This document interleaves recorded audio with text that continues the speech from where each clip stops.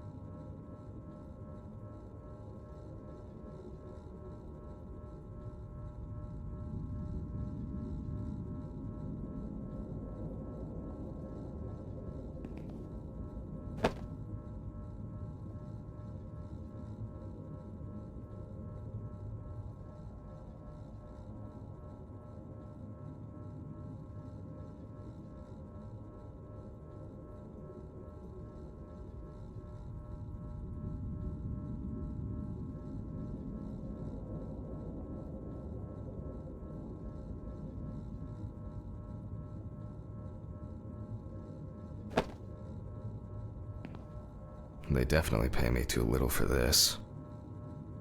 It won't be needed for the next few months. I guess it was in another life. Awful. It would be good to finally repair the coffee machine.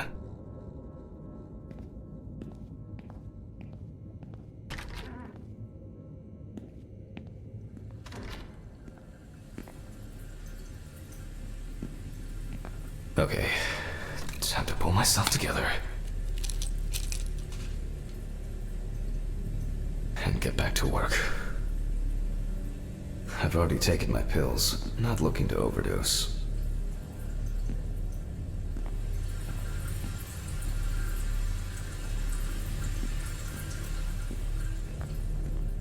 I need to set up the camera first.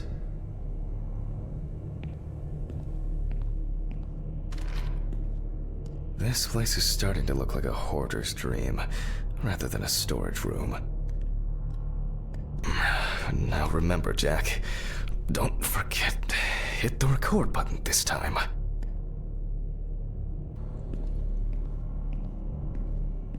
But the word is, the lab will be open tomorrow.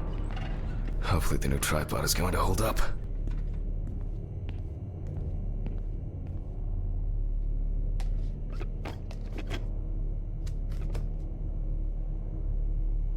Now, I just have to get everything in frame. This should be fine. November 20th, 1991. Time, 8:43 p.m. Recording for medical students from the University of Missouri. This autopsy is conducted by Jack Hadman. Hello, everyone. Welcome to the autopsy room. Today, you will have the dubious pleasure of following a full autopsy, step by step. For those of you who have already performed your first autopsy, this will refresh your basic knowledge. In turn, for those whose knowledge is only theoretical, I advise not to watch this after a meal.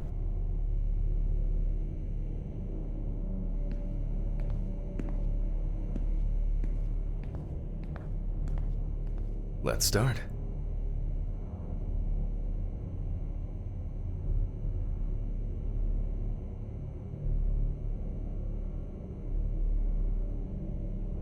The cadaver is placed on its back on the autopsy table. The pathologist stands on the right of the deceased. Make sure that all the necessary tools are always at hand so that you don't have to run around looking for something, like I do all the time. In the process of revealing and securing forensic evidence, it is difficult not to interfere with the original condition of the deceased. Written and photographic documentation plays a vital role throughout the entire examination process. During your research, Be patient, inquisitive, but above all, attentive to detail. Many entries are visible at first glance, but sometimes they can be cover for more interesting stories. Now, onto the police folder. That will contain all sorts of pertinent information as to who the deceased might be and what potentially happened to them. So, let's take a closer look, shall we?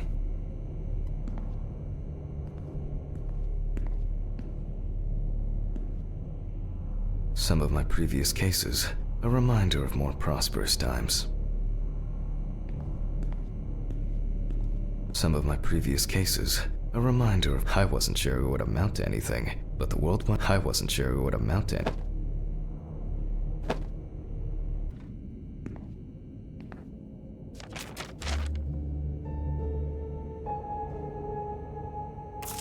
The deceased's name is Tobias Chambers, locally known as Old Toby. Homeless and unemployed for at least a couple of years.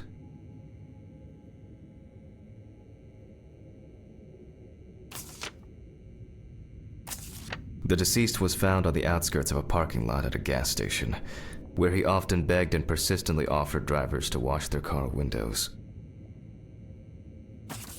The body was noticed by a station employee during the morning shift. Initially, he thought that someone had thrown some boots and a coat in a nearby ditch. It took him a moment to recognize the pile of clothes as the body of a man.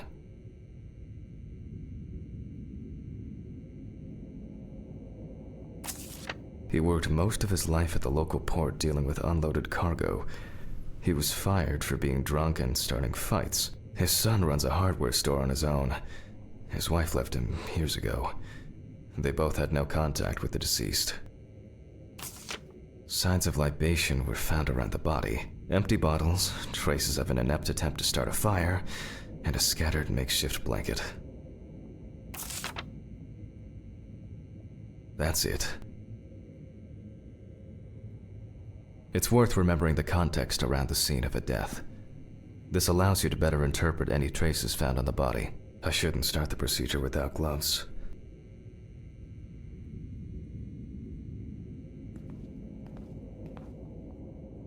Now it's our turn to take some pictures for our files. If I can just remember where I left the camera. It's in here somewhere.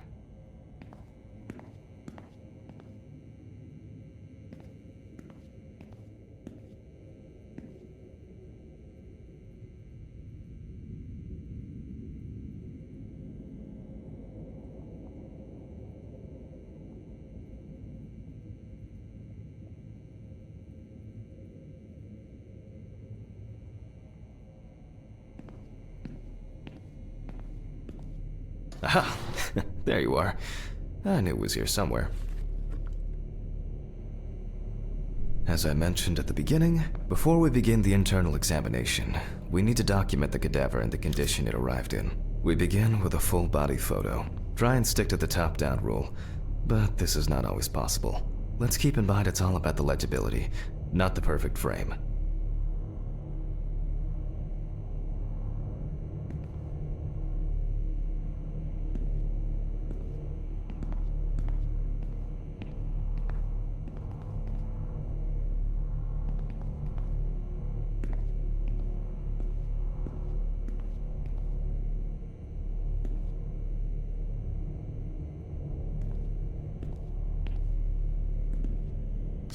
Voila! Now we move on to the next step, looking for traces. Take your time. Look at the corpse from different sides, from different angles, up close, and from a distance. You're looking for anything out of the ordinary.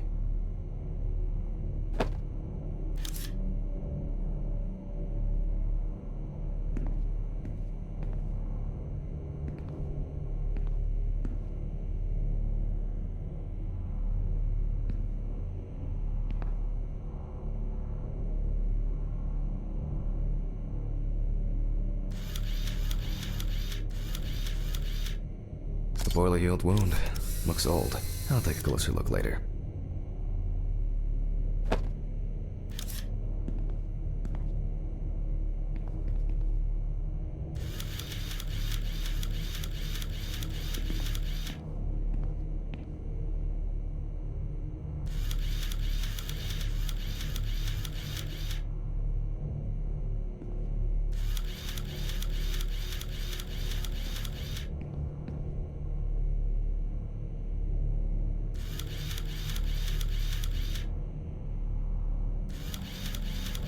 That's something interesting. It will be necessary to check whether this injury was severe enough to cause damage to the brain. Hardened hands, worn out by physical work, and frostbite?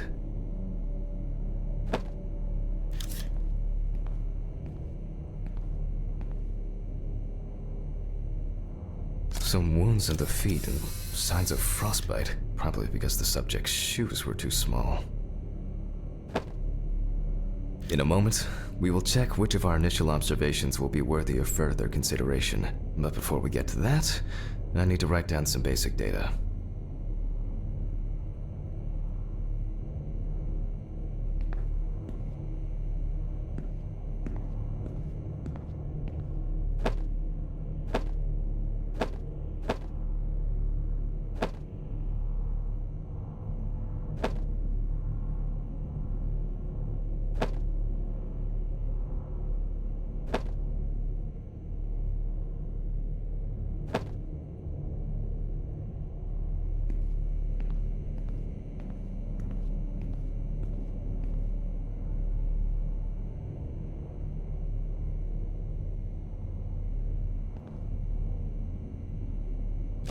Personal information. The deceased was unclothed. Date. Okay. As you can see, I note everything down on previously prepared forms. Every pathologist must keep a detailed record of every step of the autopsy. This not only allows you to track the procedure, but also collates the results together, upon which you may back up your conclusions. So, enough of the boring prep. Let's begin by taking a closer look at the spots I photographed earlier. For this, you're going to need a magnifying glass.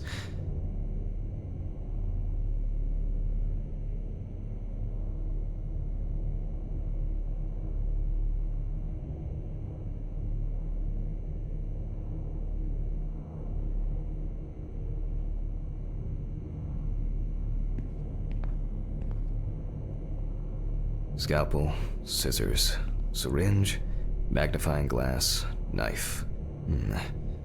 I guess I forgot to clean the knife.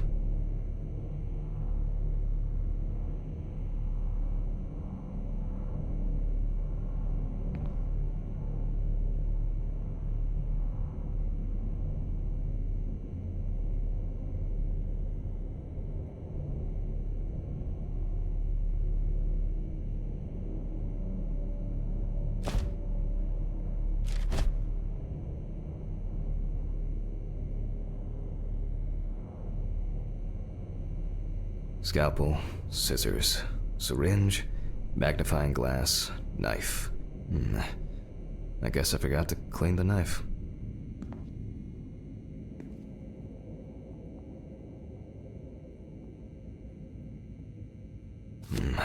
Which spot first? I can confirm the presence of ecchymosis on the deceased man's head.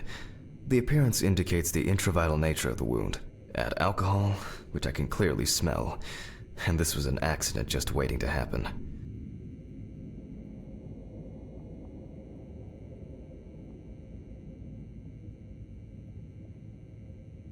It looks like a burn mark, no doubt painful, but it's not pertinent for this case.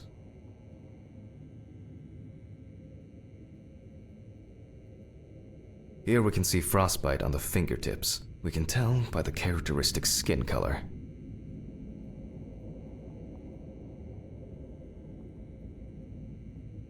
Definitely a painful mix of frostbite, abrasions, and blisters. Old Toby had been wearing shoes too small for him for a very long time.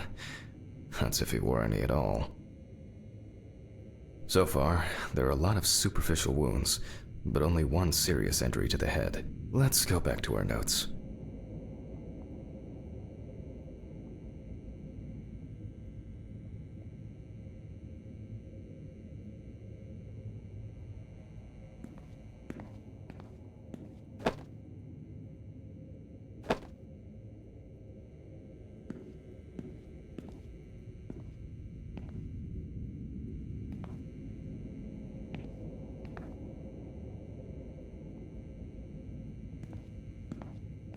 Some of my previous cases, a reminder of more prosperous times.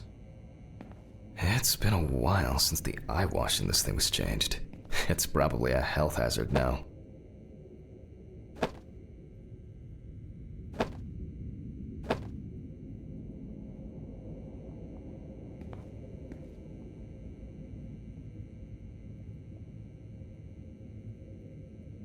First, I mark the location of the entries and make notes for each one. So...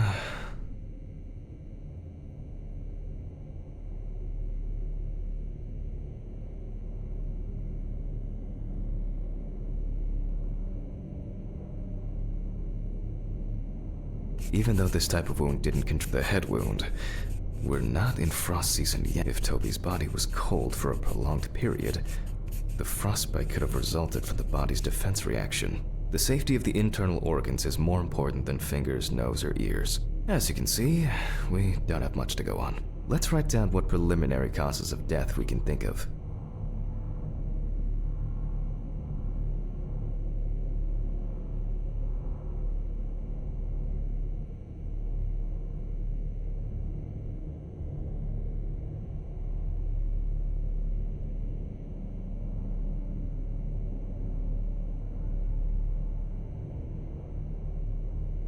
This is of no interest to us.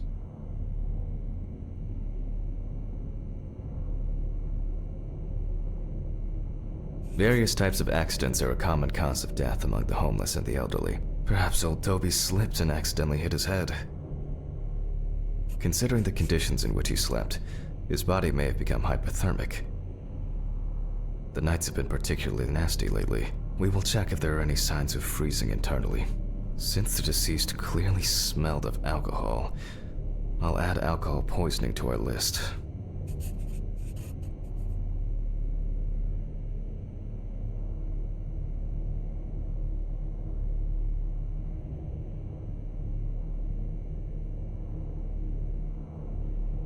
We still have one thing left from the basics: rigor mortis.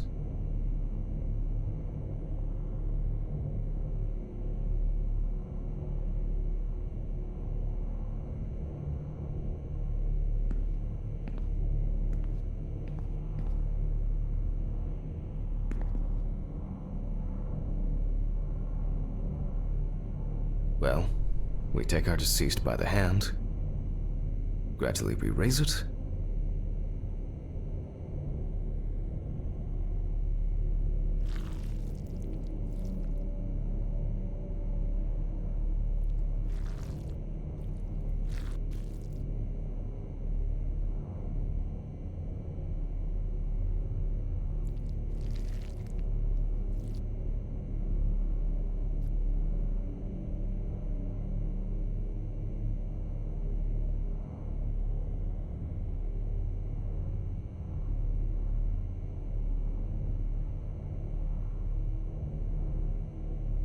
now let it go.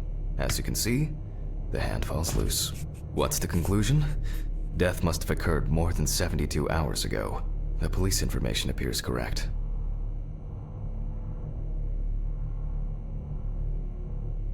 Head trauma seems the most promising, so we'll start there. For this, I need an oscillating saw.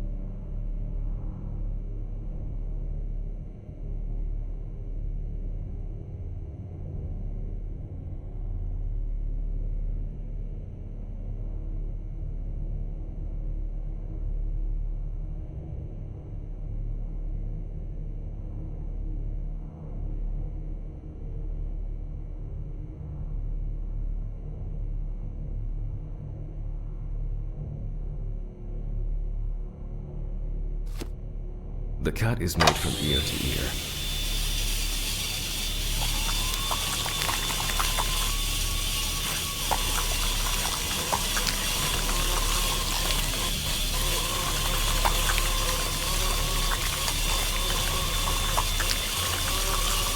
after which we remove the skin and the top of the skull.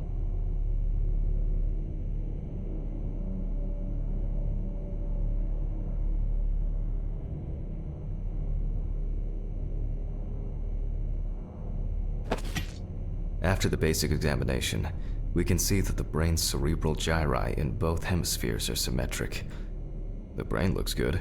Let's take a cross-section.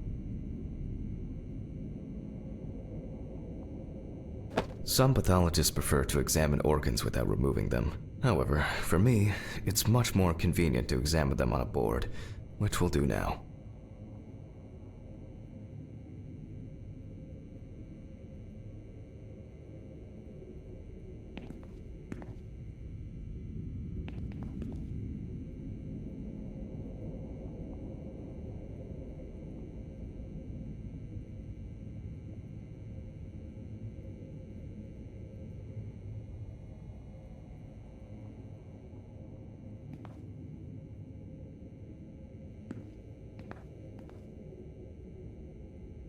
My old but trusted centrifuge. Ideal for all the fluid tests I need to perform during an autopsy. No. I can't do it without the pills. I can't do it without the pills. It's been a while since the eye wash in this thing was changed. It's probably a health hazard now. No, everything is... No. I can't do it without the pills. I wasn't sure it would amount to anything, but the World Wide Web has been a blessing for speeding up my work.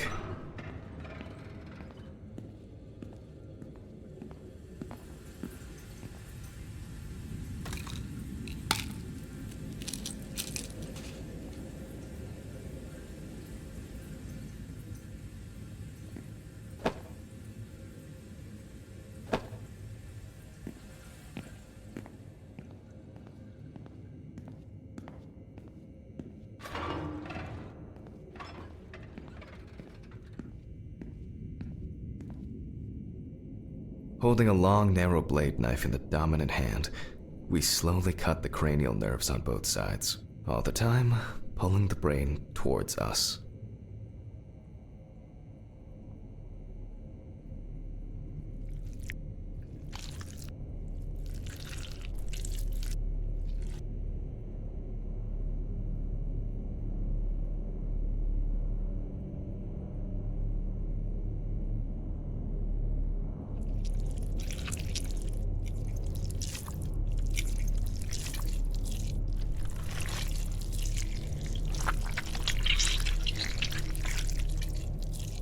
So far, so good. The hematoma seems to have had no effect on the brain.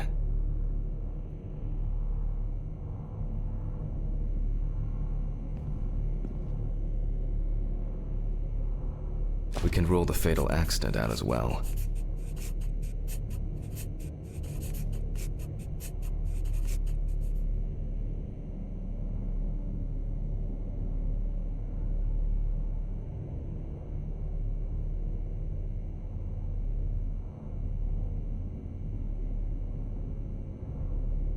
Brain is in good condition, so we have no choice but to proceed to the internal examination of the other organs. I grab a scalpel from my kit.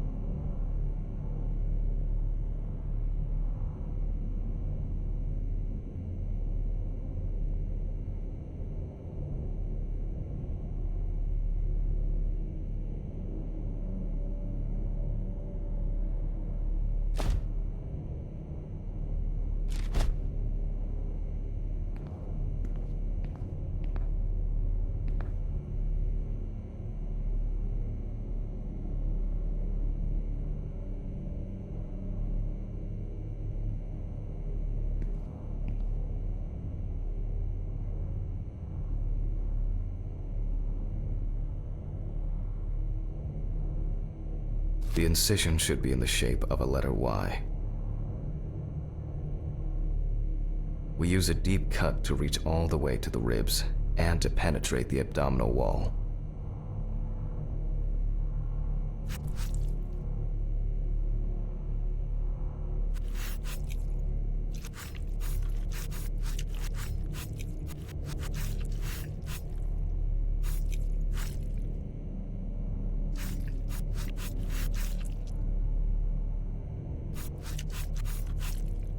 Alright, now we peel back and separate the skin.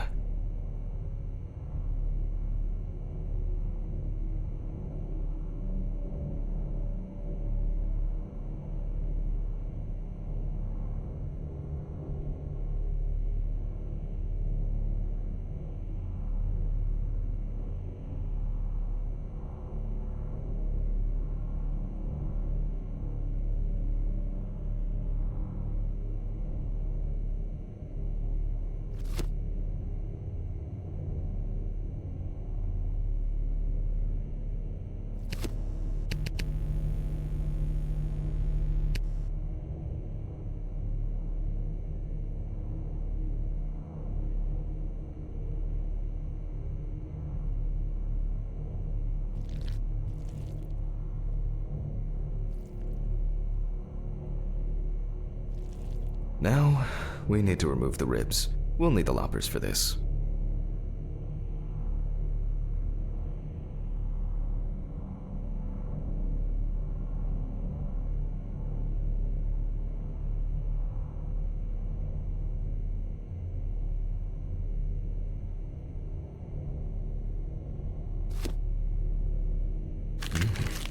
Quite a satisfying crunch, for some anyway.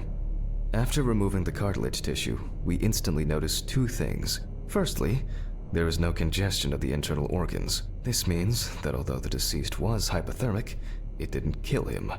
Secondly, the deceased smoked like a chimney. So, we should take a closer look at those lungs.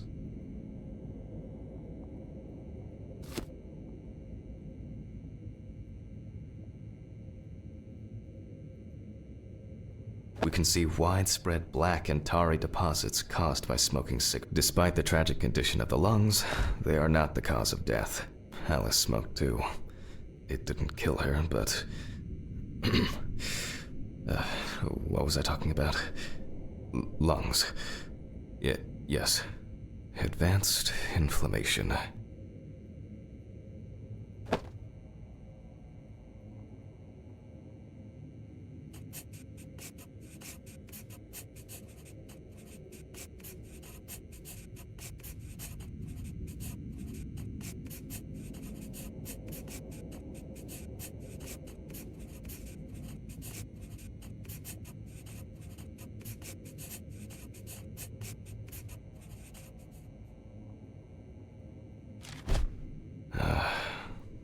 What now? The syringe. Now's a good time to collect some samples.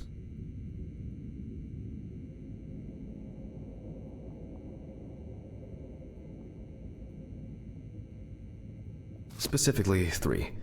From the eye, the heart. Vitreous humor analysis is very useful in indicating long-term alcohol abuse.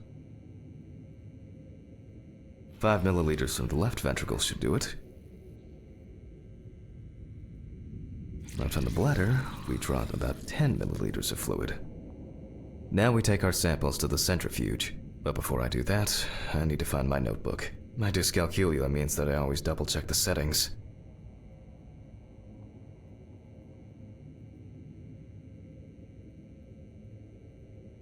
Please excuse me while I run and fetch it.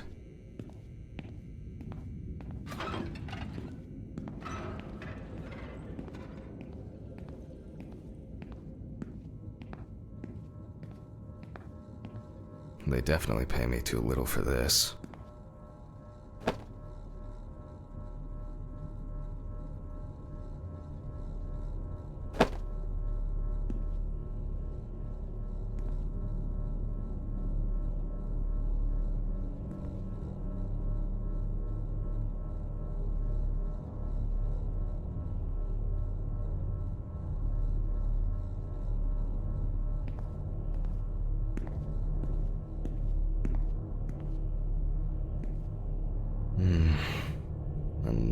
kidnapping this month.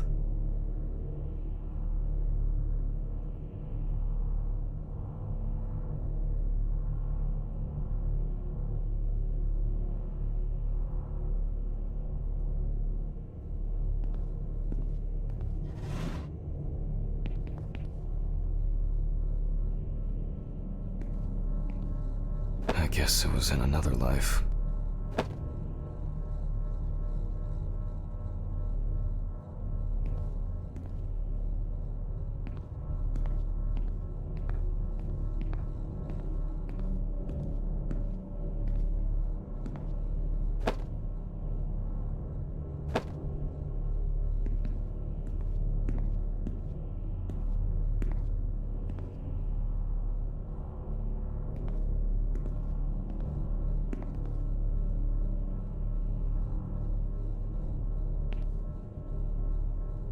Wednesday.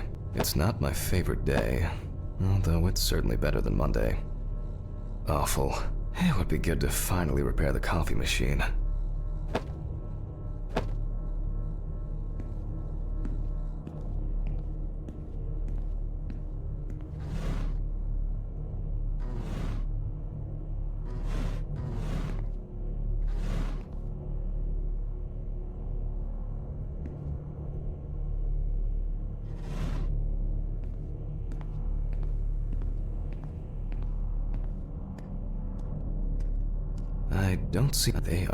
I don't see any need to mess with the electrics. They are flaky enough as it is.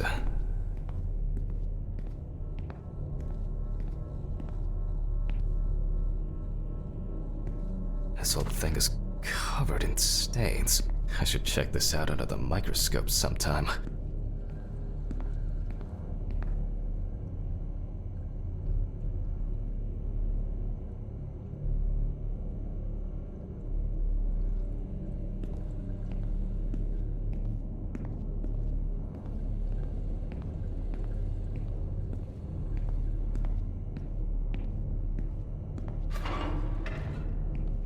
Let's get back to the examination. We put all of the samples into the rotor.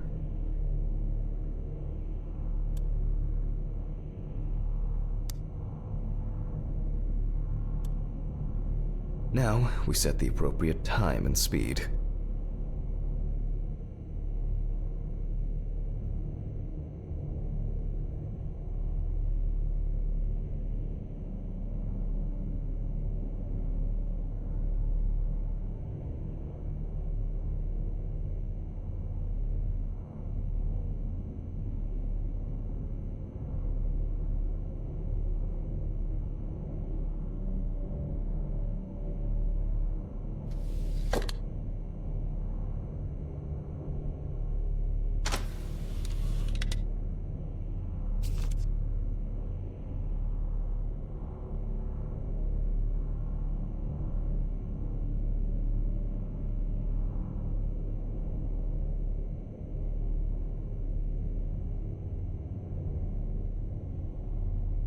Okay, let's roll.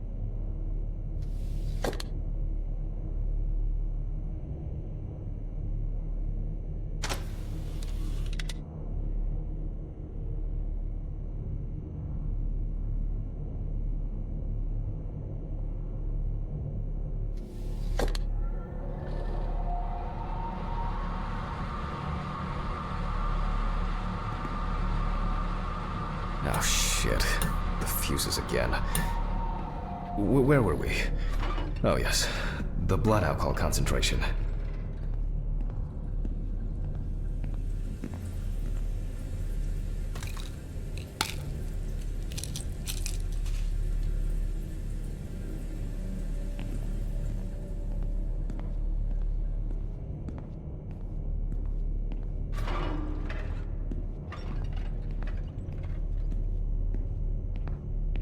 Let's see what we've got here.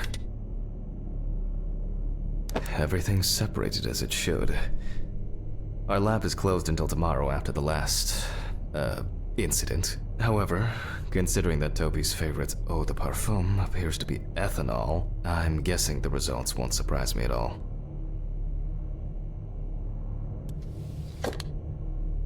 Let's go further. We will now focus on the cardiovascular system, specifically the heart.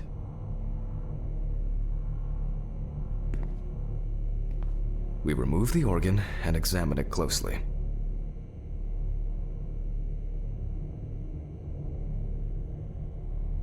We look for dark hypoxic areas, clots, or other elements that stand out as abnormal. At first glance, the heart looks fine. The pulmonary trunk and aorta seem to be in good condition. There are no pathological changes that would have contributed to Toby's death.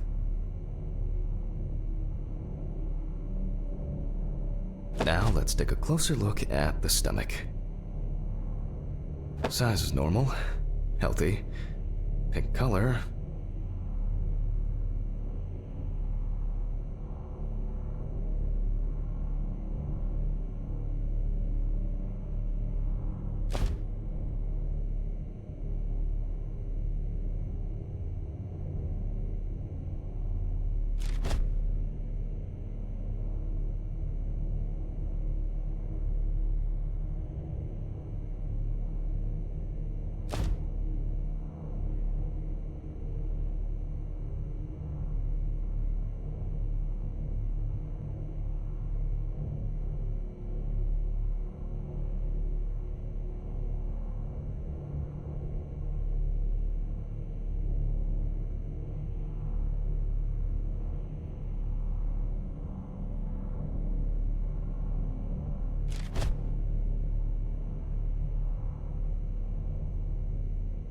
And as expected,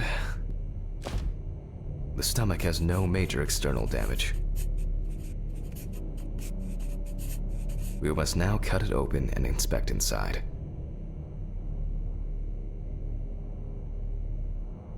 We will do it carefully so that its contents do not spill out.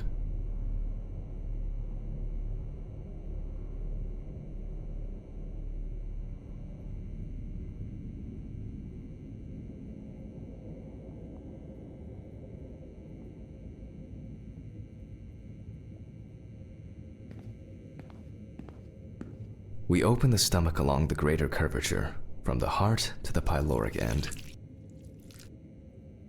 Oh, I already feel like there's something left inside.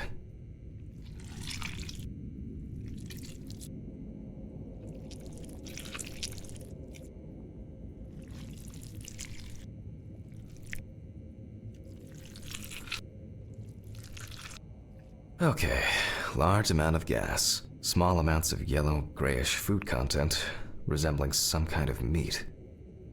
Either our deceased hadn't eaten in days, or the bulk of his stomach had already found a way out. Looks like I'll have to find the missing contents.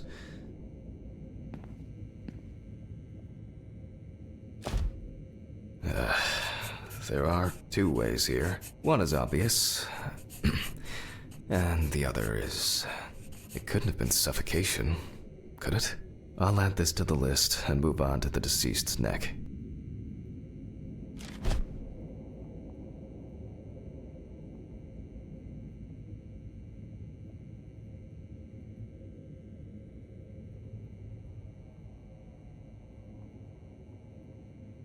At first glance, the trachea looks normal.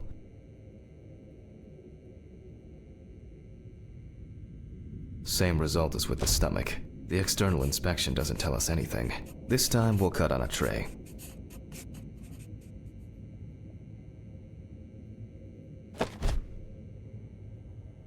While cutting such a small organ as the trachea, we must make a precise incision.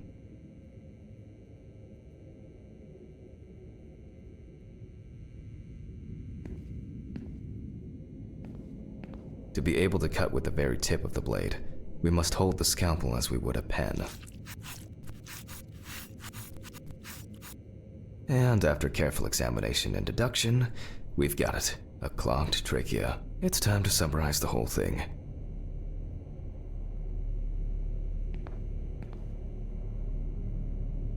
Based on the report and preliminary documentation, it's safe to assume that the deceased passed out after consumption of alcohol and then fell asleep on his back.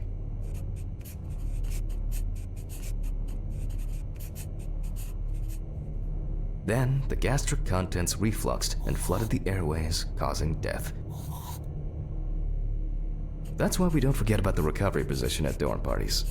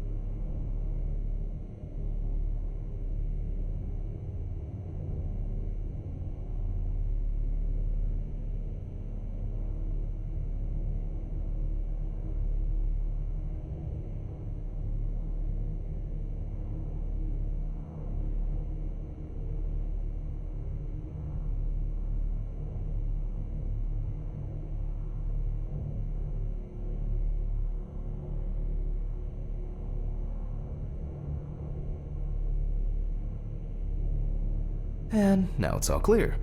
The death was suffocation. Now, signature. The mystery is solved. But for us, this is not the end. First, the dead body needs to be cleaned up.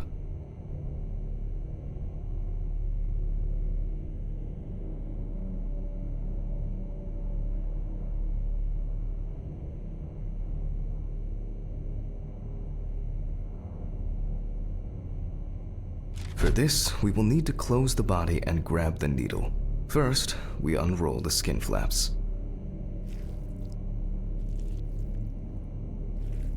And then, we sew the deceased back up.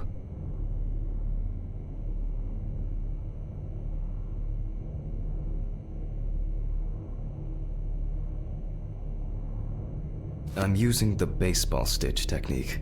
This stitching method is very strong and quick to do.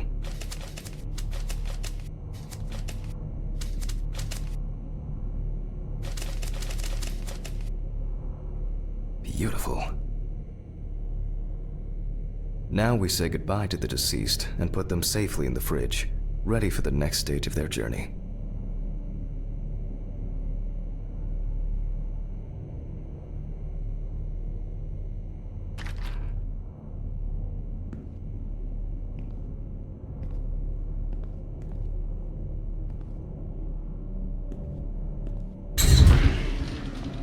God, I'm tired. I'll drop these samples off at the lab on the way to the bar.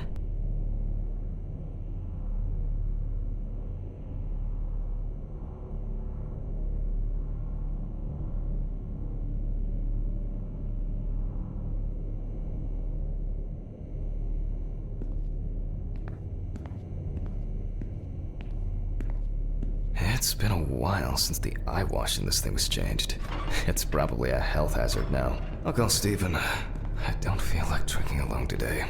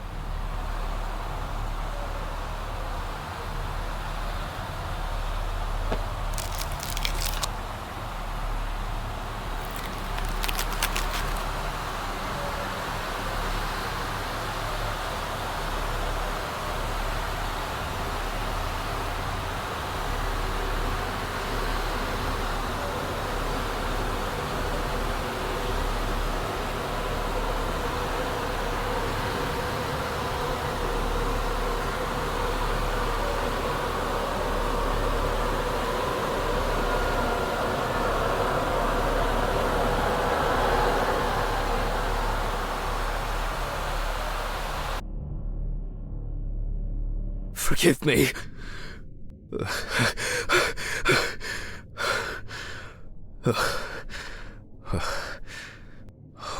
What?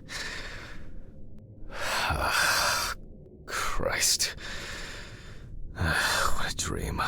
Fuck.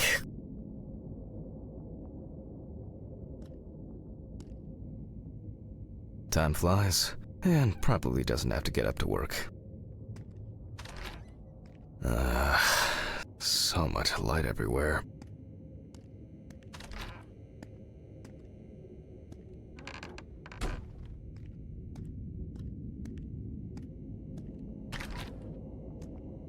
A pill a day keeps the defective Jack away. It's a shame these won't help with my hangover.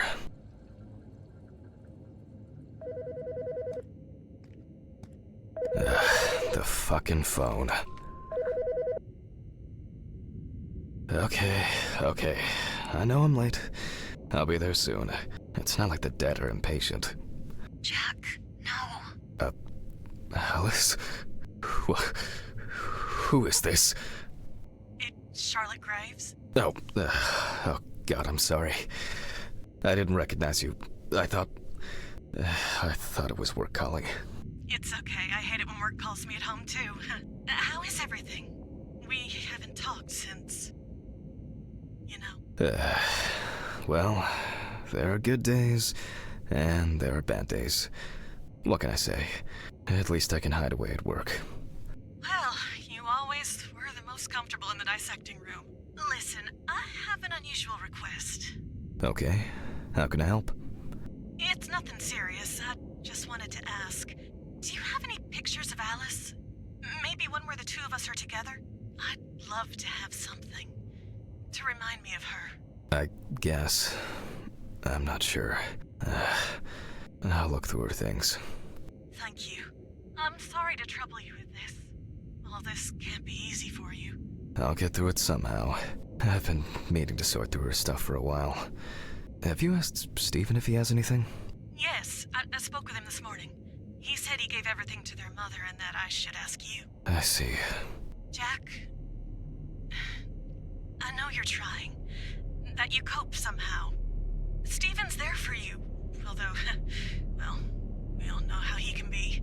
But, I mean, if you wanted to reminisce about Alice, talk. I really should go now. I overslept, I'm late for work, and I still have some errands to run on the way. Oh. Okay, sure. Sorry to keep you. I'll look for something and send it over. Thanks for the call, and bye. Oh, do you have my address? Not on hand. You'd best remind me again. 292 Browning Lane, apartment 432, Johnson City, New York, 13790. Got it. Thanks. Thank you. It would mean a lot to me. Just miss her so much. Yeah, me too. And that's okay. Really, no problem. Thank you. Take care, Jack. You too, Charlotte. It was nice to hear you. Well, that was a bit unexpected. I should probably find something to send.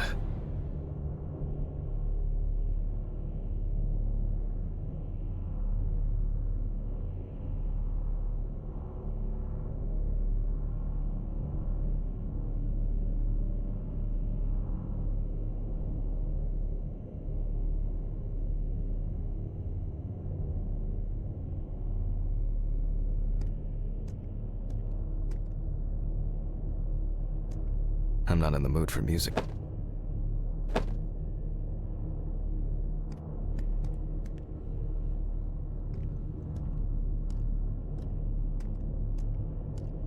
An indispensable element of every office. I should really try and read a few of these.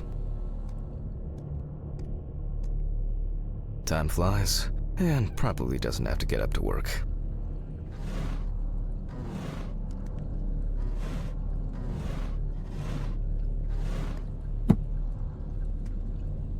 I wasn't able to support her through this. It's always good to have something for a rainy day.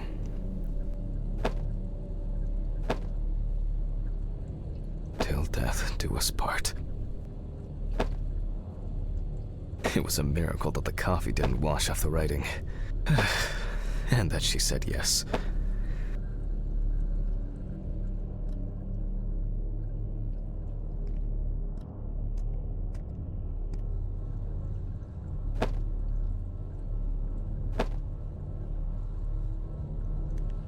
Some days, I just feel like setting fire to all this paperwork.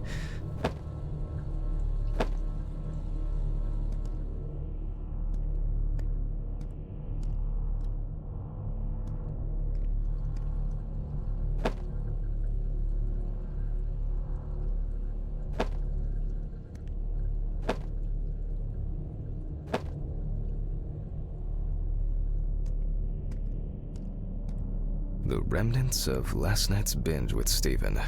I'm not sure if it's still edible.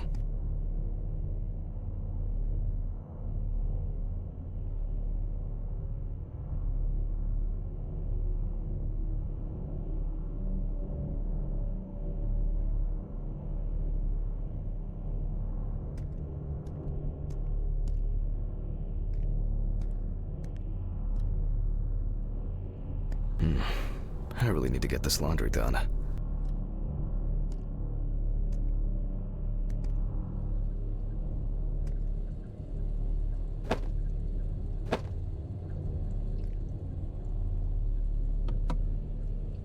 Alice and Charlotte in Amsterdam. It's hard to believe they've known each other for so long.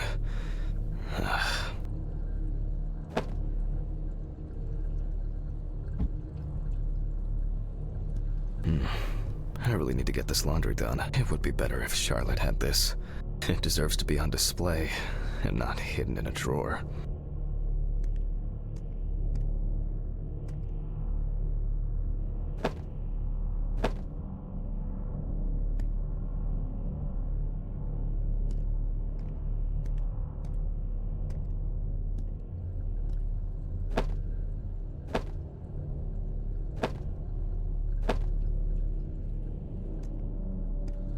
The view isn't spectacular, but why does that car look familiar?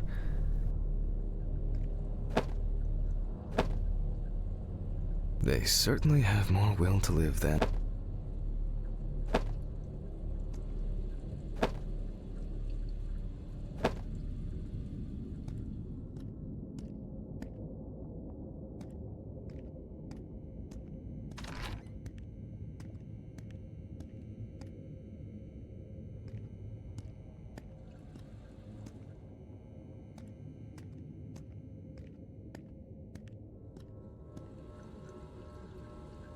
Okay, time to go to work. I'm seriously late.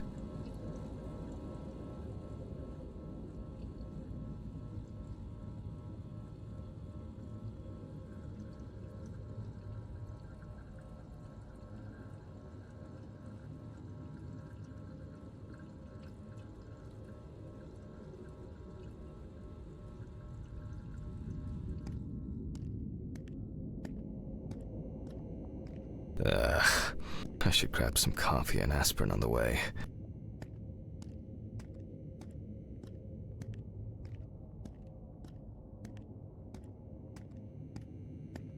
These fluorescent tubes are brutal.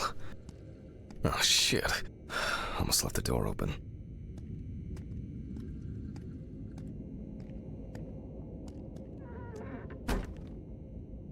I don't think it's going to rain.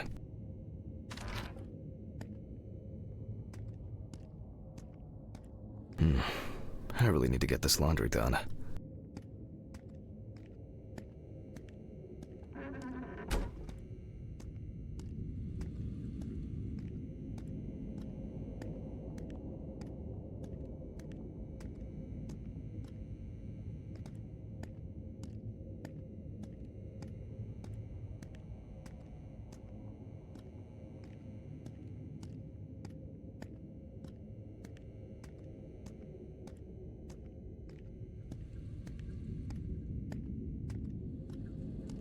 Oh, for fuck's sake.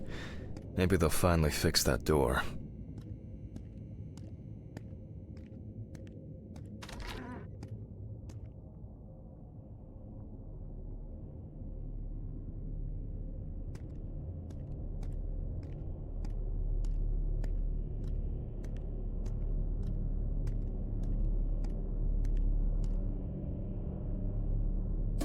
I hope this helps, Charlotte. Okay. All done here. Time to go. Huh?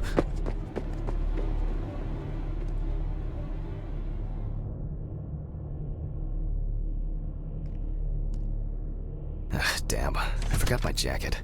Well, I'll brave it for tonight. Too bad.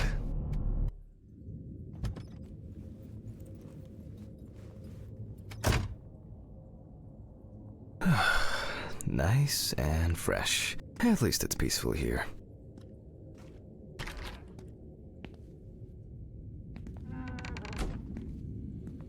Good evening, Mr. Ridley. The timesheet, Hanman.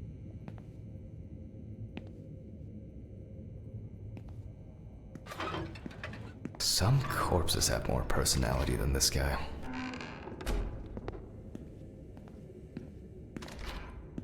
Christ. Who leaves the window open in the middle of November? So I'd better check the answering machine.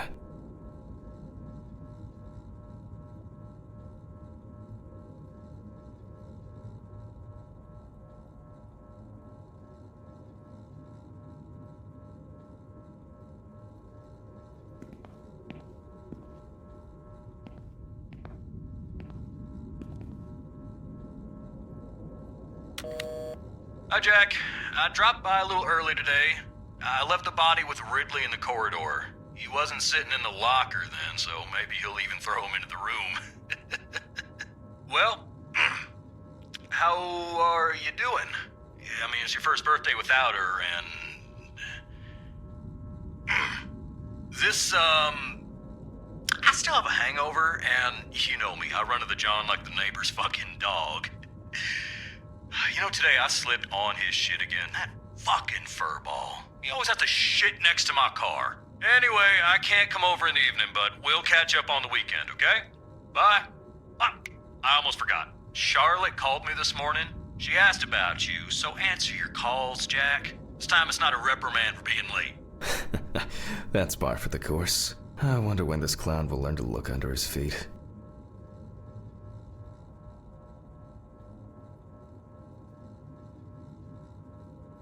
Birthday. I actually forgot it was today. Alice baked me muffins like these every birthday. A treat for later. I always crave something sweet after a section. Okay, joke's over. Apron, gloves, and get to work.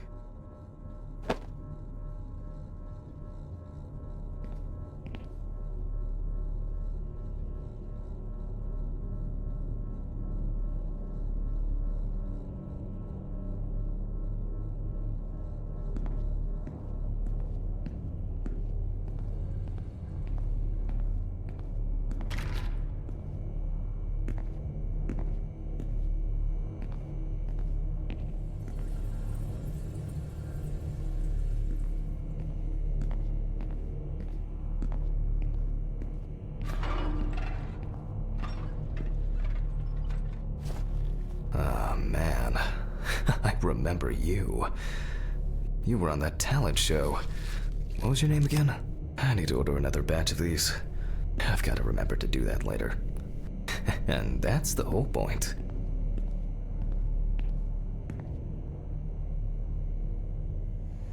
Steven laughs at me for recording everything. He says I have a bigger collection of stuff like this than most of the creeps he's caught. November 21st, 1991. Time, 9:13 p.m. The autopsy is conducted by Jack Hanman. Lecture for the Medical University of Missouri. After yesterday's lecture, you should already know the ins and outs, so today we'll be consolidating our knowledge. So, where do I start? That's right, police folder.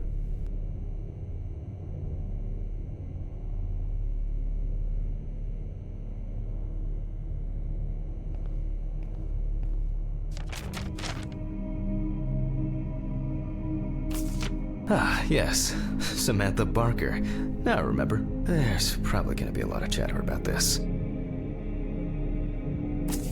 Found in her own apartment by police patrol. officers were called by a concerned friend of the deceased who had been unable to contact Barker for several days. During the interrogation, a friend of the deceased admitted that Samantha never got to grips with the sudden fame that came after winning such a high-profile talent show. The deceased was found in her own apartment, in a semi-recumbent position on an armchair. Large quantities of alcohol and empty packets of sleeping pills were also found in the apartment. After her first album became a commercial success, she was hit with a creative drought. She suffered panic attacks and severe sleep problems. Drugs and medication came into play.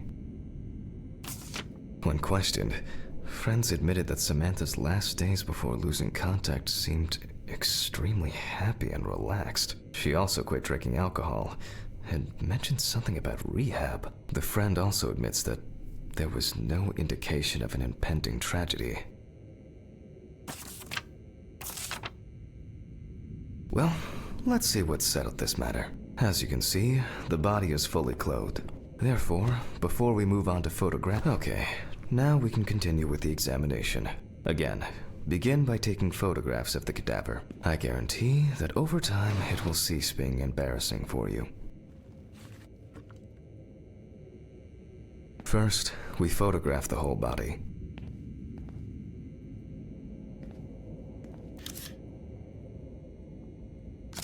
And now, any suspicious-looking marks or wounds.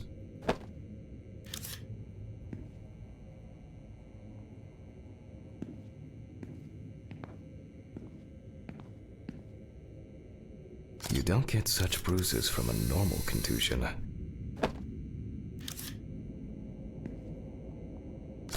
Well, there's even more here.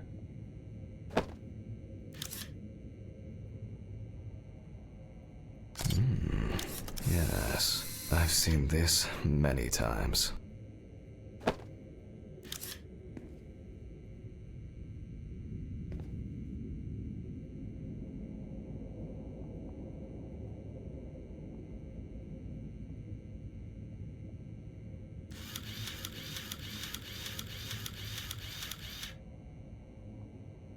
Interesting. Very uneven. We need to investigate this.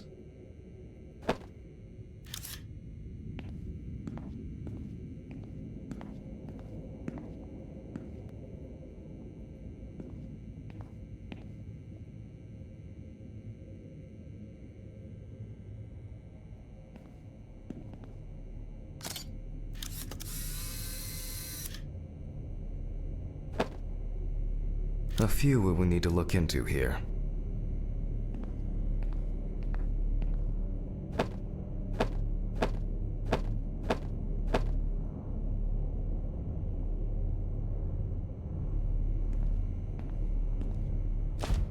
Notes prepared. Time to take a closer look.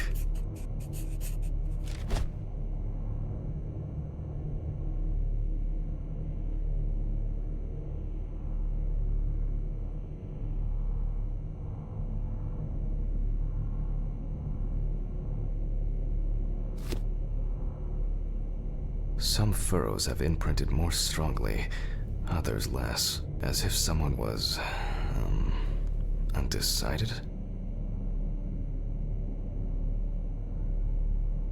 The number of bruises suggests that there may have been some kind of tussle.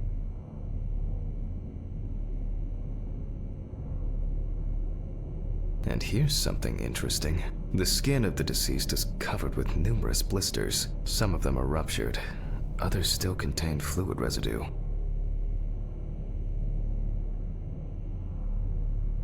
Such bruises are caused by either a very heavy blow or by some internal issues.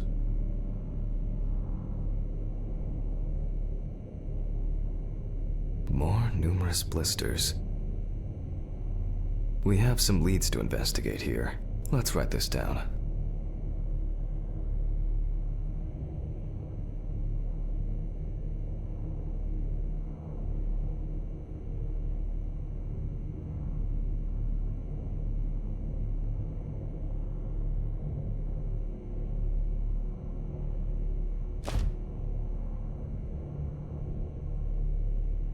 Currently, it's difficult to on the neck of the deceased, given the condition of the. In general, such blisters, although it's easier to have abrasions on your feet, but the number and size of the blisters suggest that it's probably a matter of barbiturate poisoning.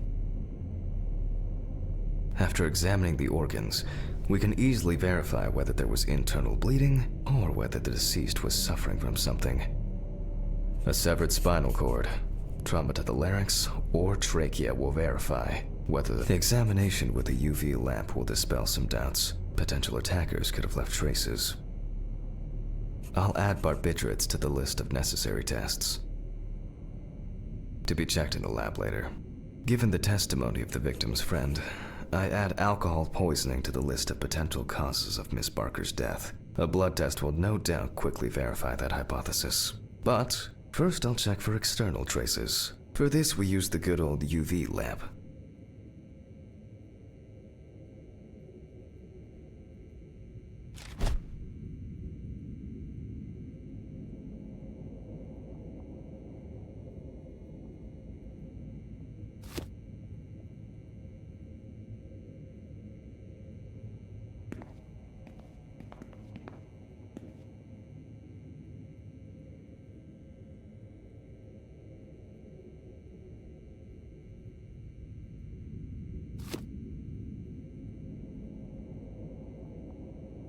I look carefully at the whole body. UV rays will reveal any traces. Torso, empty, without marks. The area around the head is empty. Right hand clean.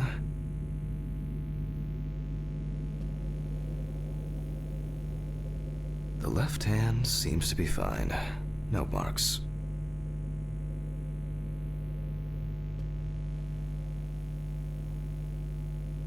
Legs, there's nothing here. Well, nothing to surprise us here. Now gently, we take the deceased by the hand.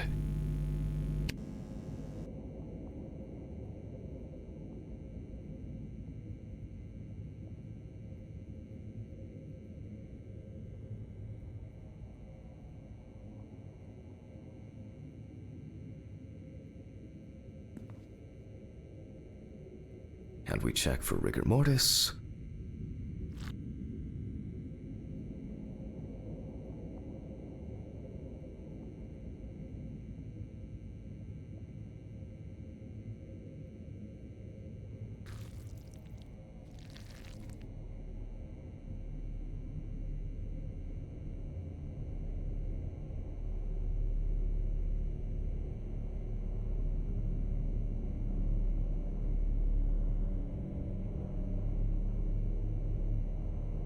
Again, the hand falls freely. After yesterday, you should know what this means. Since we don't have a definitive lead, we will examine all the key organs one by one. So, I'm starting the internal inspection.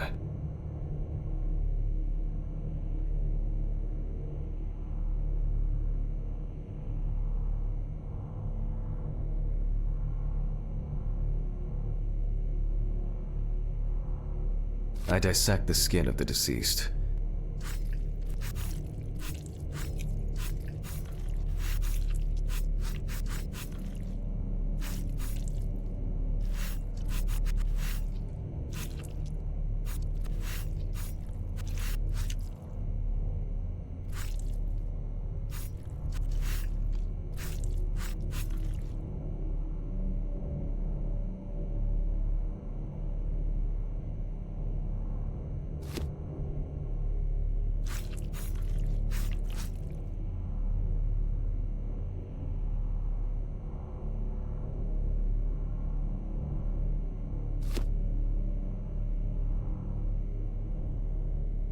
And I proceed to deflect the skin flaps. Compared with yesterday's body, the deceased has only trace amounts of adipose tissue. Now for the ribs.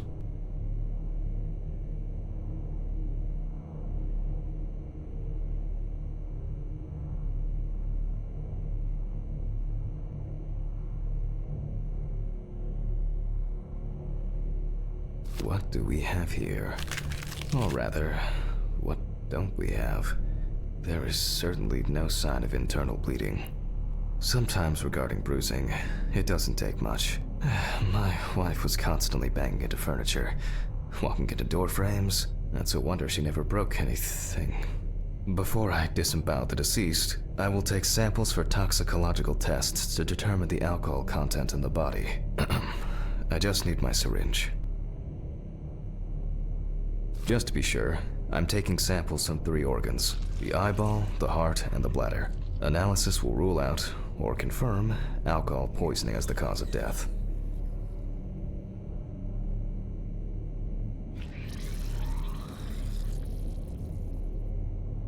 All done. I'll transfer these to the centrifuge. What was it? 15, 70, 10, 75? Maybe one day I won't need my notebook.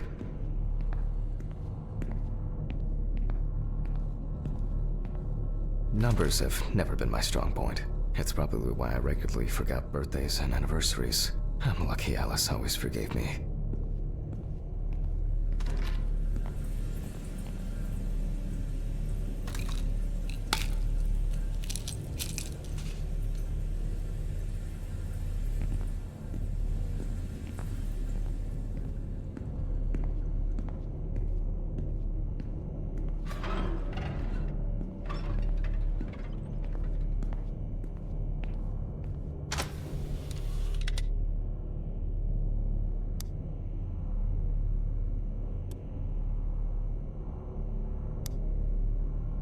Gently does it with this old thing. Handle with kid gloves.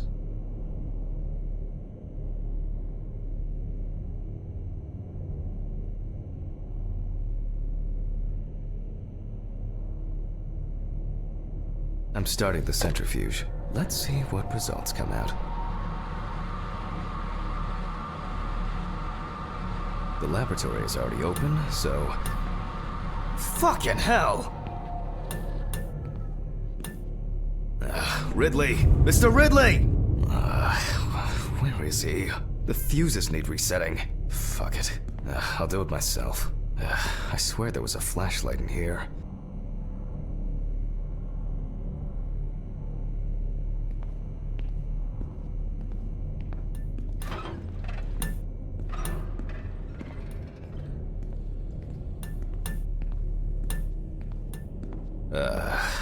Whatever. I know where the switches are anyway.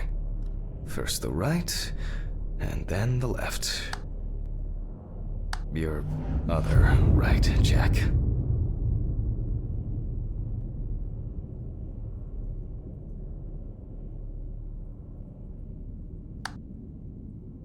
Your other right, Jack.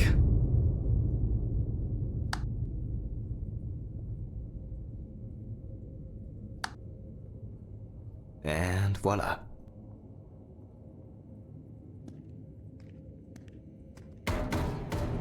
What?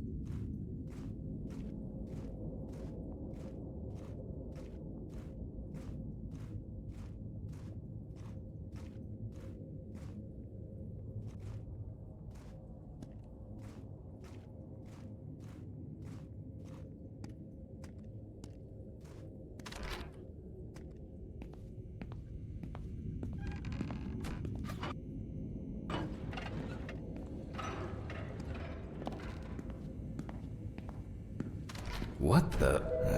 Oh, for fuck's sake. Can't can't I work in peace?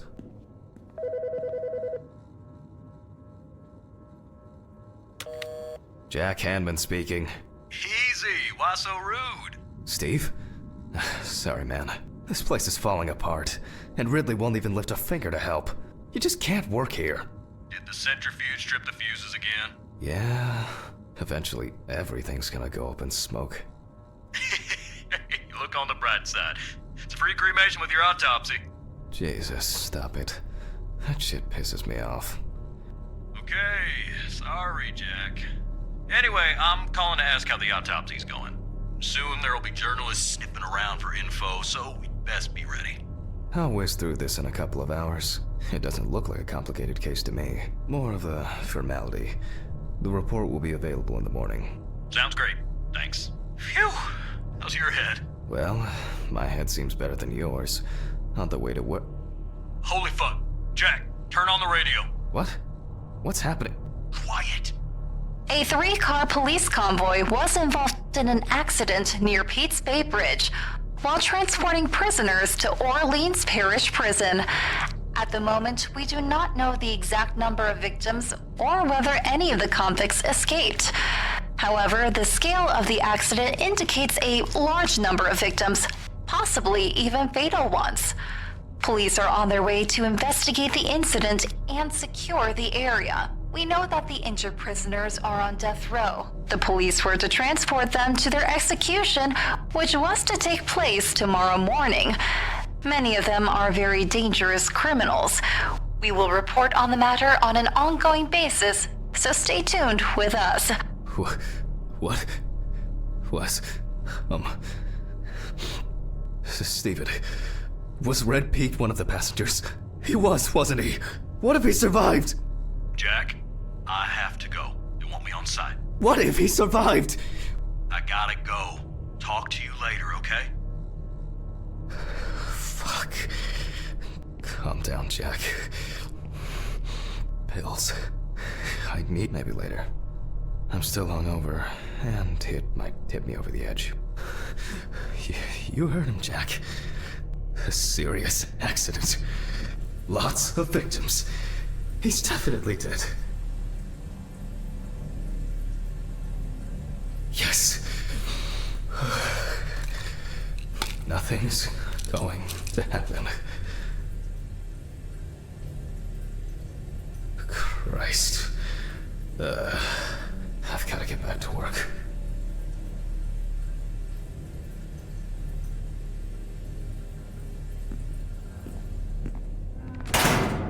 What?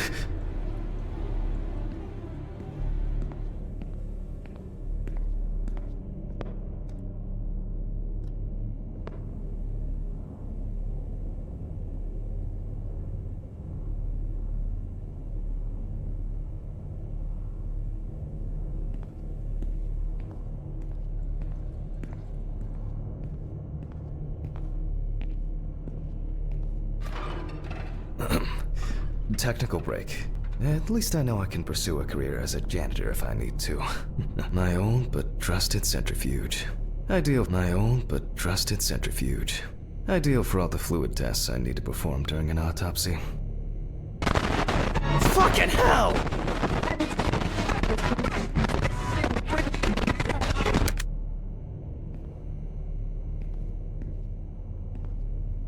Alright, let's see if we were able to get anything out of this piece of crap. And miraculously, yes. The samples did spin. I'll transfer them to the chromograph in the lab.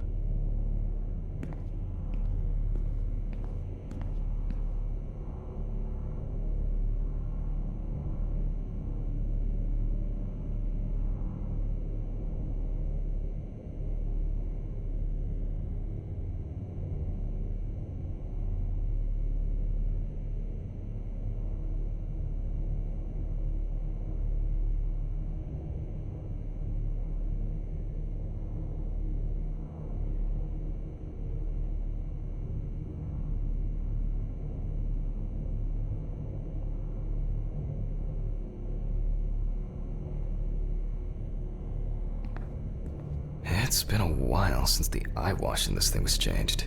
It's probably a health hazard now.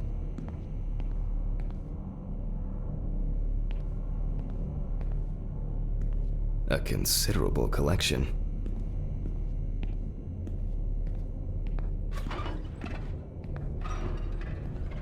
All right, let's load this up. I placed the test tubes in the rack.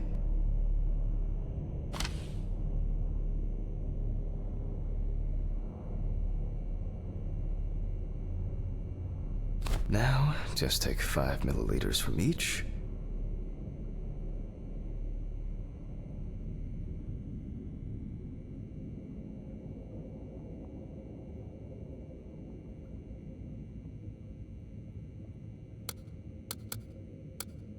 Precisely.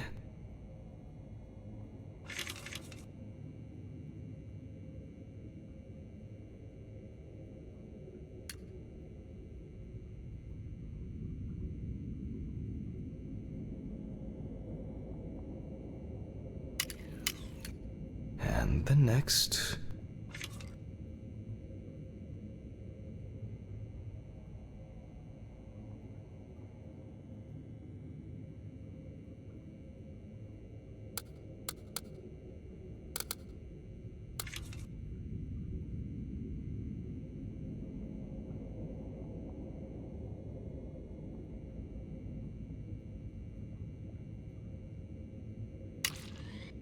Five more.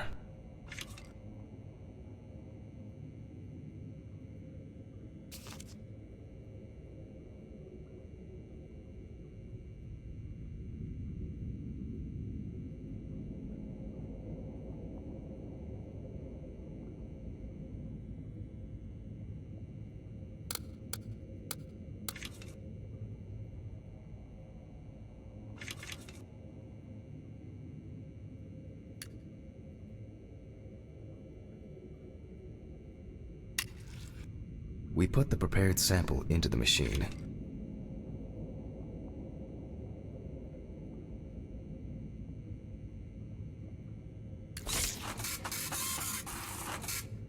Let's see what we have here. The results indicate that the deceased did consume alcohol shortly before her death.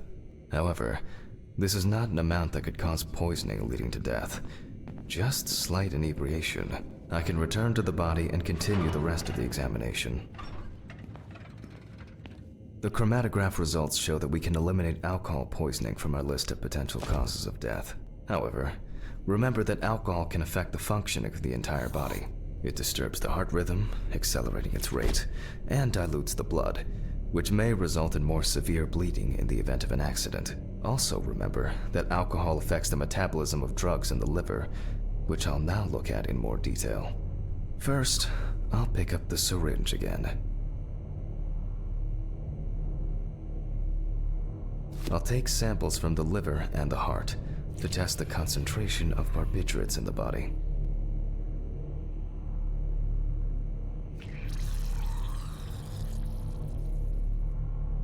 That's enough. I'll do the test later. I'd best not try my luck with the centrifuge right now. Now I removed the liver.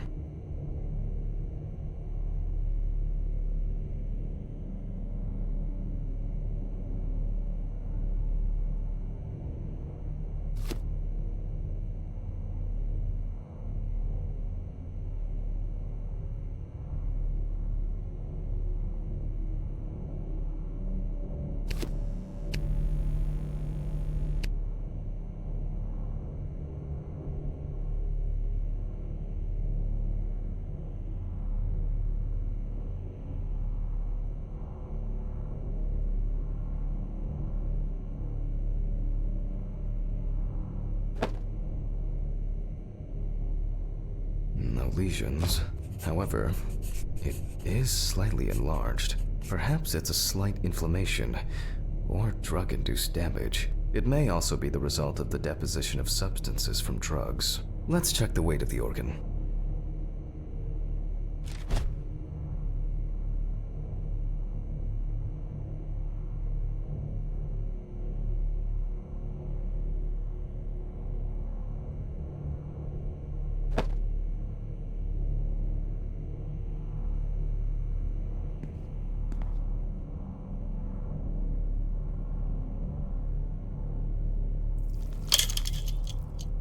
The weight is 1,300 grams. The liver is enlarged.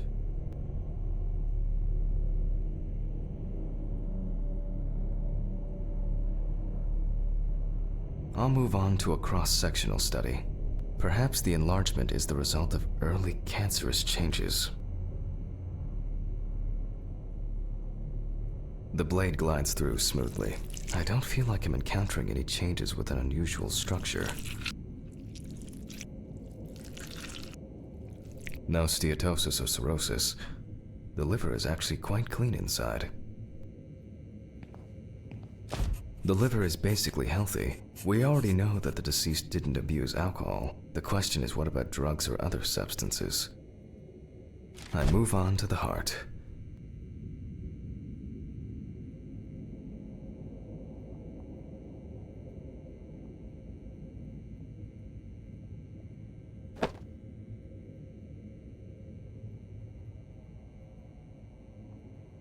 Oh. At a glance, we can see signs of a heart attack. The deceased is definitely too young to have a heart attack due to natural causes. The liver is enlarged, not from alcohol poisoning, and the heart looks like it has collapsed. So, I guess we need to go to the centrifuge and check for these barbiturates. The last time I saw this kind of poisoning was a few years ago. I better check the data in my notebook. He was a middle-aged guy. He took his medication and forgot about it. So he took another pill. He forgot again and took another one. And another one. Until he took the last one. That's why it's better to have amnesic drugs in boxes labeled with the days of the week. This sort of thing rarely happens anymore. Doctors tend to prescribe benzodiazepines. They are safer, but still shouldn't be combined with alcohol. All right.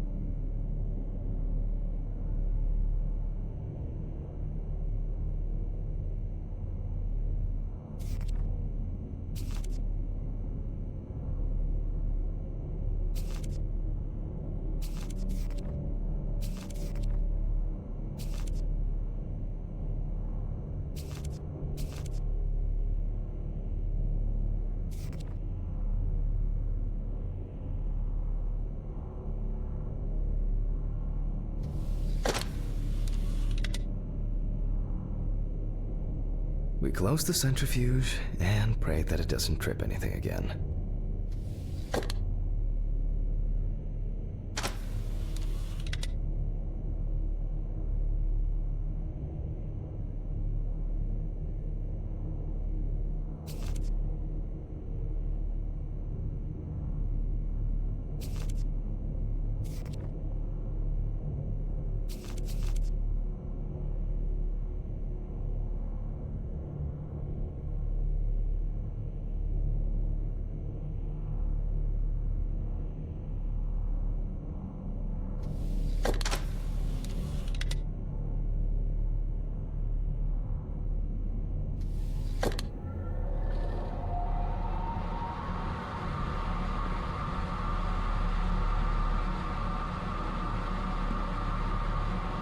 It looks like our luck is in.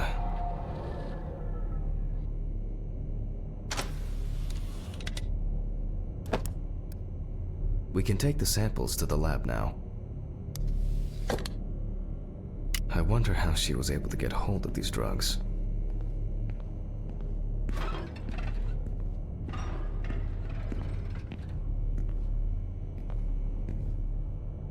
Okay, 2 samples this time. 6 milliliters each.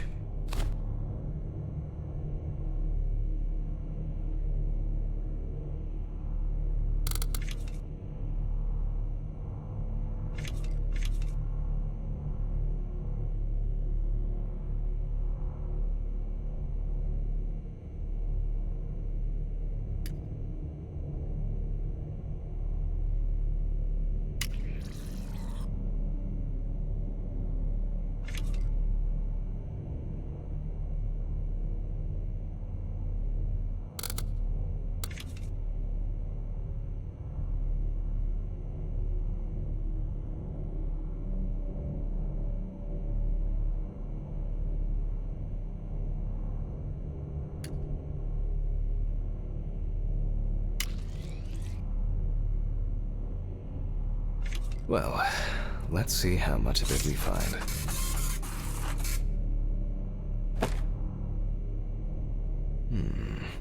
Nothing surprising. Significant amounts of phenobarbital metabolites of hepatic origin. Looks like I'll have to check the contents of the deceased's stomach.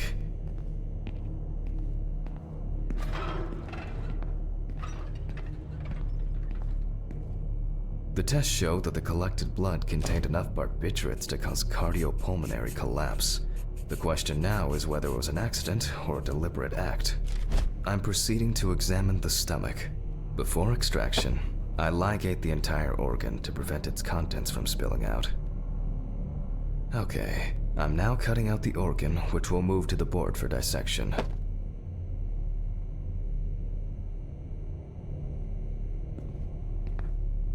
Normally, the stomach and intestines are full of surprises.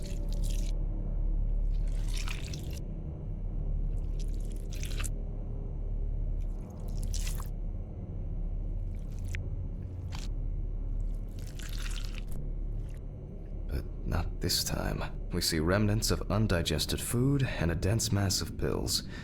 You don't take this many drugs by accident.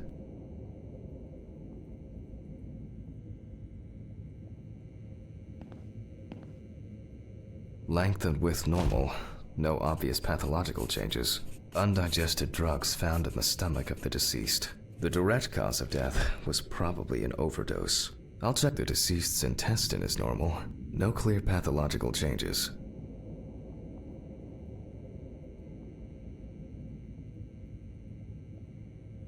Lungs are normal.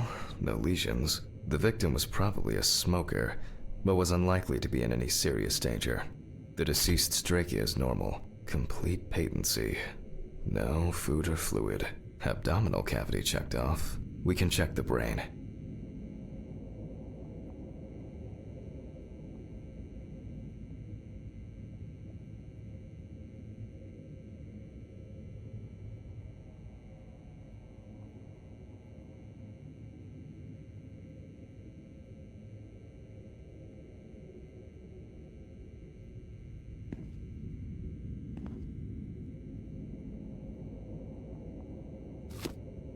I make a cut to open the lid of the victim's skull and remove the brain.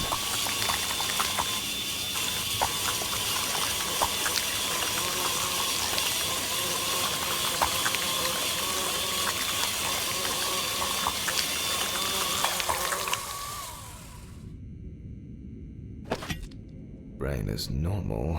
No obvious lesions. Alright. I need to dissect it on a board.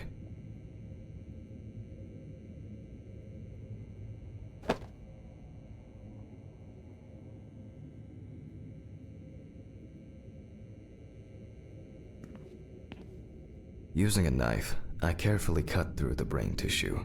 I peek inside of it, and... I don't think there's anything worth noting. As expected, the deceased's brain is in excellent condition. No discoloration or changes due to hypoxia. There is still the matter of the marks on the neck. They look superficial, but who knows? Maybe the spinal cord has been severed. I need goggles and a saber saw. I think the goggles were in the desk drawer. Oh, they're out there.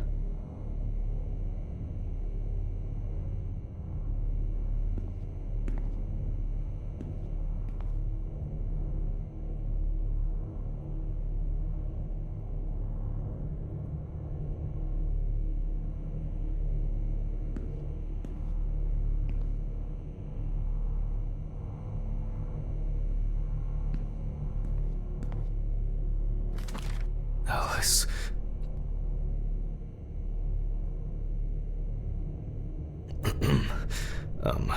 Saw. I need saw. Fuck. I don't see it here. Oh.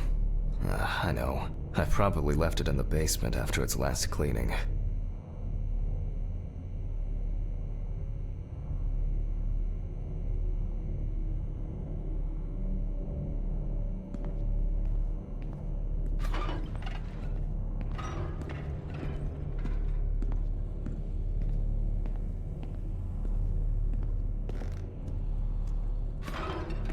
Mr. Ridley, I need a key to the basement. It's in the social room. Why is the key lying at the... never mind. Thank you. Hey, Hammond. Did you hear about the convoy? Well, maybe you'll get a chance to relive your glory days and catch Red Beat again, huh? Let's hope there won't be a need for that.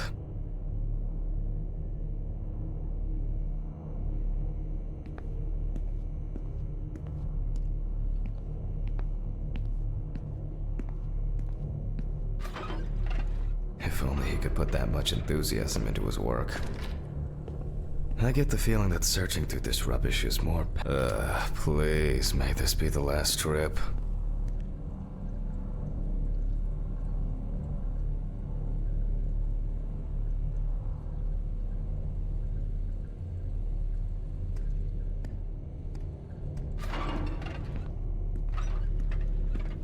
Fuck. Why did the prison convoy have to get into an accident? Jack, take a deep breath. Deep, pleasantly cool breath. You're nearly finished with the autopsy. Then you can go home and rest.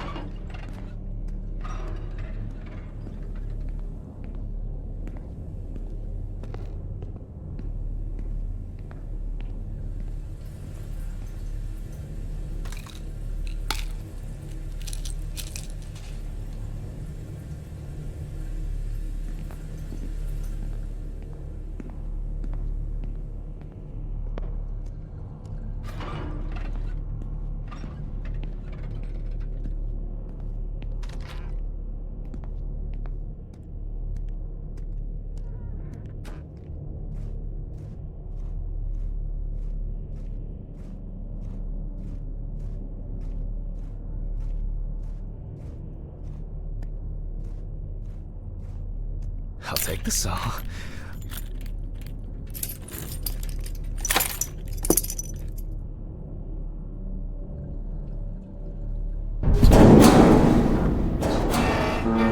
Fuck!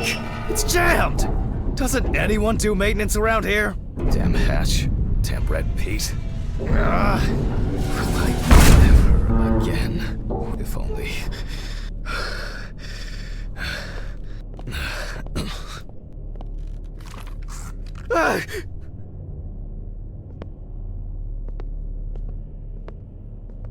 It would be easier if I put things away properly.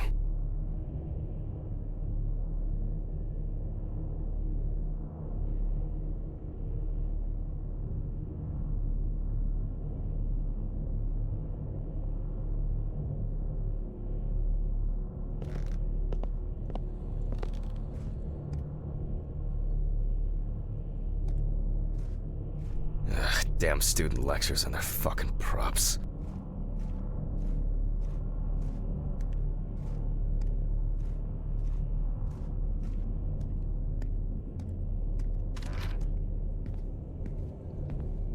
And like clockwork, he's already sleeping.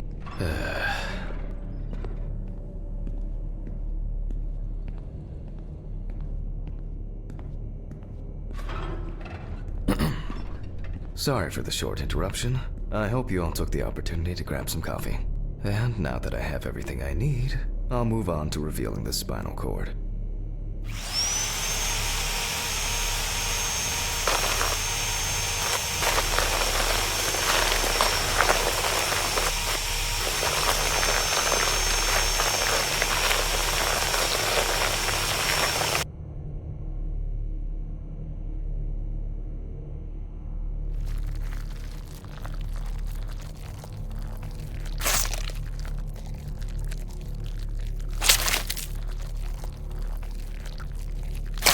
The spine is removed.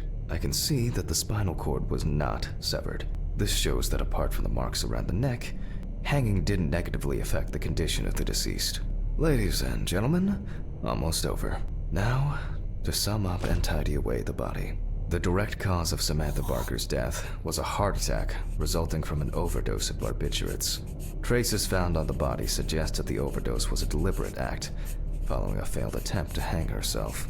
The autopsy found no evidence or genetic materials indicating that death could have been the result of an attack. Third-party involvement must be excluded.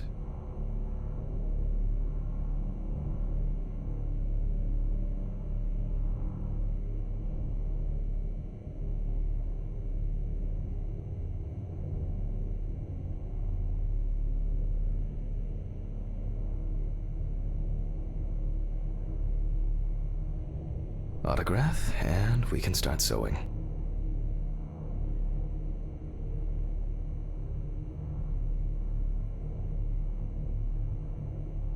In the 1950s and 1960s, the use of barbiturates for suicide was actually quite common. I think it was most talked about after the death of Marilyn Monroe.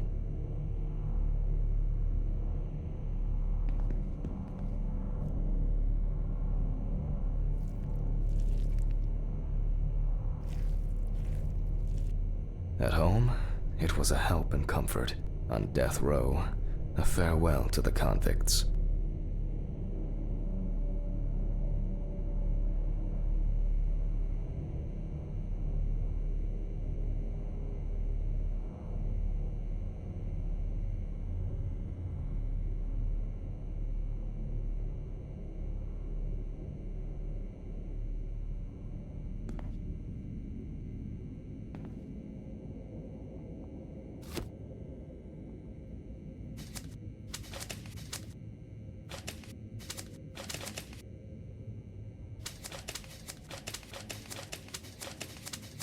Well, we're done for today. Thank you for your attention.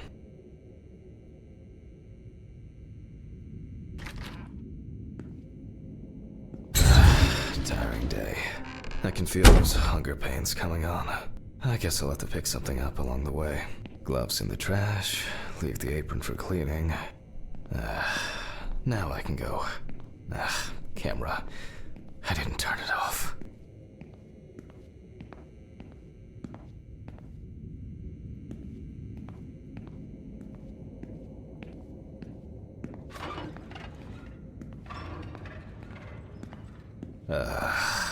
A nightcap will do me good. Good night, Mr. Ridley. The police will pick up the body and accompanying documentation in the morning. Sure.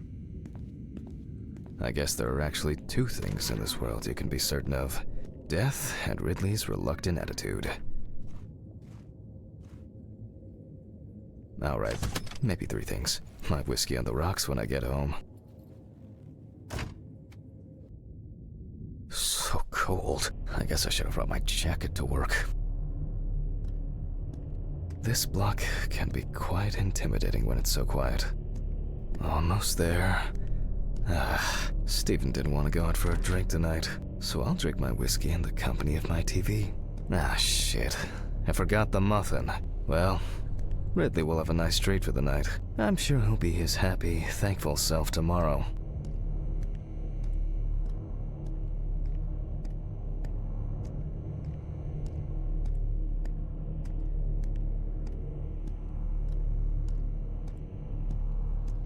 What? What? What the fuck? But I locked it. I'm sure of it.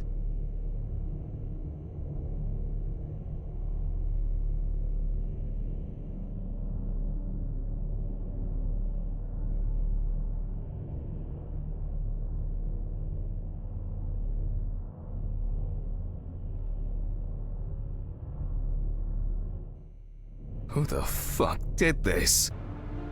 Who the fuck did this? I don't have anything valuable. Money. They must have stolen the money. Oh, God. Oh, God.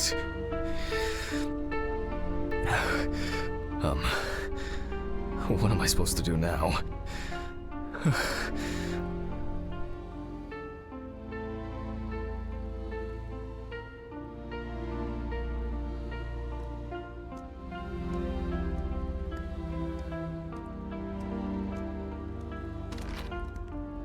Fuck! Great. That's all I need.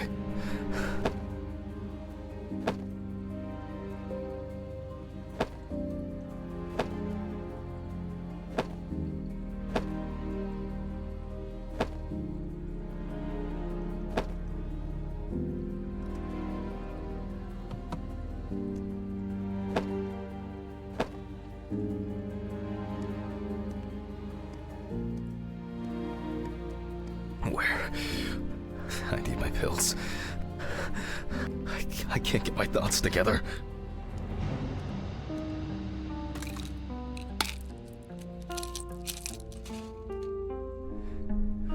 Okay. I'm gonna have to report this to the police. Christ. Why did the neighbors not report anything? I'm calling Stephen.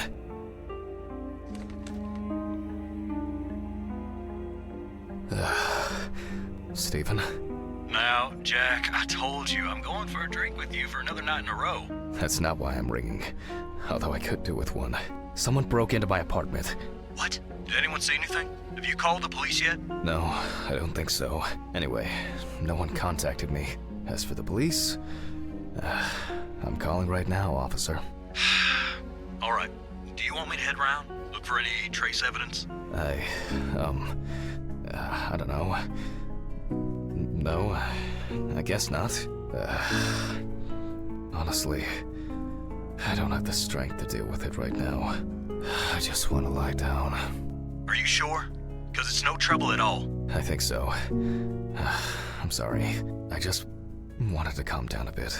I don't know. That's probably some stupid joke. Only money was stolen. Money? From Alice's box? Oh, fuck. Listen, I can come over. I have the key.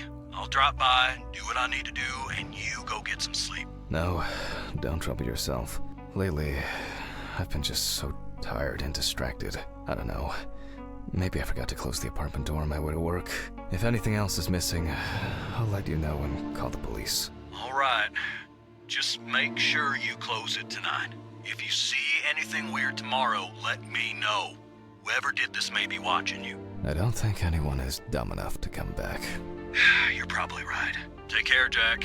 If you need anything, call me. I promise I will. Thanks, Stephen. Sorry to bother you again. I've just been all over the place lately. It's not a problem. Good night, Jack. Good night.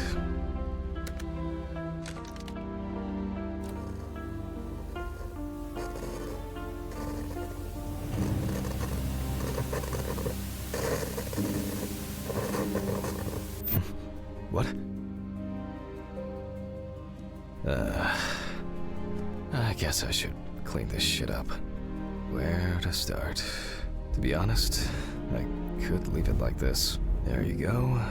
I still don't understand why Alice liked this painting so much. Maybe I could barricade the door with this. I should pack this thing away.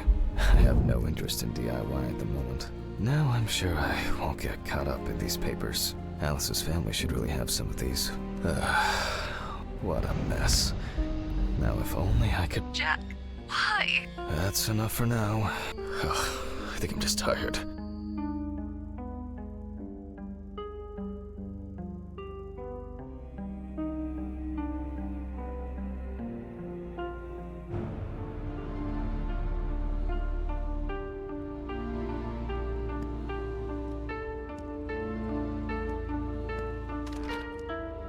Oh yeah, I should take my pills.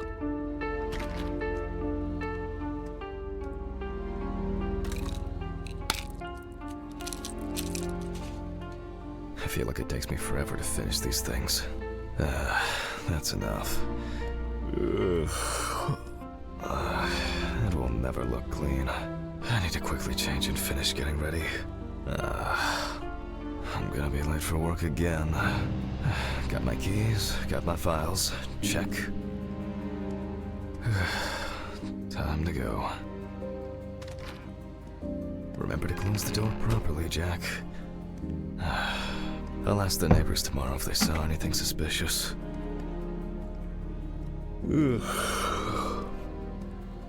I wonder if Ridley fixed the coffee machine.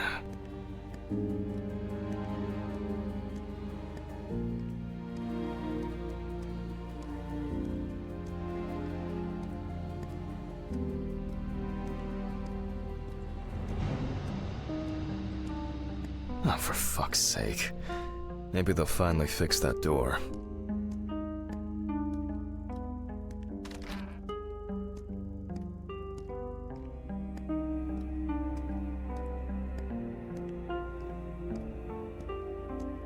Maybe a bit optimistic.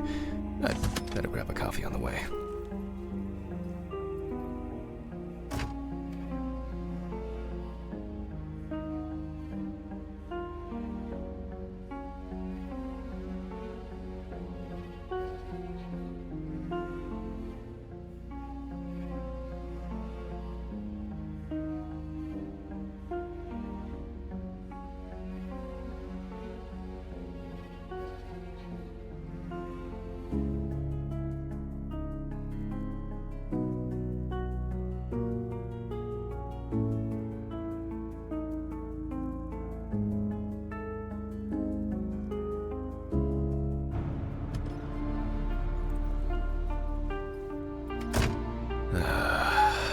I'm exhausted. I wonder who Stephen brought in today. Good morning, Mr. Ridley. No, he's not here yet? No, I'll do without him.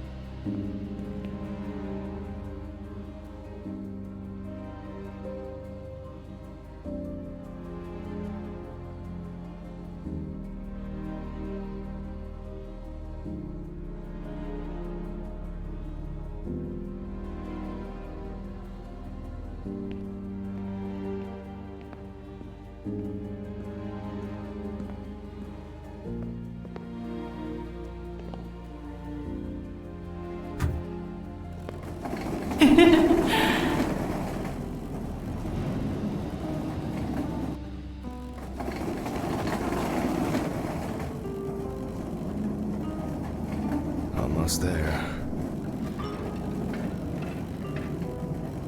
Now for the tough part. The body needs to be moved. Where's Ridley when you need him?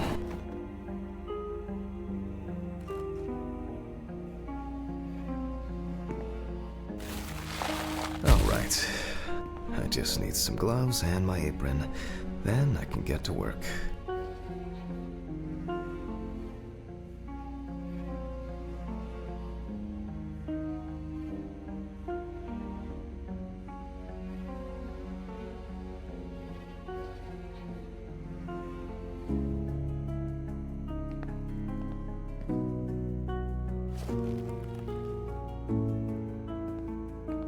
I'm going to need my tape recorder for this.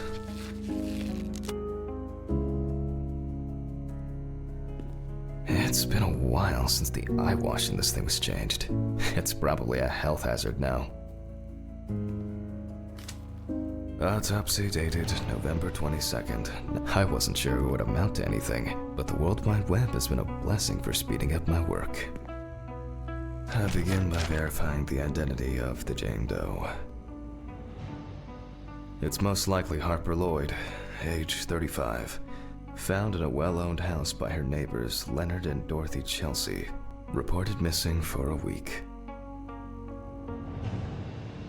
It is also known that the deceased was diagnosed with affective bipolar disorder.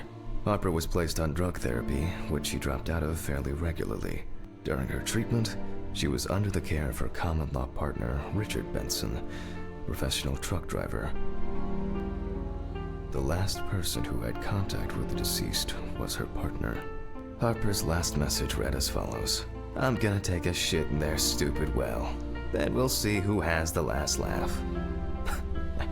Nice one.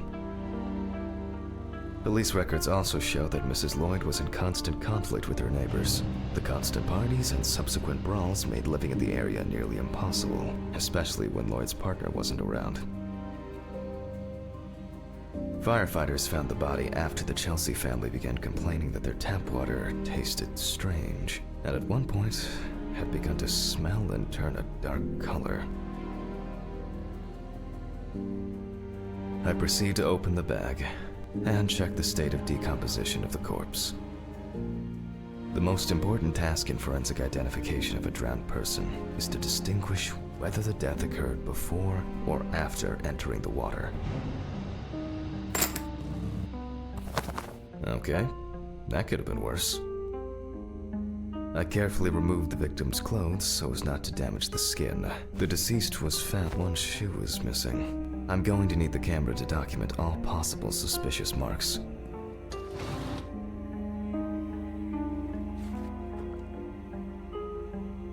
Definitely the first thing that stands out is the very advanced post-mortem gigantism. The skin of the deceased appears very delicate, smooth, and relaxed from being in the water for a long time. The whole body is extremely pale.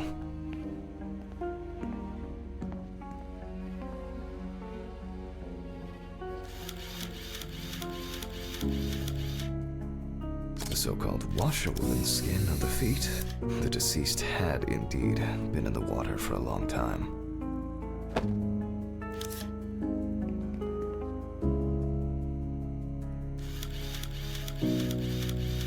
It's likely that the deceased was lying on her back when she was fished out.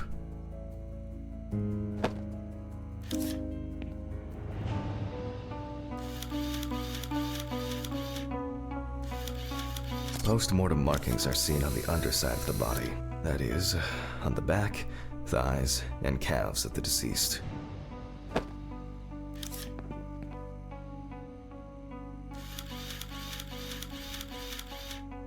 There are bruises and hemorrhages on the neck. These usually occur due to increased inhalation when fighting to breathe underwater.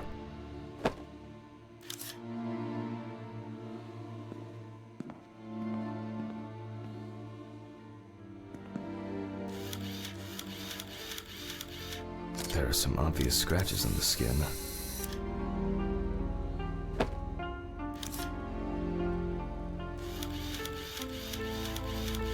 The skin on the hands can be easily separated from the body. The separation takes the form of a glove.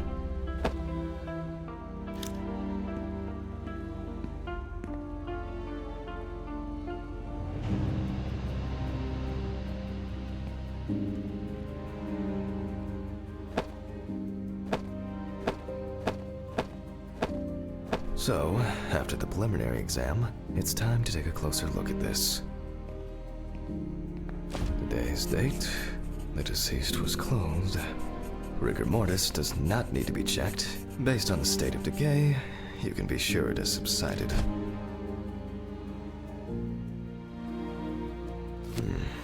Where to start?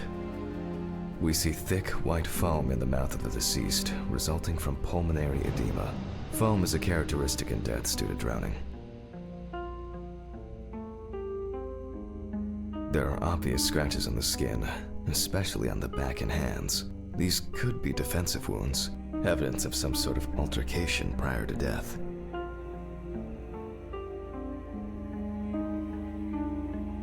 The spots have a purplish blue-red hue, which is a typical sign of the death of the organism.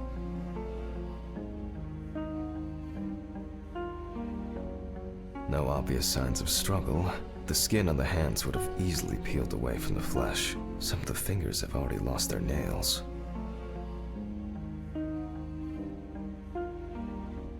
Yep, pretty typical. Liver mortis are formed as a result of putrefaction of blood in the veins.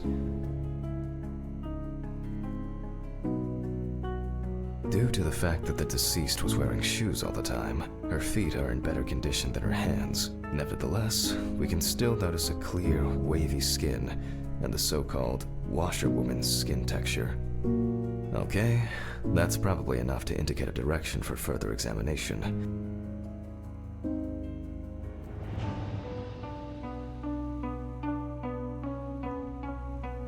I'd better note that down in the records. Marks found on the neck and those abrasions appear relative. There doesn't seem to be a diffuse, hands heavily wrinkled from submersion. Considering the deceased's penchant for drinking alcohol, it could have been a mere accident. In this case, the question is, was drowning an accident or of suicidal intent? Maybe it's just abrasion, or maybe the result of a fight, and their distribution suggests that the victim was probably lying on her back when fished out of the water. Liver mortis of a different color could indicate poisoning with carbon monoxide, cyanides, or nitrates. However, fortunately, the skin on the hands didn't fall off. Otherwise, I'd have trouble identifying the deceased. A simple trip, loss of balance, and as a result, you end up in a deep hole with no way out. That's all for now. Before I begin the dissection, I'll make sure the suggested identity is correct. The suitcase with the fingerprint equipment should be around here somewhere.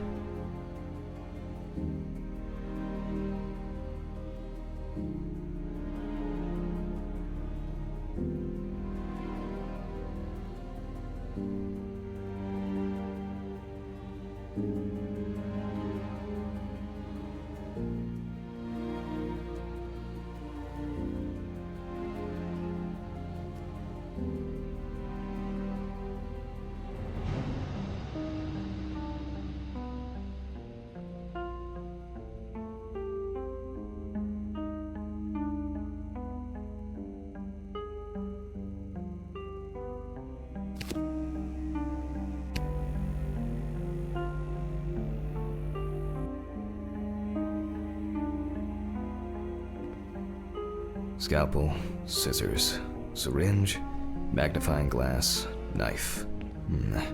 Oh, here it is. With decomposing bodies, the tissue of the pads of the fingers tends to shrink. To remove these shrinkages, a mixture of glycerin or air is used. The fingerprint sheet should always be checked. Slipping fingers, too much or too little ink, or inaccurate hand position can make fingerprints illegible. If the body of the deceased is well preserved, fingerprinting is similar to that of a living person.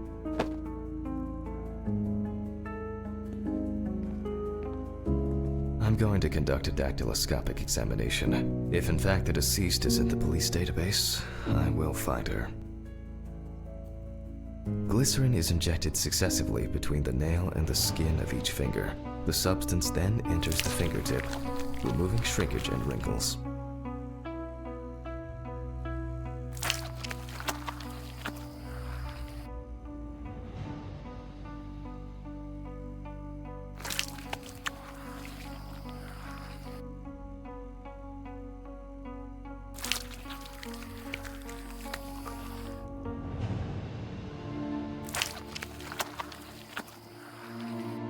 Now I take a brush.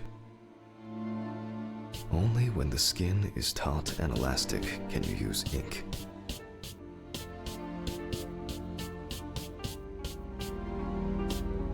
I think it's enough. I'm getting fingerprint samples. In the case of drowning victims, you have to be extremely careful. The skin may fall off the hand like a glove when you take the print. I'll use the fax machine to add the print into the system. Green button and...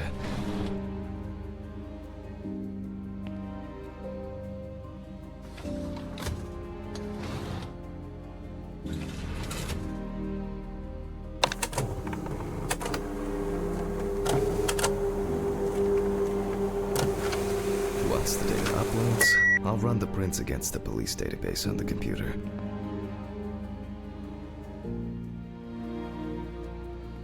Great. The data is there. Click Upload. Now, go through the database and find a matching print. Expect possible hours of fun.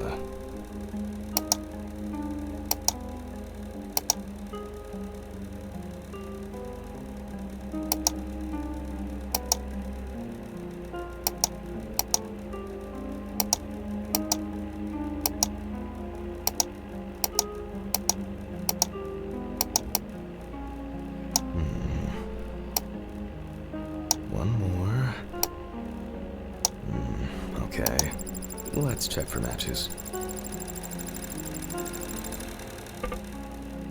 This is not our Jane Doe. I wish there was an easier way to do this.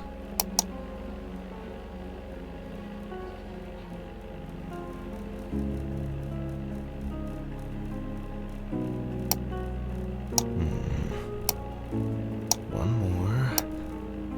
Analyze button. And we have a result. Everyone has a story to tell, even if it's just a police record. So, as predicted, the deceased turned out to be Harper Lloyd. That went smoothly. I'll print this out and attach it to the medical records.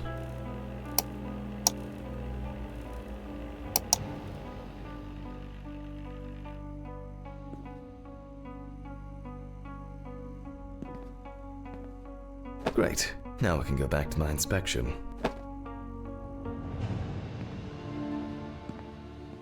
I'm adding the name of the deceased. I'll start the internal examination by taking fluid from the victim's brain. A needle inserted through the nose will do the trick.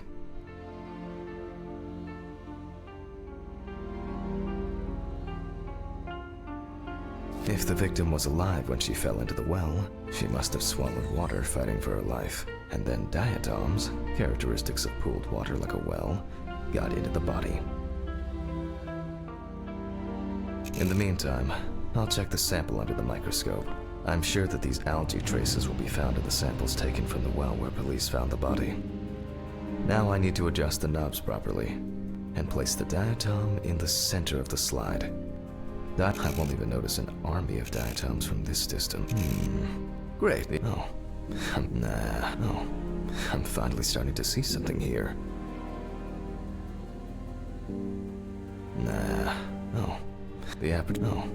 I'm finally starting to see something here. And perfect. It's not a dirty lens, I'm afraid, but rather a bad focus. I'm finally starting to see something here.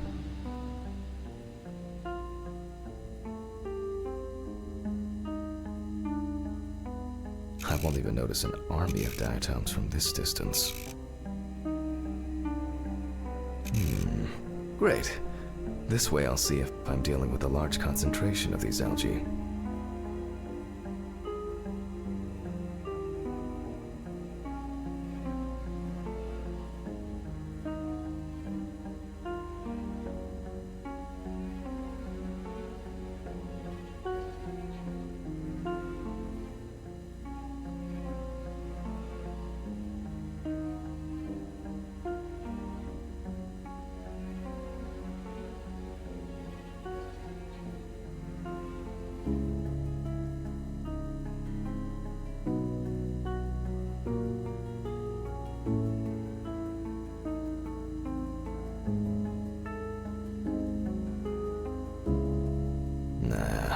Too much, no.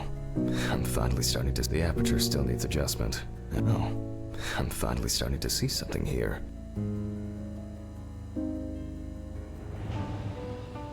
And it's not a... And perfect.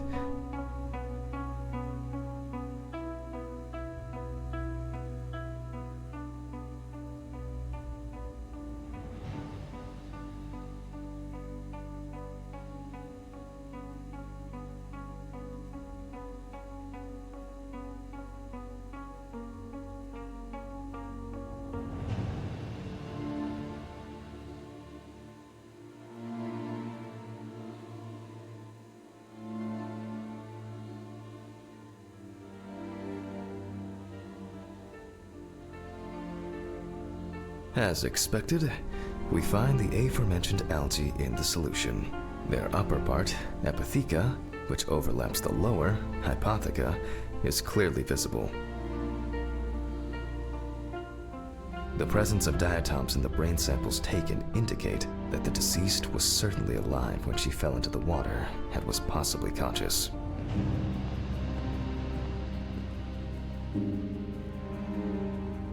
Since there were diatoms in the brain, it means that many more of them must have entered the body. Studies of the rest of the organs will most likely confirm this hypothesis.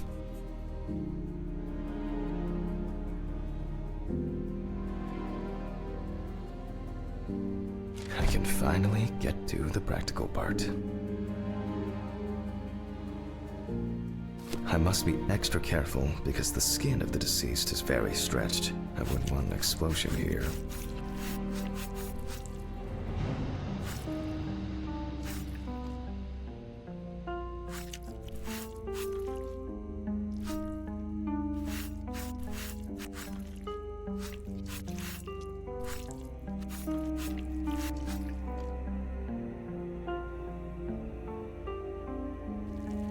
You can immediately see a very large swelling of the organs. In addition, all internal organs are very congested. I proceed to remove the rib cage.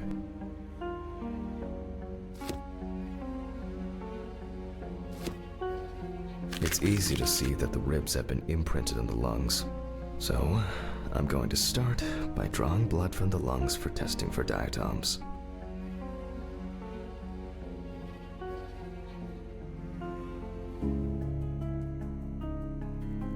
If diatoms were only present in the lungs, this would mean that the victim was placed in the well after death, and the perpetrator wanted to get rid of the corpse in this way. Now, I remove the lungs and proceed to their examination.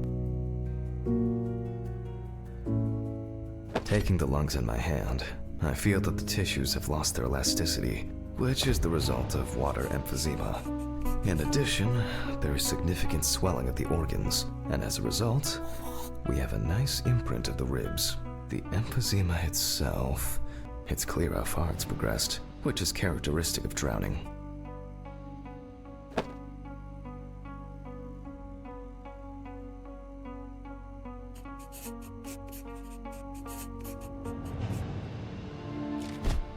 Corpses found in water are worth examining with a tomograph.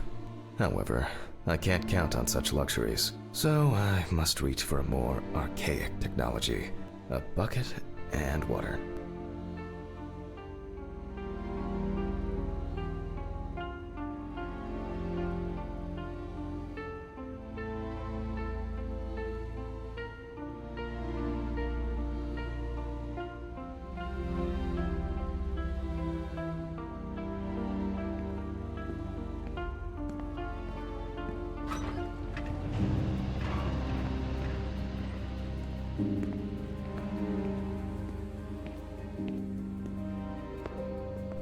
Ooh, I hope no one dipped a mop in it. It's best to go to the lab for this.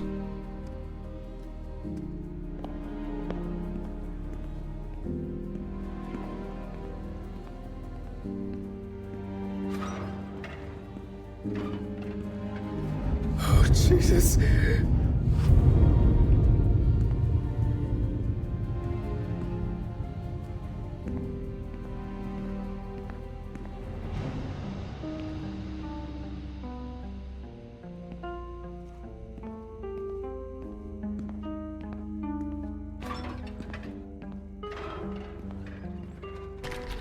Historically, the lung float test is used to detect infanticide. The water should be at room temperature.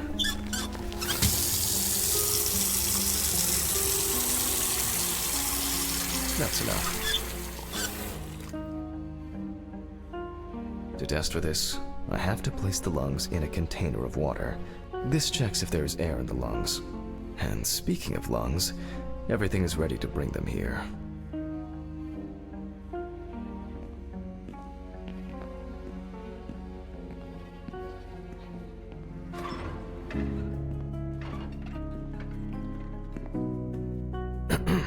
Of course, such a study isn't without flaws. Air may have entered a newborn's airways during resuscitation attempts. Gases released during decomposition could also give a false result. In this case, however, it's about something else, namely, the amount of fluid in the lungs. To test for this, I have to place the lungs in a container of water and wait to see if they fall or if they will float on the surface.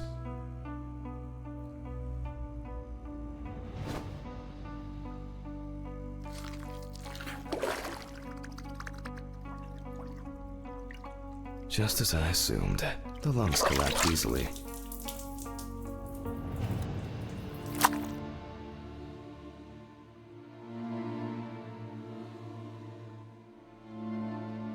Fluid could have entered the lungs during panic attempts to catch breath underwater, but it could also be the result of bacterial infections or cancer, so further investigation is needed.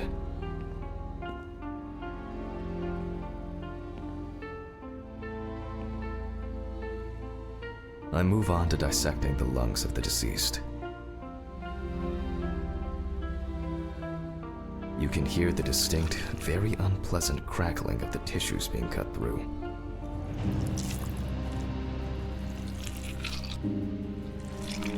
The parenchyma is remarkably pale, although small hemorrhagic foci and petechia are present on the surface.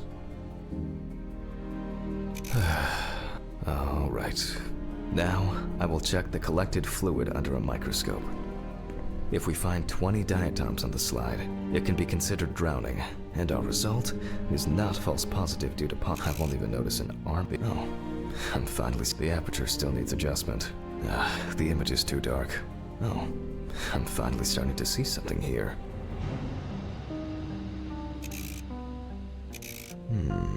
Great. This way I'll see. And perfect.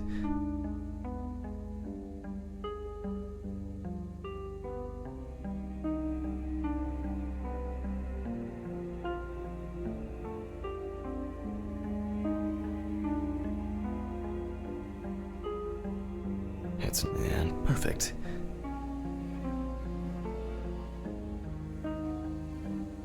The aperture still needs a. Oh, I'm finally starting to see something here. I won't even notice an army of Great. This way I'll see if I'm dealing with a large concentration of the. As expected. In solution, the diatoms are clearly visible. There are smaller and larger clusters of them. There will definitely be more than 20 of them. I'll make a note of all this. So far, this case looks pretty standard. It's clear from the beginning that it's drowning. Well, the procedure requires me to check everything anyway.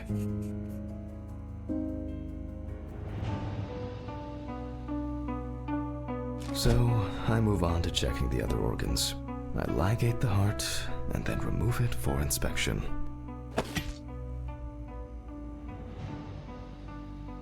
Strongly developed putrefactic hemolysis of the organ can be seen at first glance. Apart from that, no signs of a heart attack or other heart disease.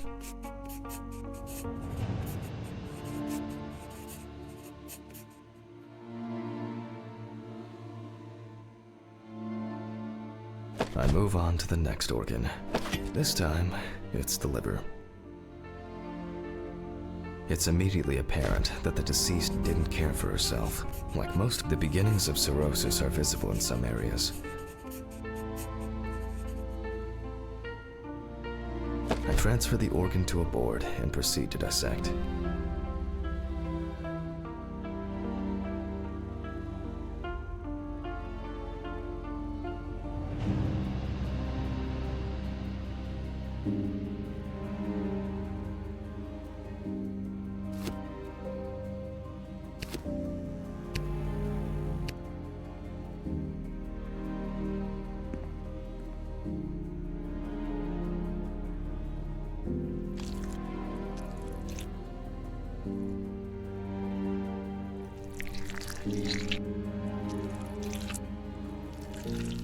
The cross-section clearly shows dilated veins and many small hemorrhagic foci.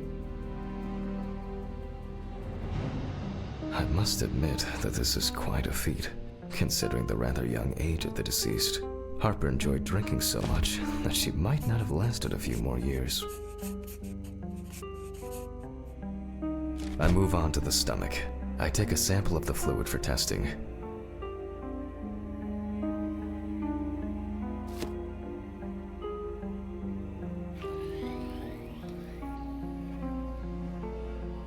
It looks very turbid.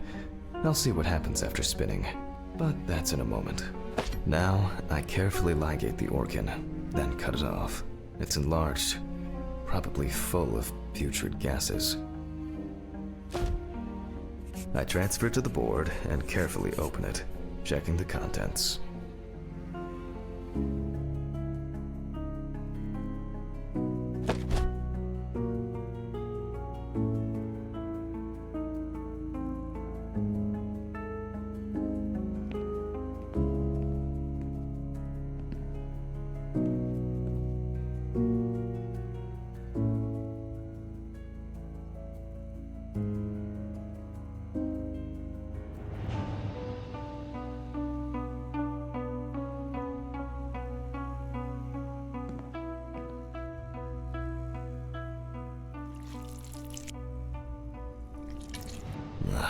One thing you'd never get used to is how much this desk smells.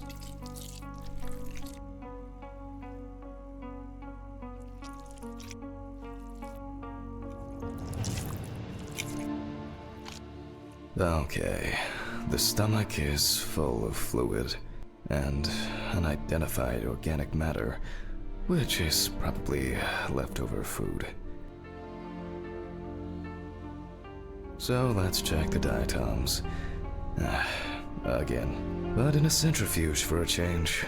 The problem with examining drowned people is being able to show whether the death was due to drowning or whether something else contributed to the death. Cramp, heart attack, drugs, homicide, or some accident. Such an analysis requires viewing from different angles and a careful interpretation of the collected data, including those from the field. That's why it's so important to collect as many samples as possible. Unfortunately. Okay, this is one last little sample.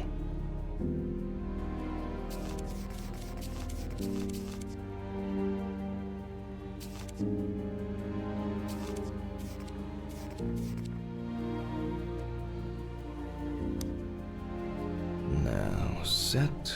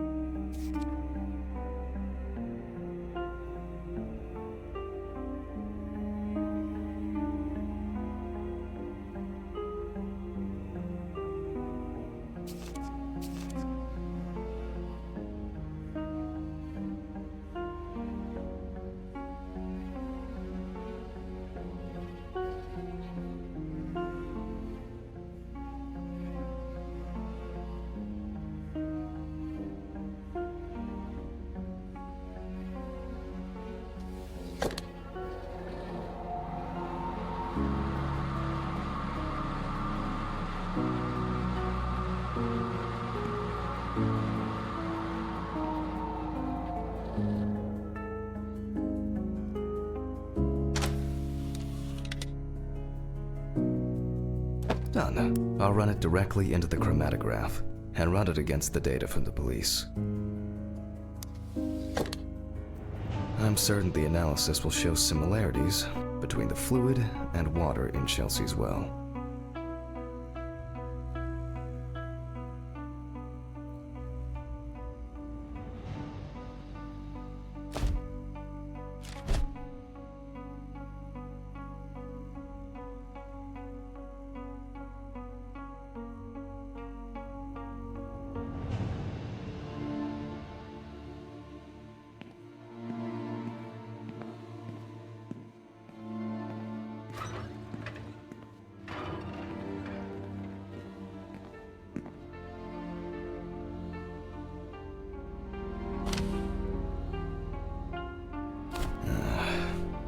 me think.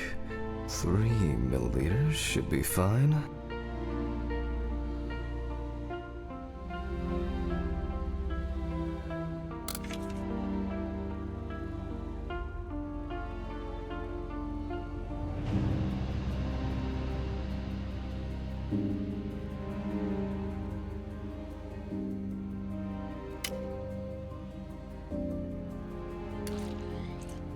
Okay, now it's the chromatograph's turn.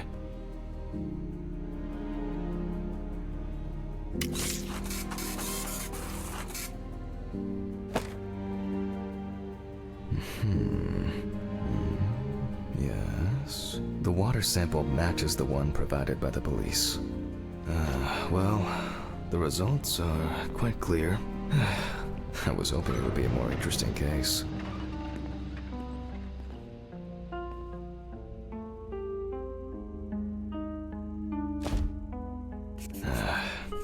More diatoms. Analysis indicates the same origin.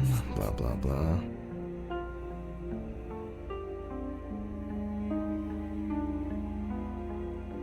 There's little left to do. I'm going to check the airway patency of the deceased. Interesting. Looks like there's something stuck in the trachea. I'm moving to the board for further inspection.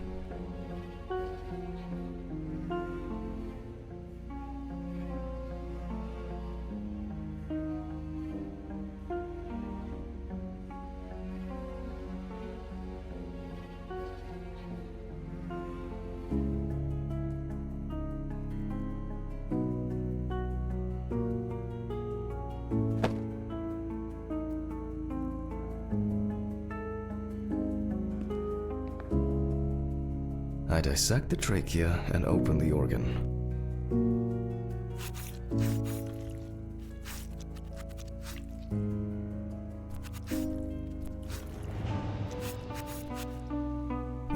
Based on the size, I can say that it's a woman's wedding ring.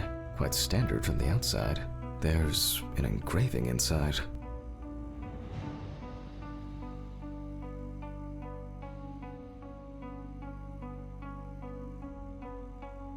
What the fuck?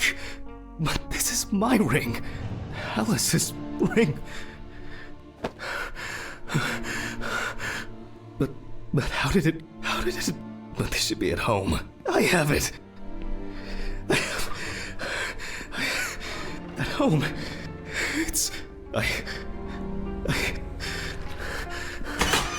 have to check this out. Huh? Where are my meds? Where the fuck are my meds?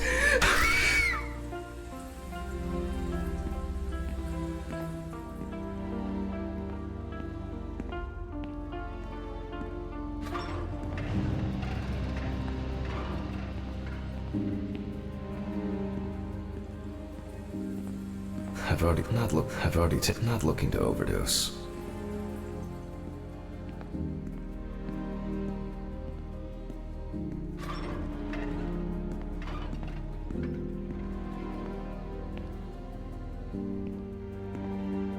Scalpel, scissors, syringe, magnifying glass, knife.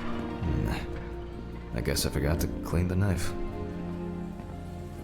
Jesus Christ! Hope these all make it go away. I have to check the apartment. It can't be. Jesus Christ!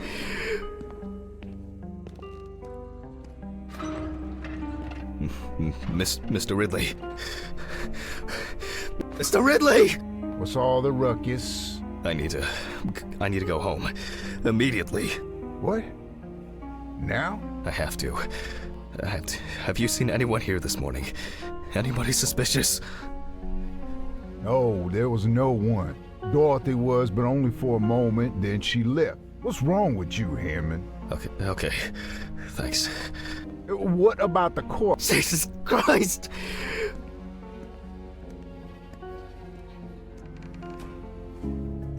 I have to check this out.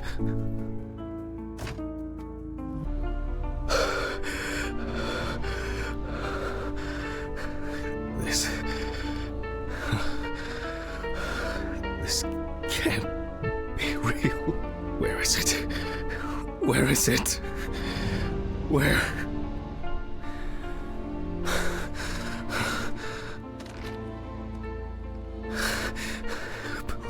Please, please be there. It's not here. It's not. I need to go. I need to go. This is sick. Fuck.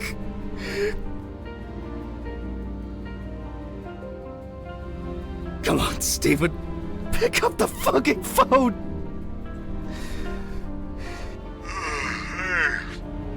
What's up, man? They took the ring. What? What ring? What are you talking about? They took the wedding ring. Alice's wedding ring. One sec. You mean burglary? You said nothing was missing. Yes, I know. I know that. I don't know. I was jittery. Maybe I didn't notice. I don't know, but that's not the worst of it. Calm down, Jack. Breathe. What happened? I found it in the trachea of the deceased I was working on. Do you understand? I pulled it out of a dead woman's trachea. What? I don't know what's going on. You think Red Pete wants revenge? He's playing with me. Huh? I knew it. I knew it from the beginning this was going to happen. I didn't make it up! Jack, listen to me. Try to calm down. Don't leave the apartment. I'll be with you right away, okay? I'm on my way. What sane person would do something like that? How? And when? When the fuck? Fucking Ridley lets in whoever he likes as usual. What are you saying? Stephen? Don't leave me, man. Come on. Fuck. Oh, God, what now? Okay, just calm down. Just calm down. I need a drink.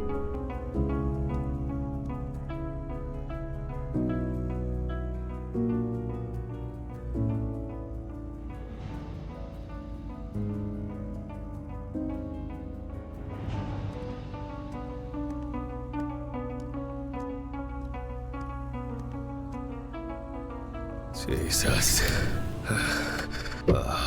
What's going on?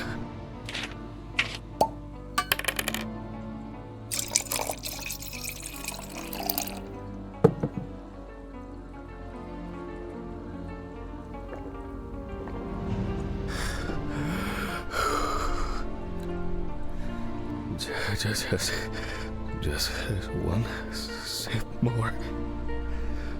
Yep.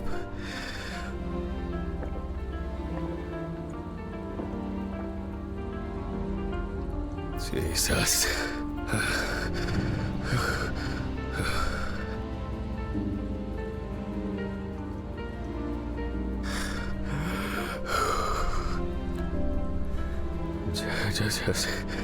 Just one sip more.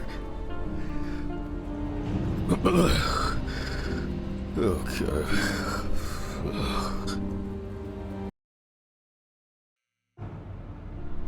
All right. I can't do it anymore. These reports will kill me one day. I'll have to finish it over the weekend.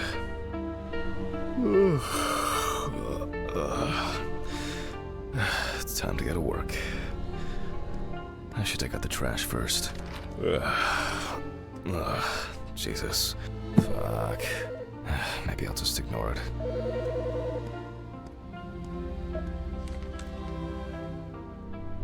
Yes?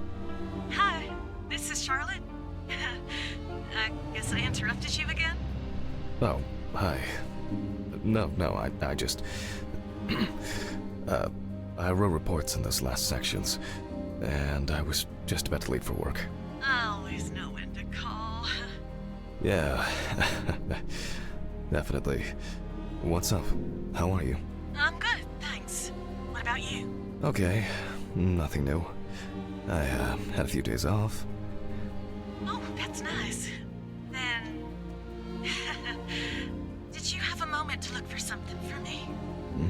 Something for you? Well, photo with the photo I asked you for? It hasn't come yet? Oh, sorry, but I said it a week ago. No, not yet. Maybe I'm too impatient. I'm sorry for rushing you. You have so much on your mind, I thought maybe you forgot. It's okay. No worries. With my pills, Pills. I almost forgot to take my pills. So you see, Yeah. I have to go now. Yes, sure. Let me know if you still haven't received the letter. Then I'll try... well, maybe I'll find something else. Oh, really? Could you? It would be great if you could. Really. Yes. I know it means a lot to you. Well, I won't hold you any longer. Thanks. Bye. Bye. Take care. Bye. Damn. Did I mess up the address? How am I gonna get those pills? Maybe I should invite Charlotte to do something herself.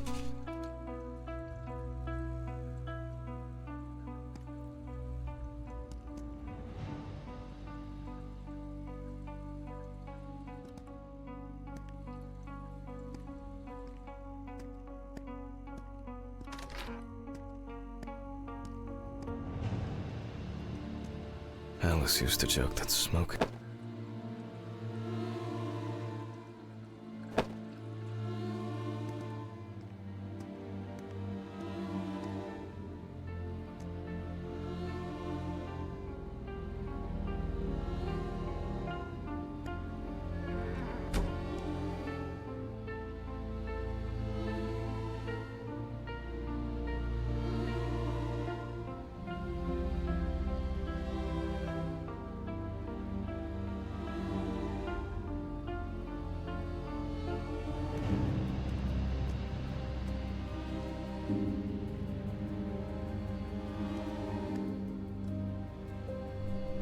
Ugh.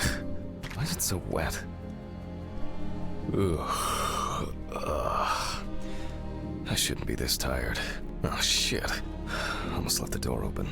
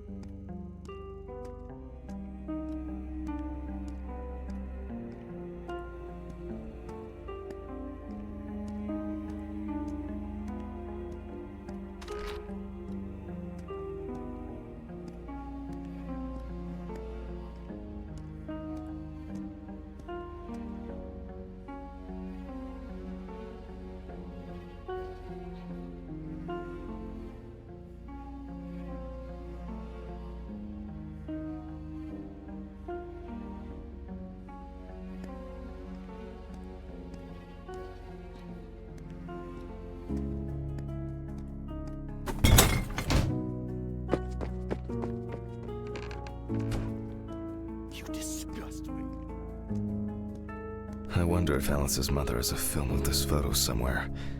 I actually hadn't thought about it before. I should call her on Friday.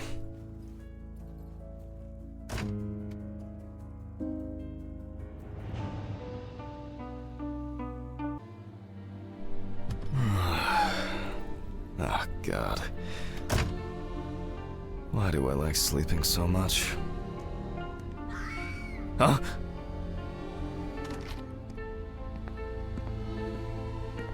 Good afternoon. Isn't it a bit early for you? I missed our invigorating conversations. Has Stephen brought the body? Yeah, the trolley's in the hall. Maybe wheeling it to the dissection room will be invigorating enough for you. Huh. I've missed out. I think I'll get straight to work on this one. Focusing on something will do me some good.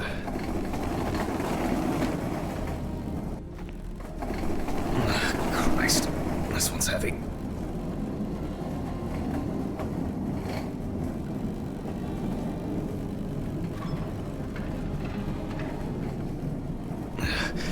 Hey, Mr. Ridley, I need help. I can't lift this bag myself.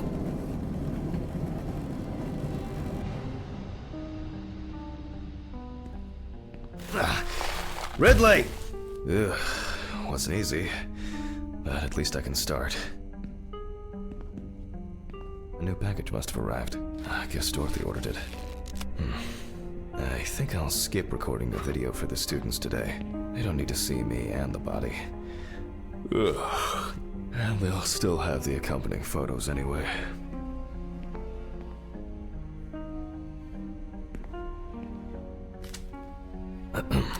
November 27th, 1991, 5:14 p.m. Conducted James Evans Jr., also known as Jesse. Age about 30, weight 130 kilograms, height 100. Police photos show that the body was not even particularly hidden, but only covered with a thin layer of soil, branches, and leaves.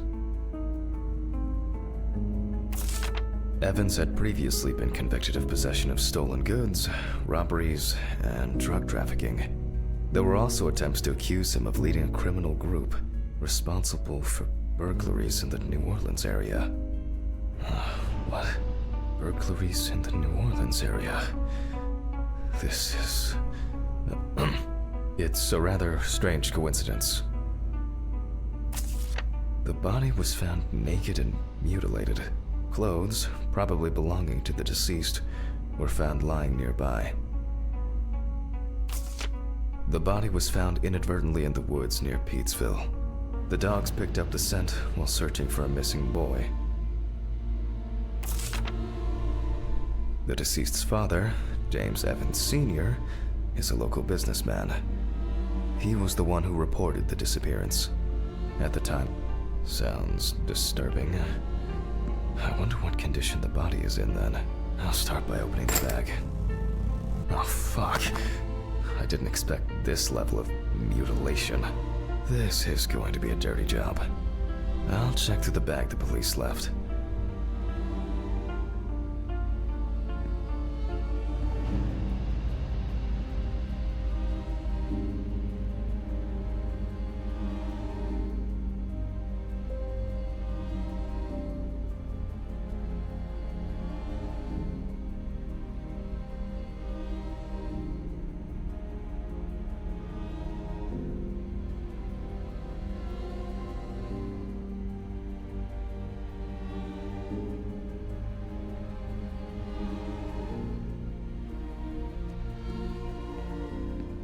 Maybe there will be something worth noting about the victim's clothes.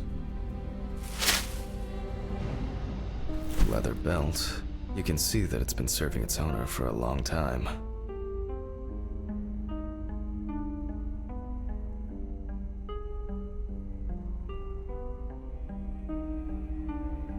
Plain cotton t-shirt. Classic jeans. Certainly not my style. Is this?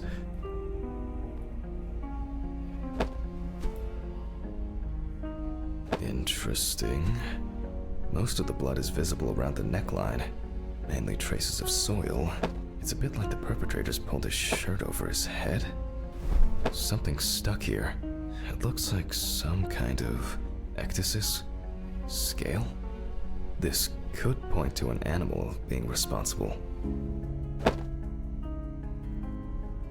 The bloodstains don't appear to be related to any injuries on the body. A lighter, engraved with the police insignia, stole. It looks somehow... it's probably a coincidence.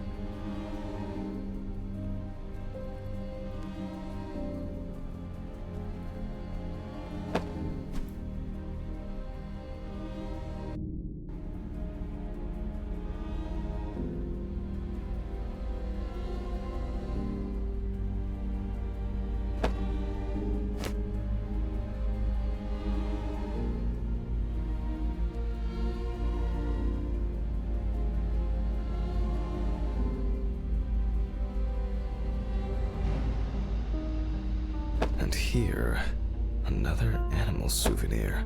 It looks different than the previous one. The only thing I can tell from the clothes... Okay, I'll take a look at the scales. They seem too different. Dorothy once brought an animal encyclopedia here. She performed an autopsy on an exotic animal smuggler. The guy suffered an accident while transporting illegal animals. Not only were the police needed on site, but it took nearly a day to round up his cargo. Dorothy had a hard time with that case. Did the impact kill him? Or did one of the animals he was transporting do him in? They even talked about it on the news. People were terrified that some reptile would just come out of their can and grab him. Okay, the book.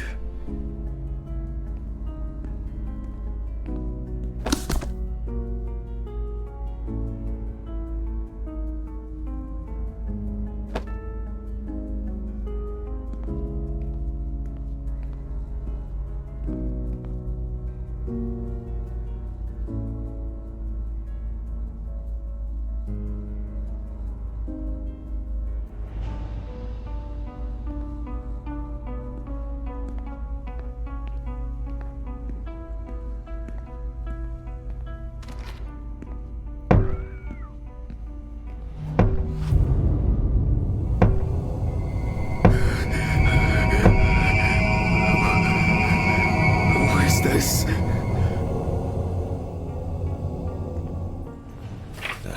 All right.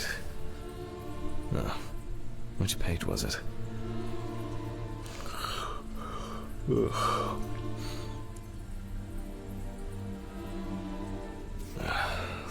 Nope. It's a completely different color and structure. Oh, that was quick. I wouldn't expect anything else. Not this. I don't know why I'm even bothering to compare it. Very similar, but I don't know why I'm even bothering to compare it. It's a not. What kind is this? No, that's not it. An interesting pattern. Very diverse. Oh, yes. This turtle turned out to be a killer.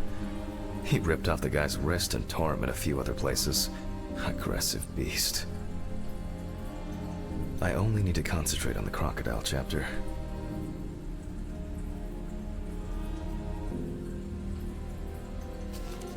No, that's not it.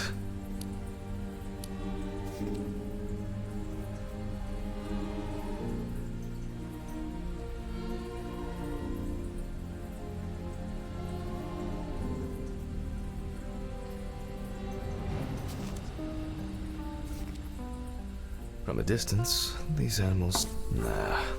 This one here looks more like a handbag. From a distance... There.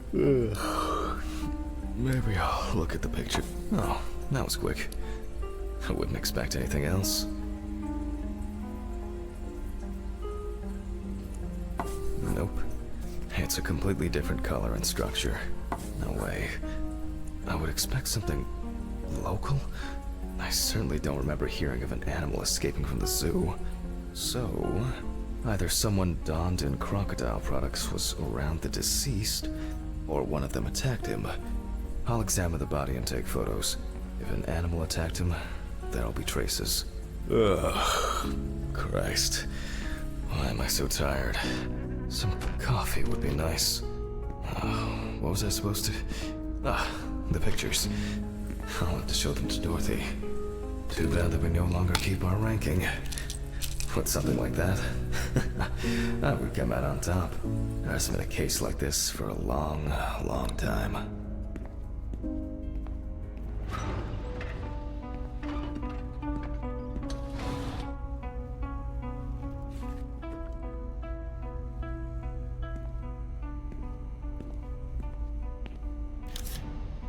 All right, the deceased skin is smooth and taut. This suggests an advanced stage of decomposition of the corpse. Such a wound could not have occurred during the victim's lifetime.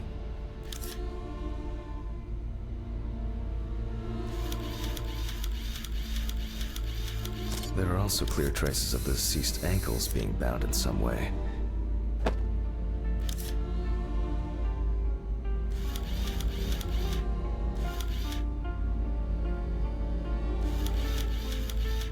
It's unlikely that a human would make such a wound.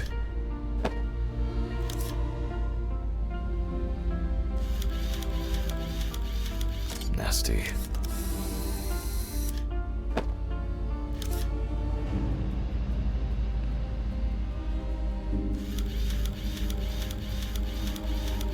No head. That's not hard to miss.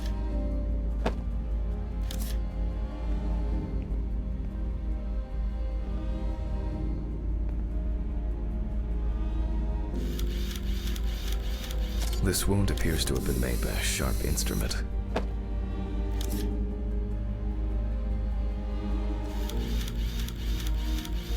Oh, and as expected, there's a bite.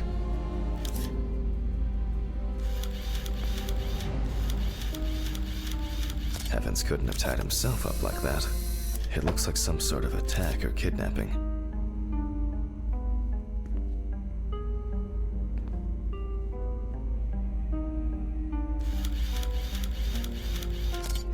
Interesting.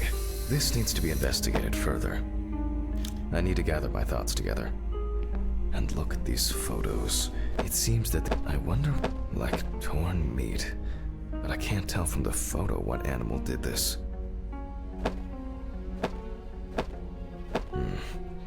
I have some suspicions about these marks. I should inspect these areas with a magnifying glass first. The work of animals can be seen here. The question is which ones?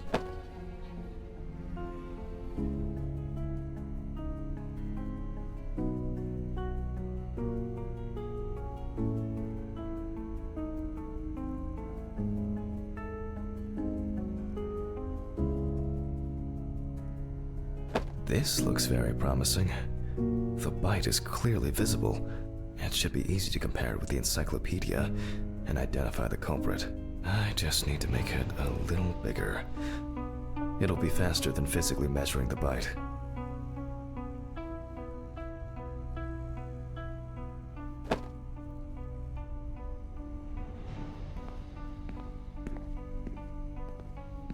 I hope I put it in right. I can never remember whether it was image up or image down. At university, I didn't have this. Ah, fantastic. Practically a one-to-one. Just some tracing paper, a pencil, and I can check these in the encyclopedia. Now, did I leave them in a drawer? Or maybe a box somewhere? Ugh. I don't remember if I left them out somewhere.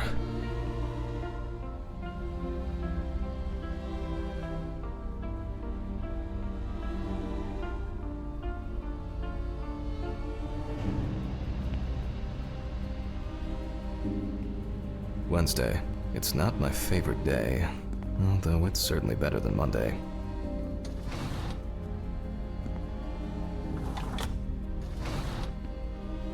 Oh, looks like I can tidy up after myself.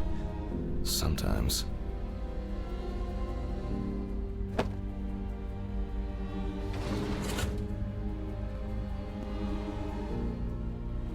A very, nature-driven case so far. I'll have to consult the encyclopedia again. Good thing Dorothy left it here. Otherwise, I would have had to run back to my place to get some.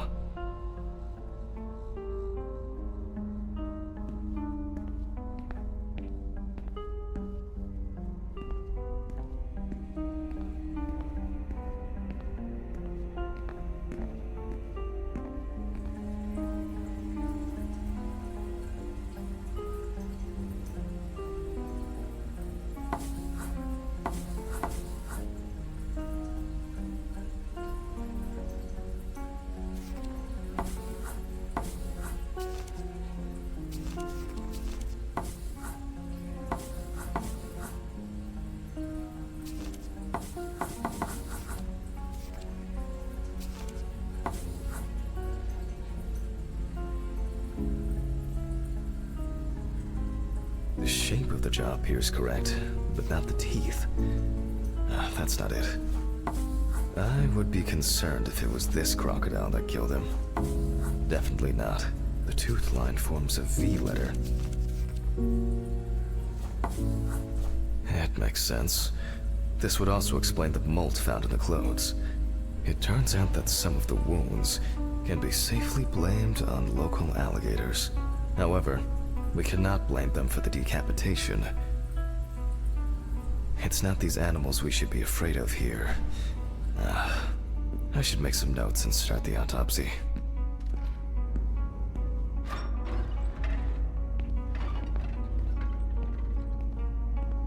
Ugh.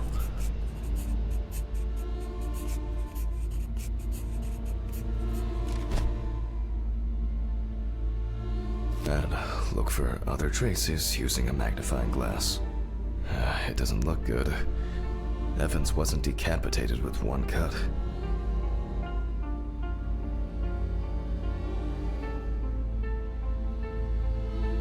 Several stab wounds of varying depth and circumference.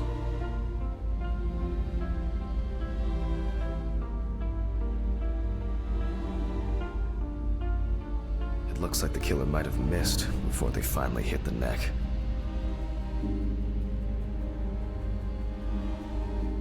Mississippi alligator. It's strange that an alligator would leave such a clear and smooth mark.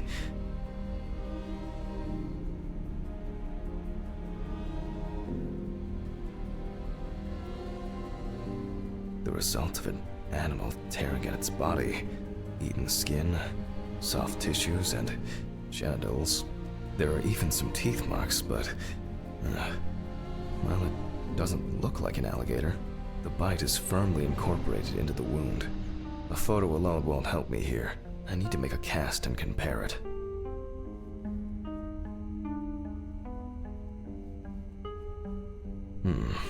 The imprints are quite deep and even. From the looks of it, I'd say Evans was restrained with his own belt. Looks like an uneven bite. It's worth taking a closer look at this. Maybe there will be some remaining teeth marks.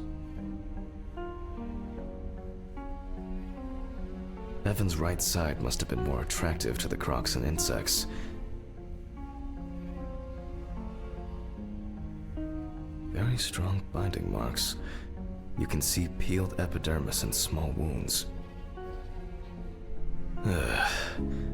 There's no end to playing zoologist today.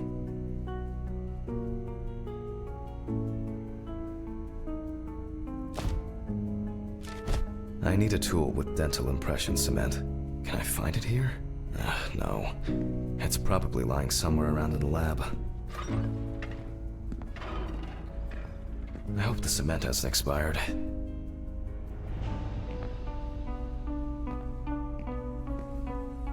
A month after the due date. That could be worse.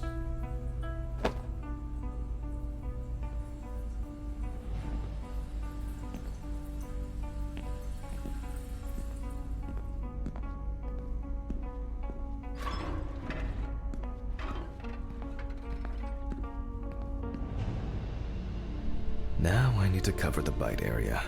Wait until it hardens. I think it's ready.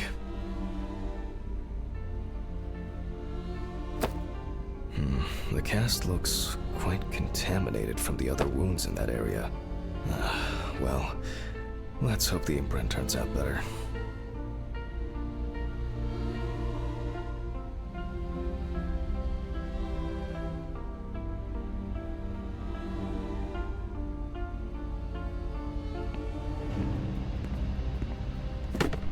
Brush, ink, and paper.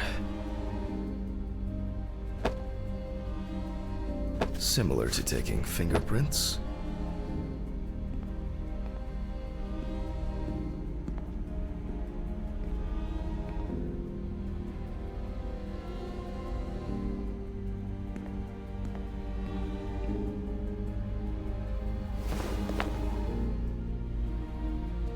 Paint over the area.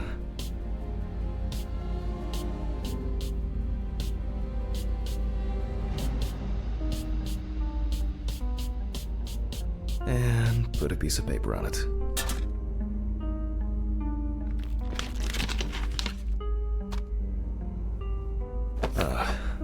That's very strange.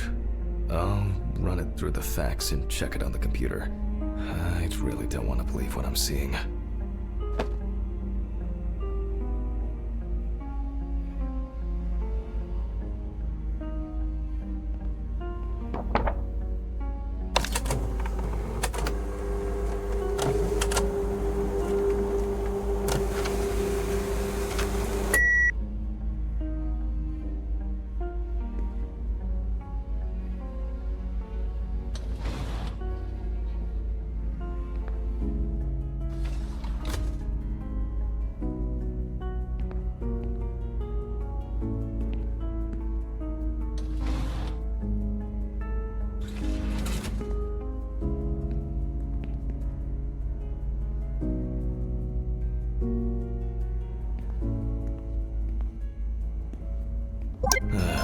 Loading.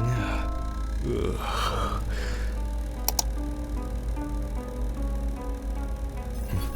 What? Wow. This is, well, this is quite unexpected. Human teeth. Oh, fuck. I need to tell this to Stephen.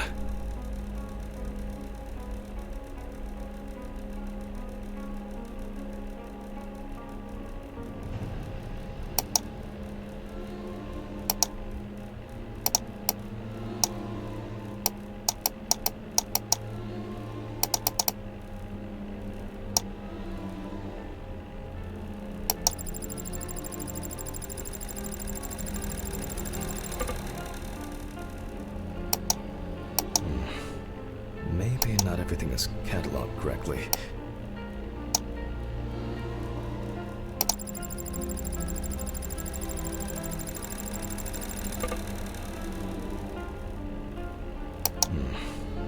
Maybe not everything is cataloged correctly.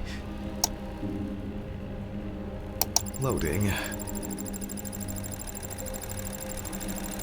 It'll probably take a while.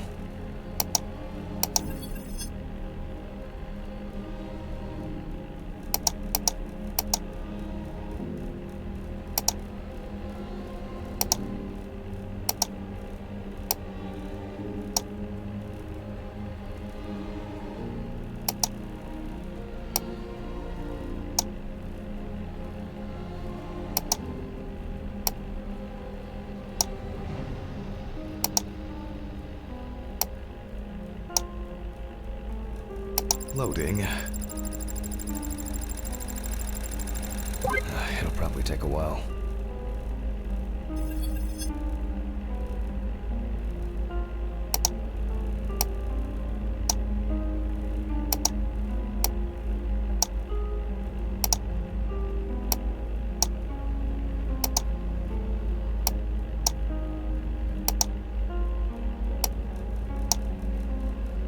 Loading. It'll probably take a while.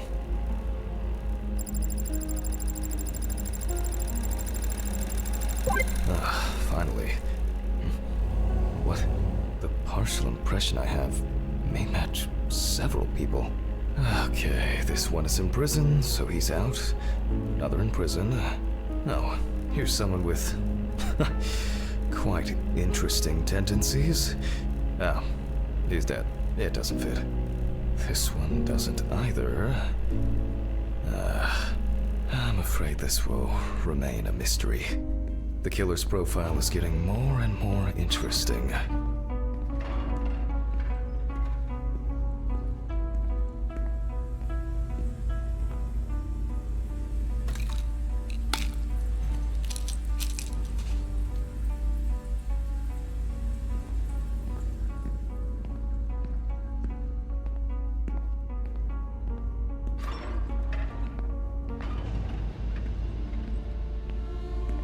I'm going back to the body. I need to make a note before I start the dissection.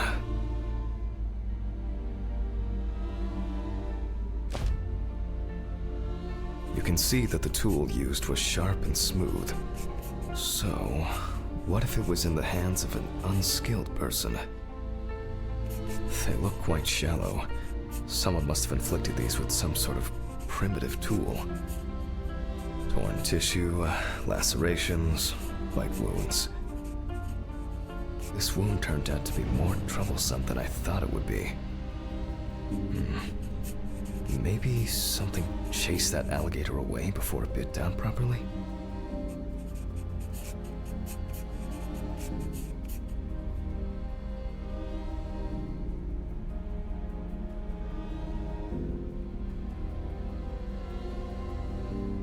For obvious reasons, I need to verify how deep these wounds go. If they punctured the organs, hemorrhaging could have occurred. The perfect breeding ground for larvae. Fortunately, the deceased doesn't care about it, just like we do now. The abdominal and genital area are supplied with plenty of blood. If the alligators rarely kill humans,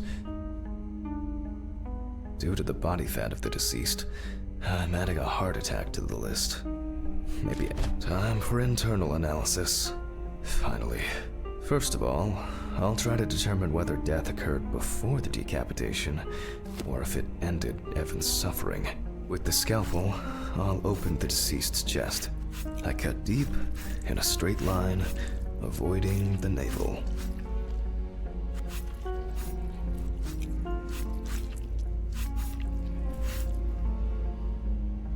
We see a lot of fat tissue under the skin. When I remove the ribs, I expect to see even more fat on the organs. Correct. High levels of internal fat, organ size above average due to obesity. I move on to the lung analysis.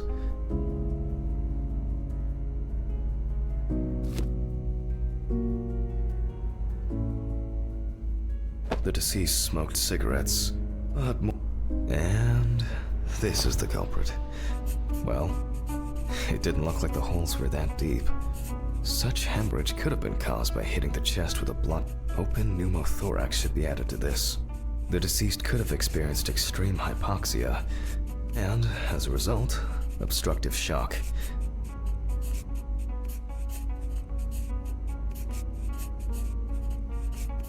I wonder what the organ is enlarged with very clear, but similarly to the lungs, there is a trace of puncture with a sharp object. In pneumothorax, the heart rate increases.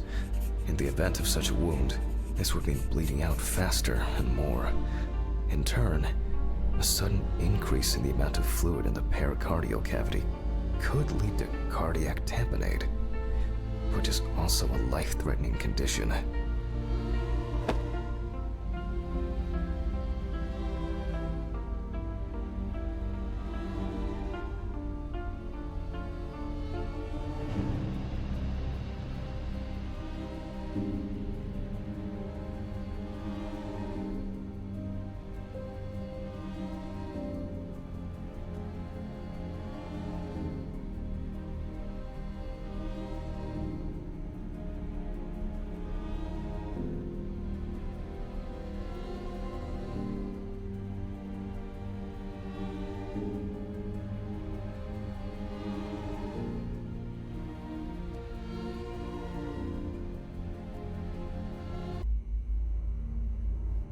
Evans, however, is remarkably clean, considering this turn of events.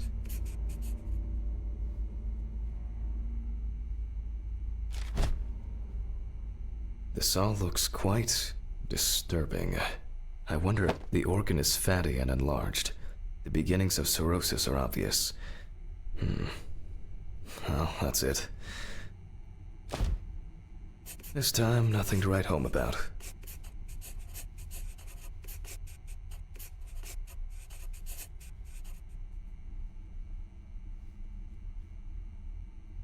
So, I proceed to carefully remove the stomach. Like most other organs, it is fatty and clearly enlarged, not to mention swollen, partially due to gases, but mainly due to the deceased's lifestyle. I take the organ to the cutting board. The outside is intact. I'm going to check the contents.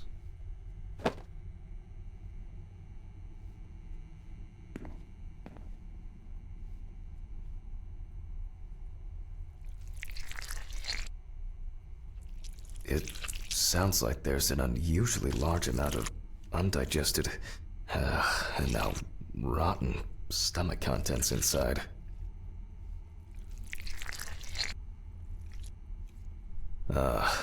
Blood. Evans had to swallow it due to his injuries, which means he was still alive when he was brutally wounded in the chest.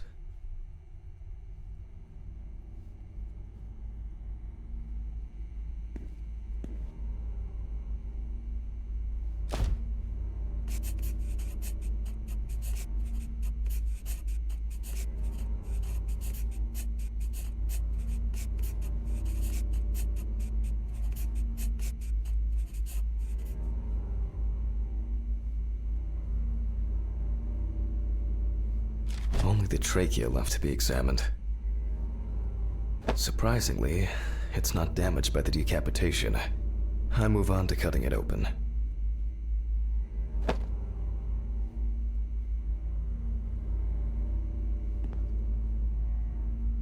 Okay, I carefully cut, and... blood, just as I expected. Evans not only swallowed it, but also choked on it. Looks like I can wrap this up. Let me tie this together.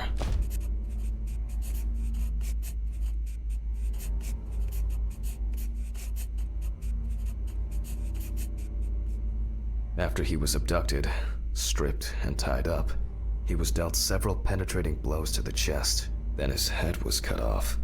Evans was deprived of his genitals, and the body served as an easy meal for the animals. Even though there are a lot of injuries on the body that could cause death, it was the decapitation that ended Evans' life. The animal bites in the limbs occurred after death, so there's no reason to treat these as the cause of death. The damage to the lungs and heart must have led to severe hemorrhaging, so there's no doubt that Evans was choking in bloody convulsions. But it didn't last too long, which I conclude from the small amount of blood in the stomach and trachea. I never thought I'd ever wish someone to have a heart attack, but in this case, it would have been better for him. In some way, it can be said with certainty that James Evans was murdered.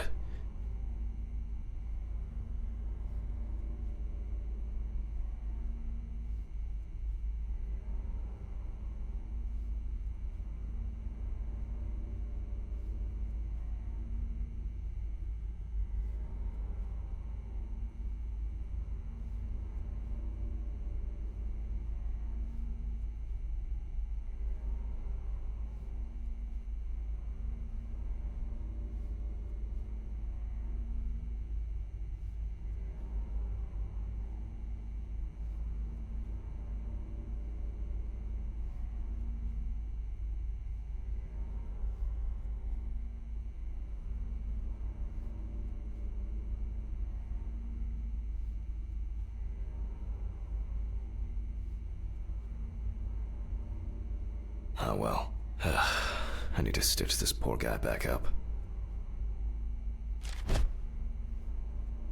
It's really bothering me.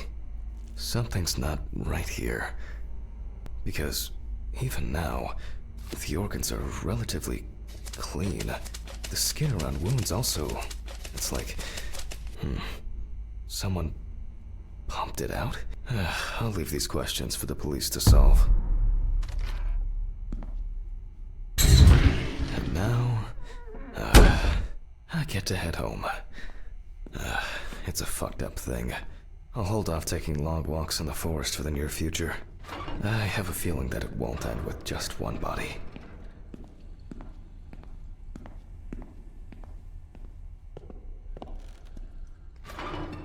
Good night, Mr. Ridley. The body's ready to be picked up. Sure. Good night. I think it's the first time in a long time that I finished work at a decent hour. Okay. Oh, come on. Fuck! When did I get a flat tire? What the fuck? Oh, come on. This is impossible. What's this supposed to mean? Why is this happening? Oh, someone is messing with me again. Oh, fuck. I'm going to Ridley's. Maybe he saw something.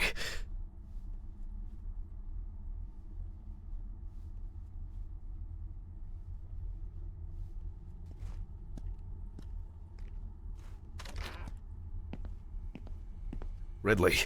Do you know what happened to my car? Oh, what happened to your car? All the tires are fucking flat! Well, it happens.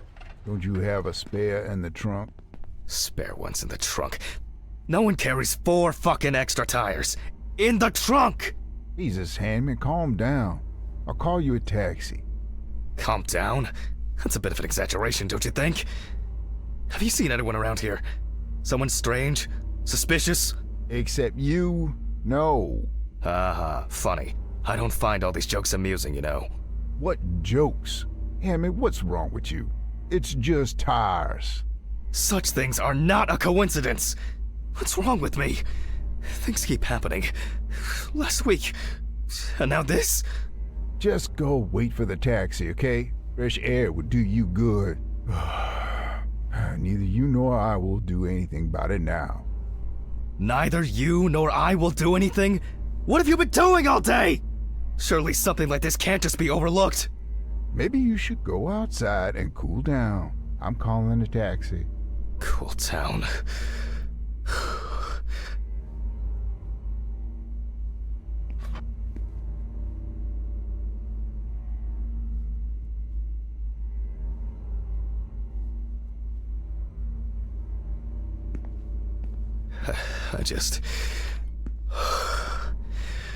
I just want to sleep. It would be easier just to move in and live here. I doubt I'll get reimbursed for the cab. Huh?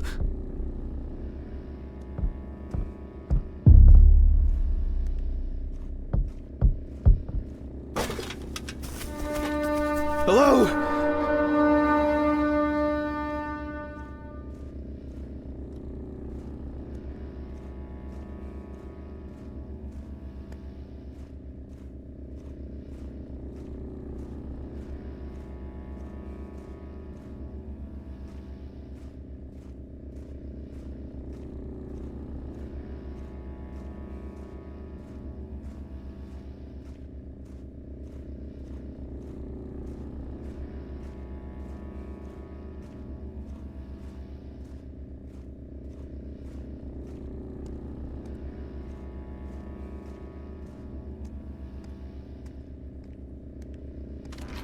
Damn. Good evening. Any news for me? About my car? You know, the flat tires? No. No what? Have you checked the cameras? Anything? Handman, I cut my teeth working in prison. I know what to do. What? There were no strangers hanging around. Maybe you ran over something. What? All the tires? Why, possibly. You can congratulate yourself. Christ. You should try sleeping more. You've been kind of out of it lately. That's the first bit of sense you've made all evening. Good. The body is expected to be ready for pickup tonight, along with your lecture. What? What did no one... You still pontificating? Best hurry, don't you think? Ah, fuck me. I don't have the strength for this today. Have I taken my pills today? I need to focus. Oh, fuck. I don't have much time. Okay. One by one, Jack. Take it easy. Oh, a burning issue indeed. Then I'll move on to the body. Ah, shit.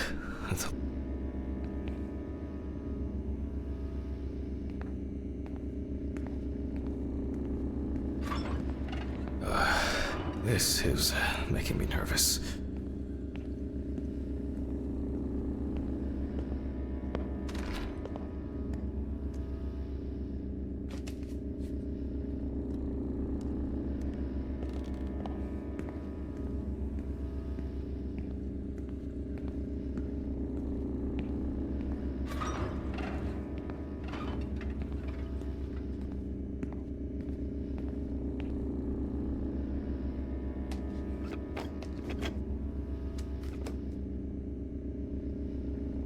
Oh well.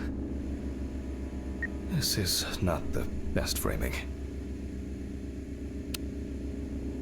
Hello, everyone. It's the 20 something of November 1991. Jack Hammond is conducting the autopsy. Oh, I appear to be missing my gloves and apron. Yes, you already know the drill. So, the body is on the slab. Let's see what the police uncovered first. So, the victim is from yesterday's apartment block fire on Drowner Street. Personal details unknown. Firefighters indicated that it was probably the large quantity of poppers found near the deceased and rapid spread of the fire. The exact cause of the fire has not yet been determined. However, it is known that the fire started in the deceased's apartment, where the most damage was reported. The body was not found until the next morning. The tenant was naked, charred, and with severe burns. The owner of the apartment asked about the deceased. He was surprised anyone even lived there. The deceased was sitting in an armchair near the TV. Pieces of pornographic material, an ashtray, melted video cassettes, and several bottles of so-called poppers were found in the vicinity. It's difficult to assess whether any escape attempts were made. Well, that's our basic question. Whether the death occurred as a result of fire, or whether he was dead before it.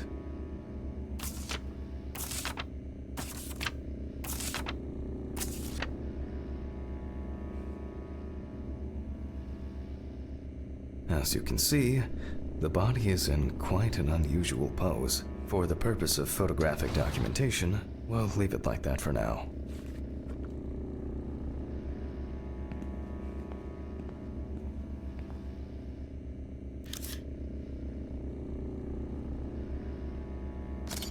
This position is called the pugilistic attitude.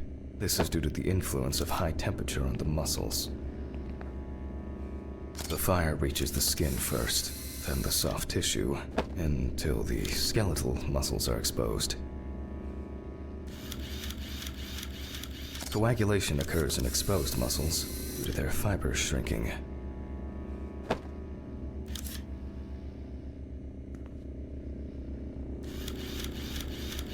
The extensors yield to the force of the flexors.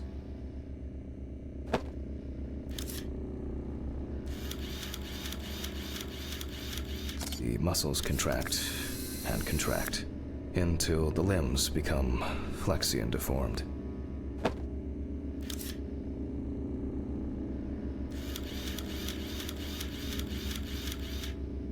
The upper ones are characterized by a triple bend, similar to a boxer holding his hands in front of him.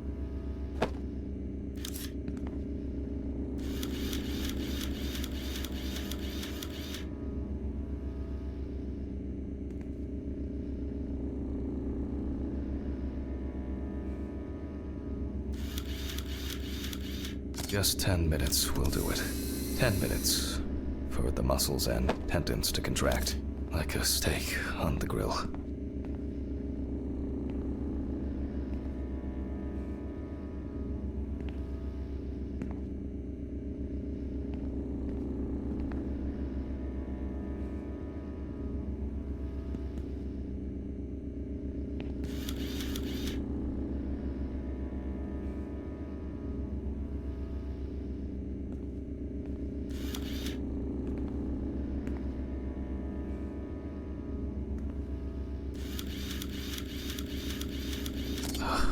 In the end, we're all just walking meat.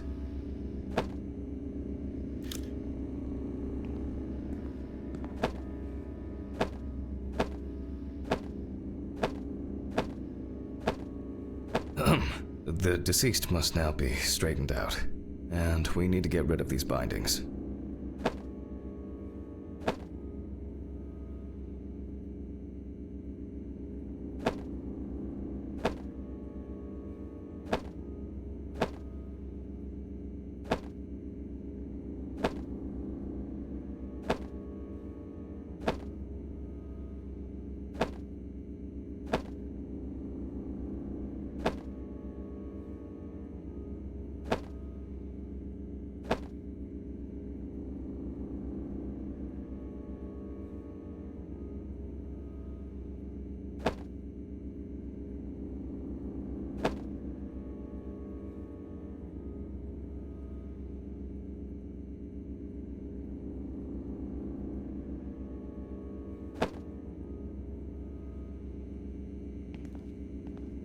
He looks to have been tied up in the deceased's neck and feet, which explains why, despite the severe burns, the deceased's limbs are not all that twisted.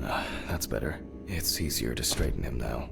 Without taking out the magnifying glass, we already know that the deceased's skin is heavily charred and cracked.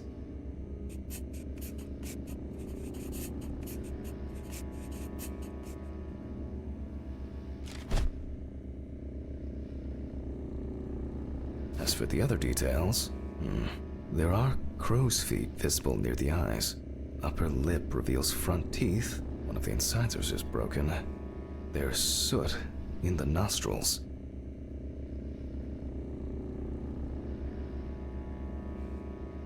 The rope around the neck wasn't very tight. I don't see it leaving a mark on the skin. You can clearly see that this is primarily the front of the deceased that was exposed to fire. The victim sat in the chair the whole time, hence his back being in much better condition than this extremely burned area.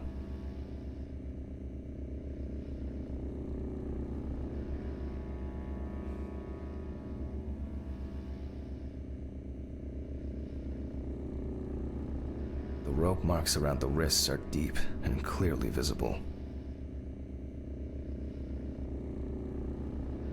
Looks as if a large flap of skin had detached from the calf.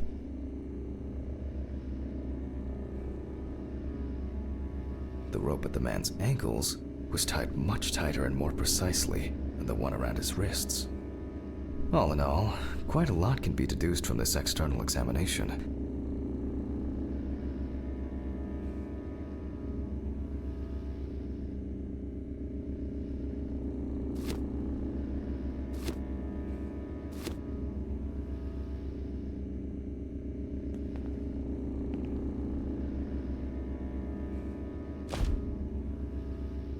Traces failed to indicate that the deceased suffocated before the fire took hold. There must have been severe burns, covering approximately 80% of the epidermis. He appears to be loosely tied. However, this is the result of the corpse drying out. The predominance of 4th and 3rd degree burns. The burns reach through the dermis and hypodermis to reach the muscles. The body is covered in numerous areas. The length of the rope was calculated, and appears that the deceased could make limited movements around the perineum.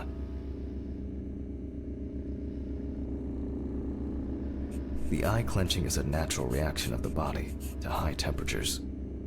Soot in the nose appears when inhaling harmful and choking smoke. The tissue of the mouth was heavily burned as well. The teeth, however, makes me wonder. The conclusions are quite clear. It looks like the deceased was a fan of choking while masturbating. Deaths due to a predilection for asphyxophilia do occur, but not in this case. The extent of the thermal stresses on the body could have caused this death. Wounds on the wrists and ankles indicate that the deceased could have been struggling in panic.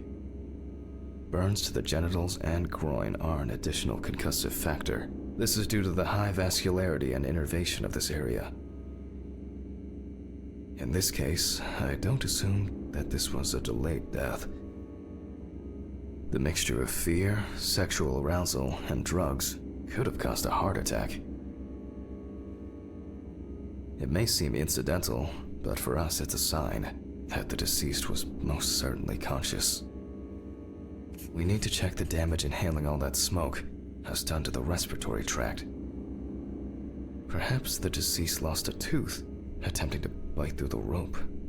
I will assess the extent of possible poisoning and burning in a moment. First, I'll try to establish the victim's identity. Due to the amount of charring, we are unable to collect the victim's fingerprints. Visual identification is also out of the question. You can probably guess what options we are left with. You guessed it, a dental impression. For this, I need impression trays and alkanate material. Please excuse me for a moment. What I need should be somewhere in the lab.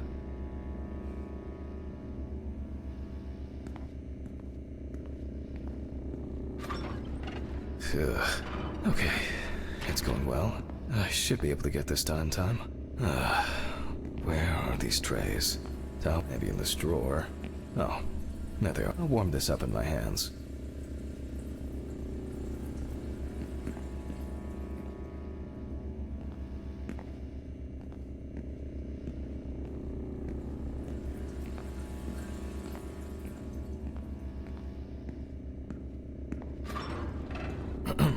Okay, making an impression is quite simple. You put trays with alginate into the mouth and press them together in one firm movement until you feel significant resistance. Once the devices have been placed...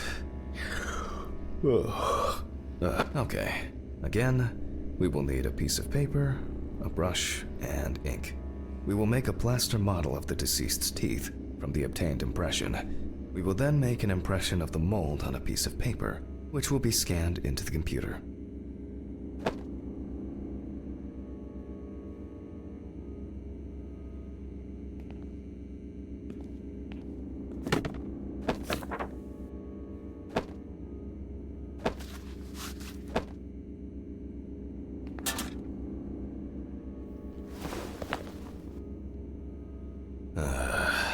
You see, it seems so simple, and yet laborious.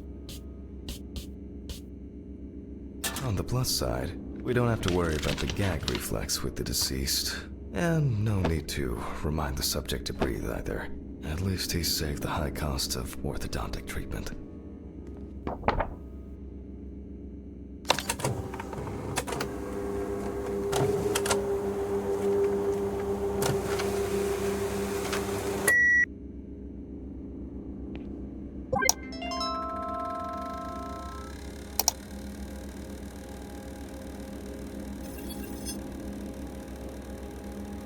Wow. Who would have expected a match so soon? Well, the deceased is Richard Jacobson, 47 years old. He had a criminal record and was recently in court for... oh, wow. For not returning a videotape to the rental shop. Oh, Jesus. I better check if I've still got that copy of... where were we? Okay, I'll add some details to the clipboard. Okay, and we can move on to dissecting the body. This time, I'll go straight for the loppers. I'll slice it piece by piece. Let me start here. I push hard several times.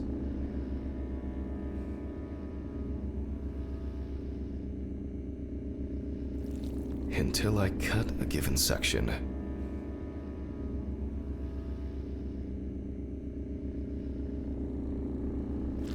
You can see that using a scalpel would be pointless here.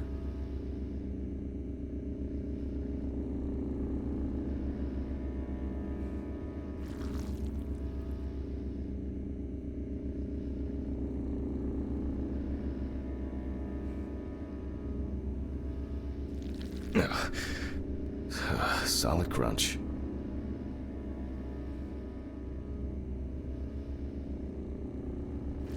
Almost there.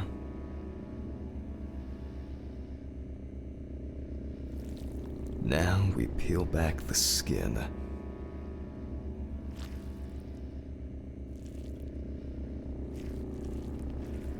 Now to remove the ribs. And we can check out what's going on in here. And I see that a lot has happened.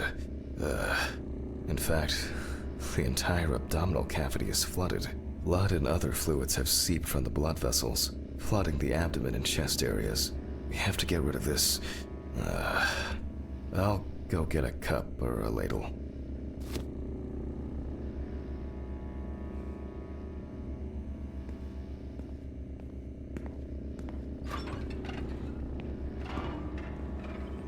I think I saw one somewhere here.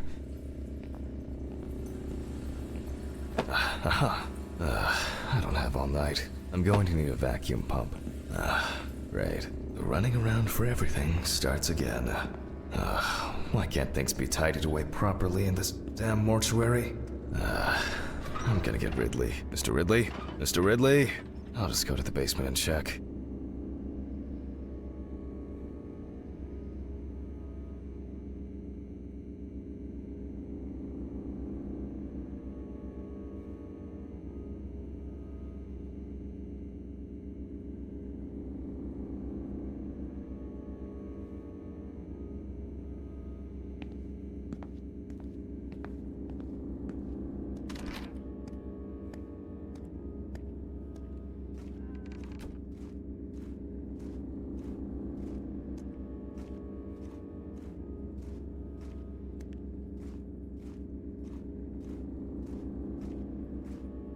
Old, rusty scrap!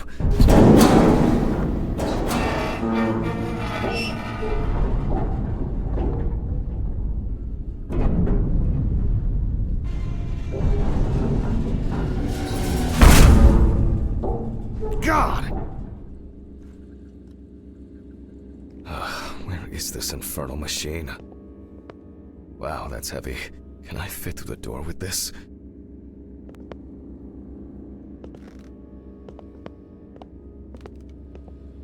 I swear I'm going to have an accident here one day.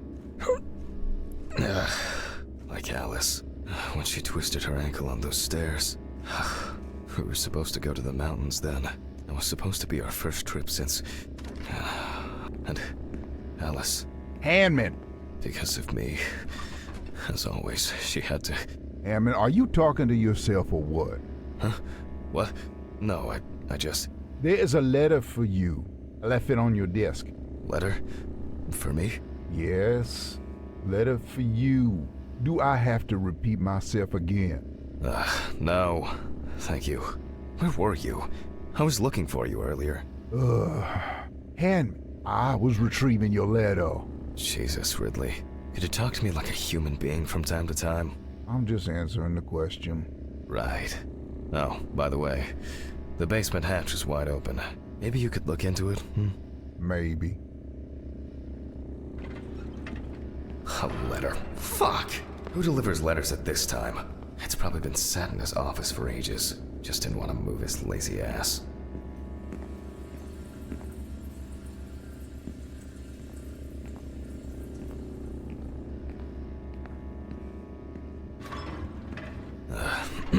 So, we have the equipment. Now I have to place it somewhere close to the table. Phew. I can finally put this thing down. Alright, just... What? There's no tube? No one's used this for a long time. I apologize to you all once again.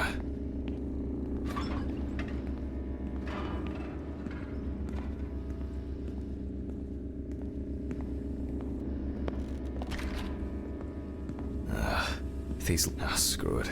There might be something in here. Yep. I'm sure I wrote the code down on a piece of paper.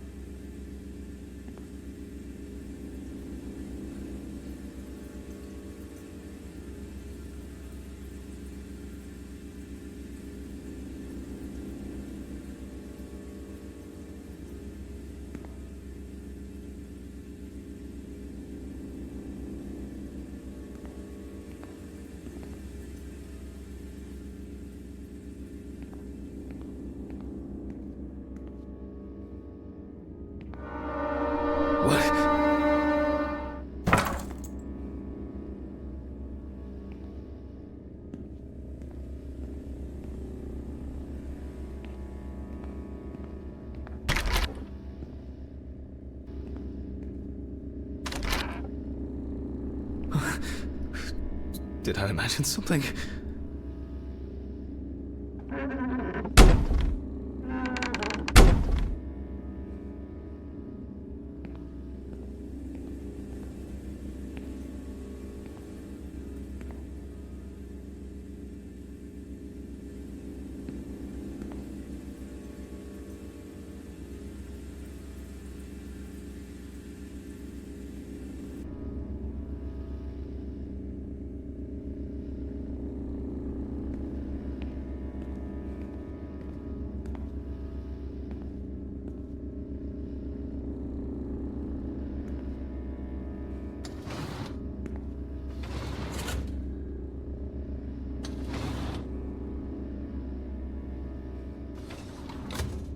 Archives. Just as lifeless as the corpses they concern. Archives. Just as lifeless as the corpses they concern.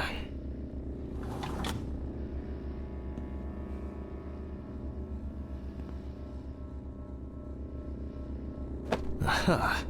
3649. 3649. 3649. 3749. 3794?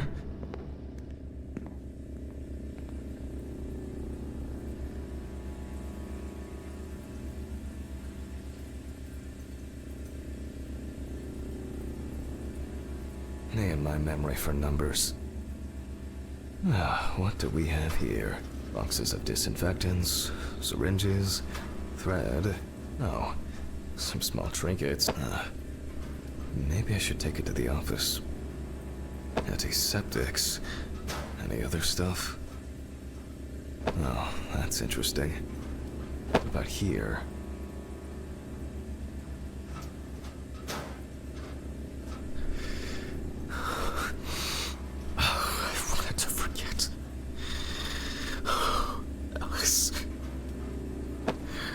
I regret so much. Every day. Every fucking day. I can't. I can't take it anymore. Oh, God. Please. I can't. How do I... Phone. Do not think.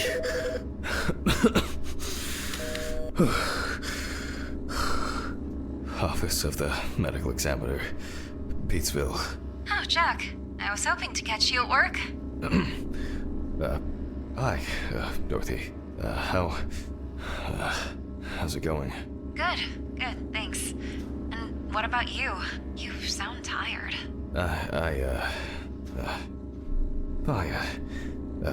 Tiring day at work. That's it. You scared me last time we spoke.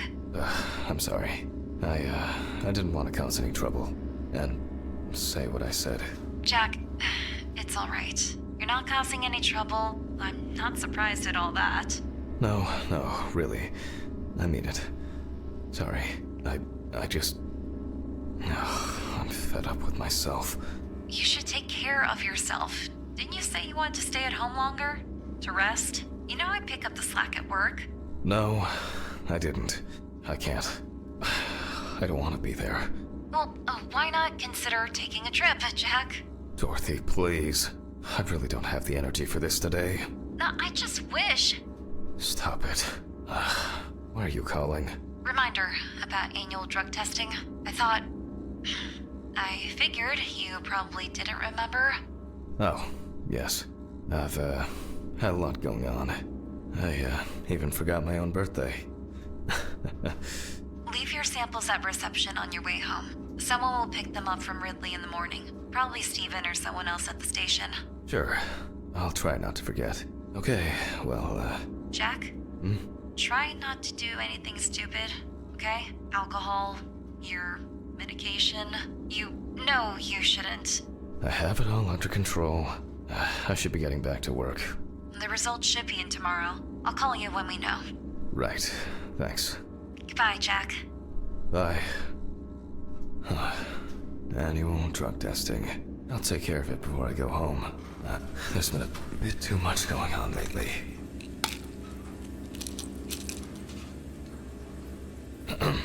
was supposed to collect the hose.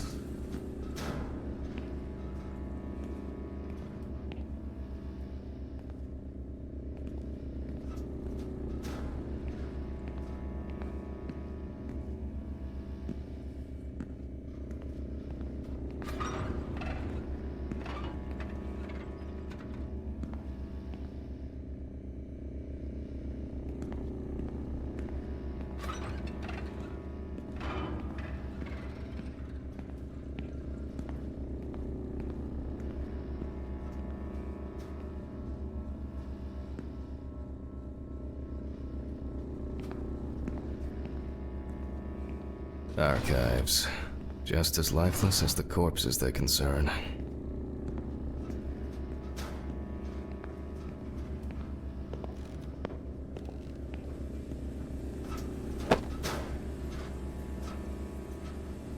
Focus on your work, Jack.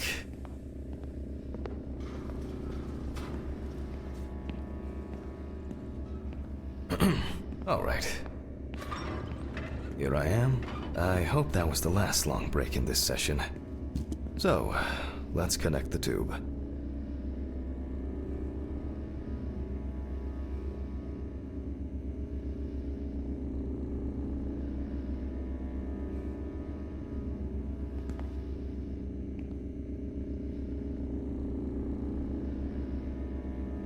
We turn on the machine.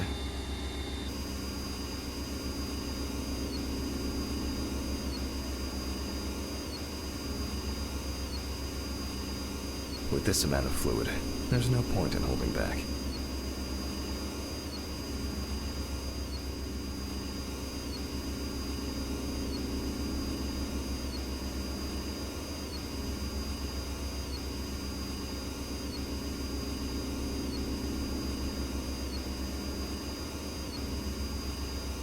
Still a few nooks and crannies left.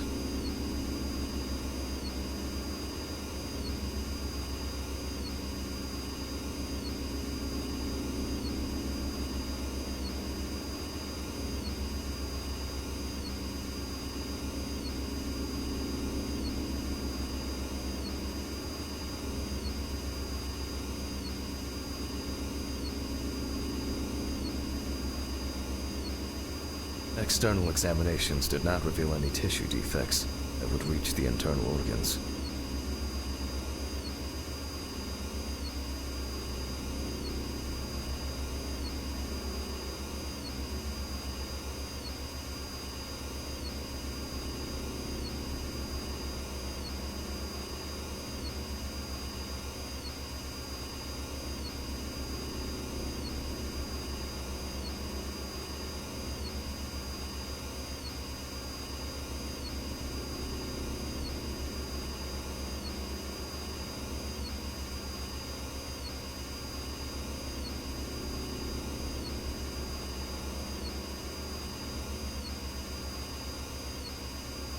So, I expect the organs to be intact.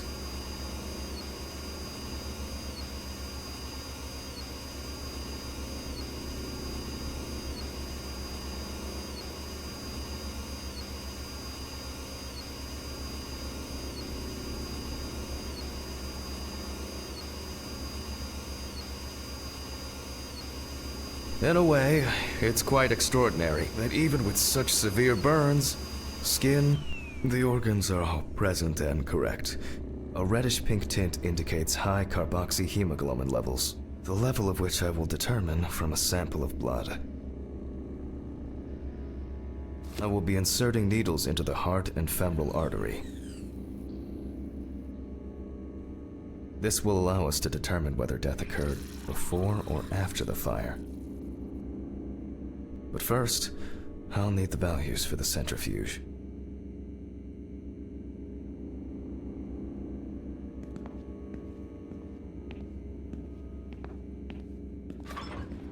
Ugh. I feel like I've been here forever.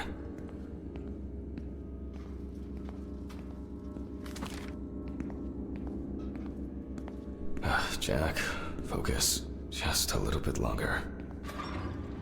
Corpses recovered from the site of fire may have very different and complex histories. Burning is only at the surface. Underneath, it may be a heart attack, stroke, or pulmonary embolism. This particular case appears quite basic.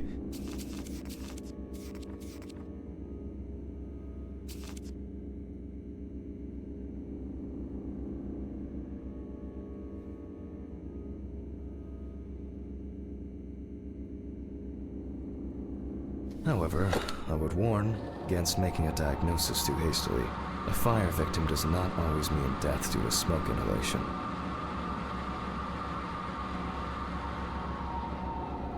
The centrifuge has completed its cycle. So, as usual, I will take the samples to the laboratory, and I'll be back with the results shortly.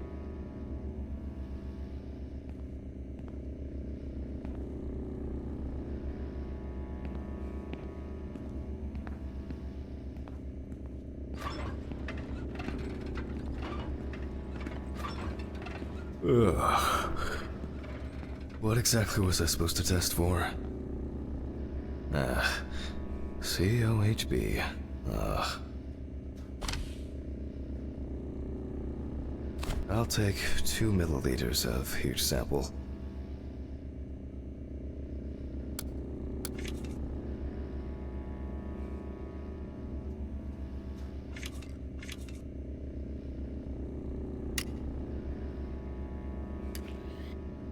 Ugh.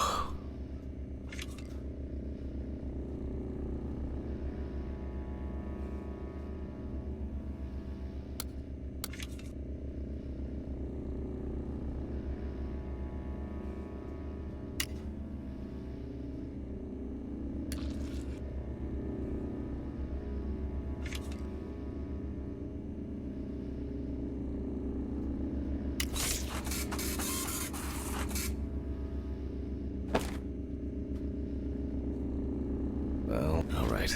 I'll note this down and perform a check of the organs.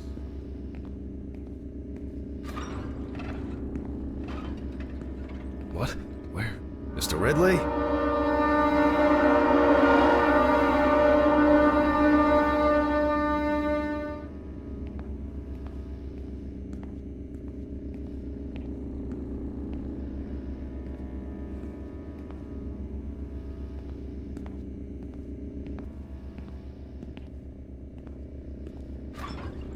Why did he take that fucking body?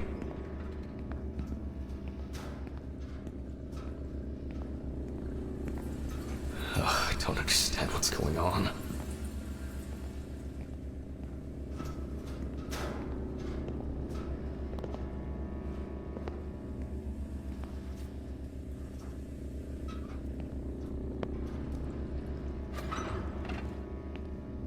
Why did you take the body? What body? Well, the body. You know, from the autopsy room? Christ, Hammond. I didn't take any of your bodies. So who took it? I have no idea what you're talking about. But I... Get back to work. It's late.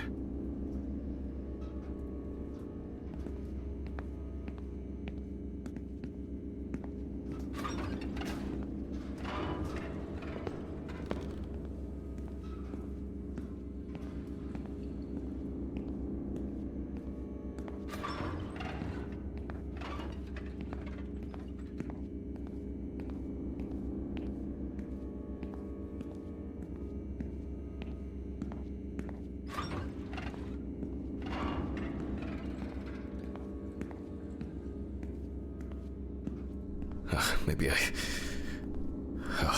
think I'm just tired.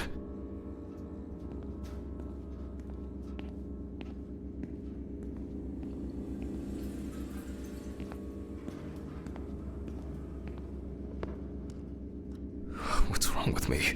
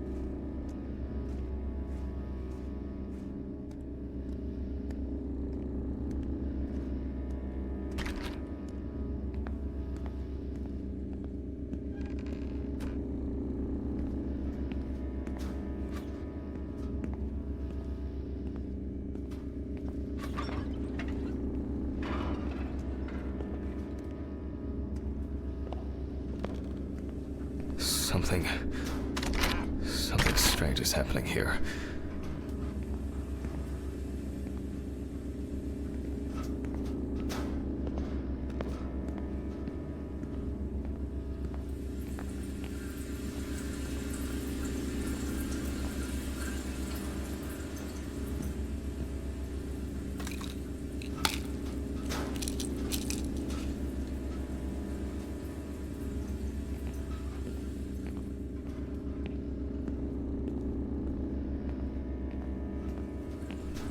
Maybe I think I'm just tired.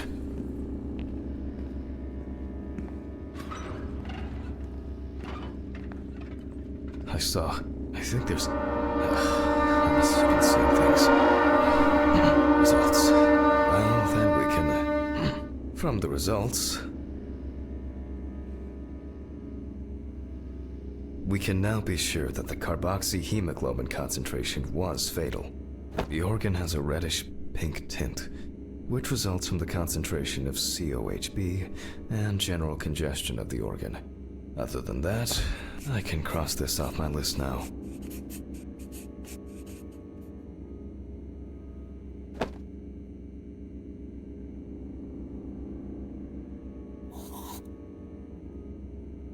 We will look at the lungs more carefully. From the outside, just like the heart, it is congested, and the color indicates poisoning. Thermal damage is visible here and there.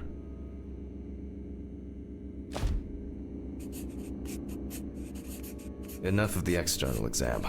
It's time to grab the knife and dissect the lungs. I need to check for any obstruction, burns, or clots.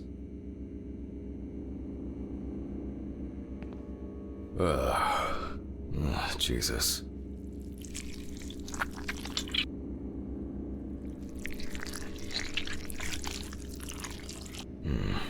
All right. You can see changes in the lung parenchyma caused by burns and smoke inhalation. Nothing new here.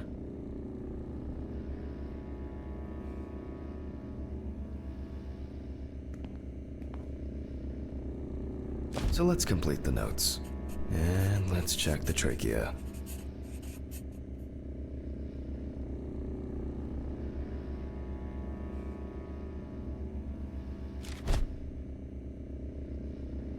The color is the same as the rest of the organs. Significant congestion.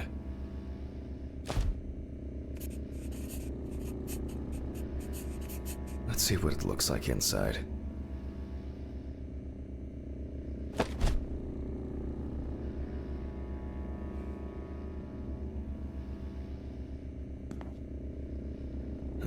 Okay, the final cut.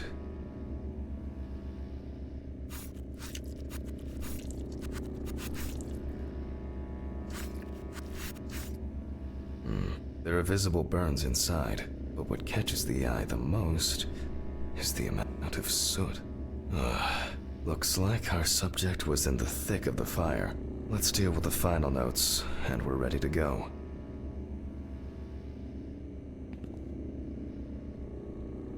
Let's deal with the final notes, and we're ready to go.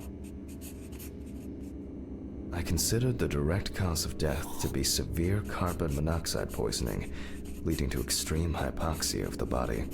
The extreme burns on the deceased's body and respiratory tract indicate that he must have been surrounded by fire. During the examination, no other factors were found that could have contributed to the victim's death. Environmental data does not indicate any third-party involvement.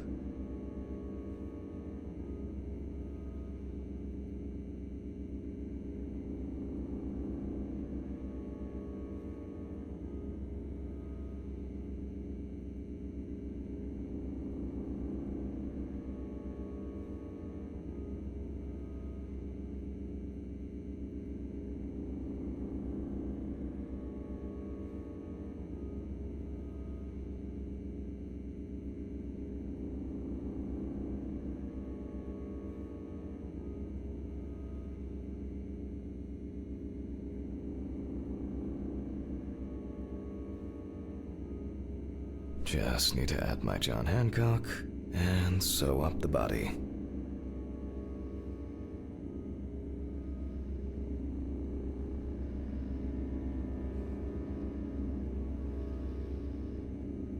I'll close the body, trying not to damage what's left of the skin.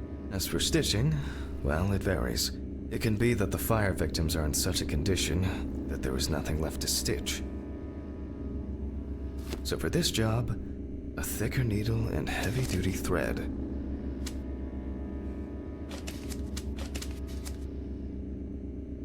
Well, everything's holding together, keeping it... Well, after storing the body, there's nothing left for me to do. But thank you for your attention. All the best, and good night. Ugh, my God. What an exhausting day. I need to get these gloves off and call a taxi. I swear I'm about to pass out from exhaustion.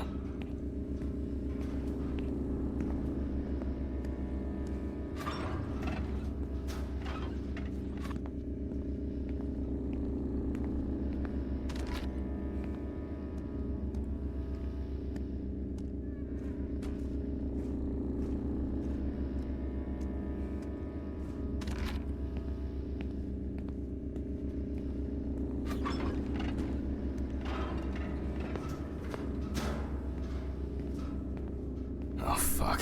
Urine sample. Oh, no. Okay, this is it.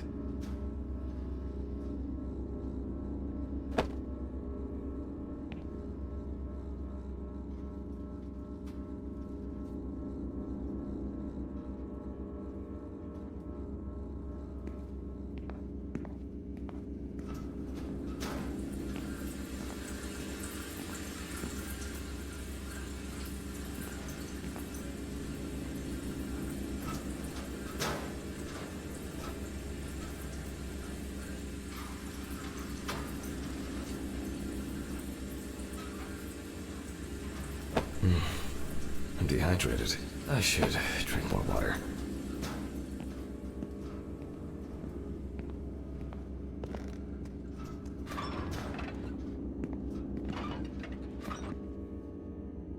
As expected, sleeping like a log.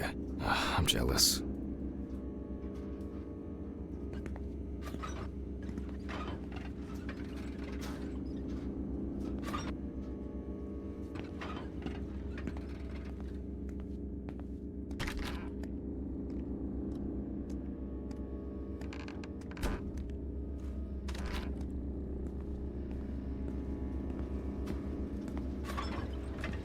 Ugh.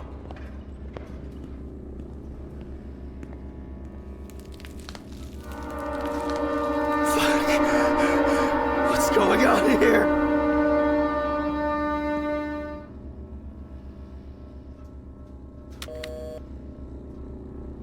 Hurricane Taxi, we will take you wherever the wind takes you. Hello. I would, like to order a taxi to 574 Presley Street. Okay, hun. All of our drivers are busy at the moment. Best I can do is within the next hour. An hour? Oh, no. Alright. Let it be. Can I take your name? Jack Hanman. Okay, thank you. Do you have our loyalty card? No. Would you like to set one up? For regular customers, we have discounts and extra... Would that make the taxi get here faster? Well... I thought so. Thank you. Goodbye. This is already giving me a headache. Jesus, what now? Yes, how can I help you? Jack, why did you do that? Why did you do that? Why did you do that? Oh my God! What was that? What the fuck? Fuck.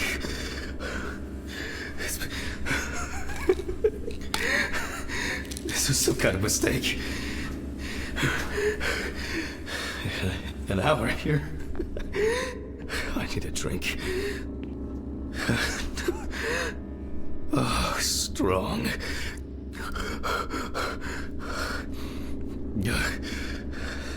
Everything's spinning.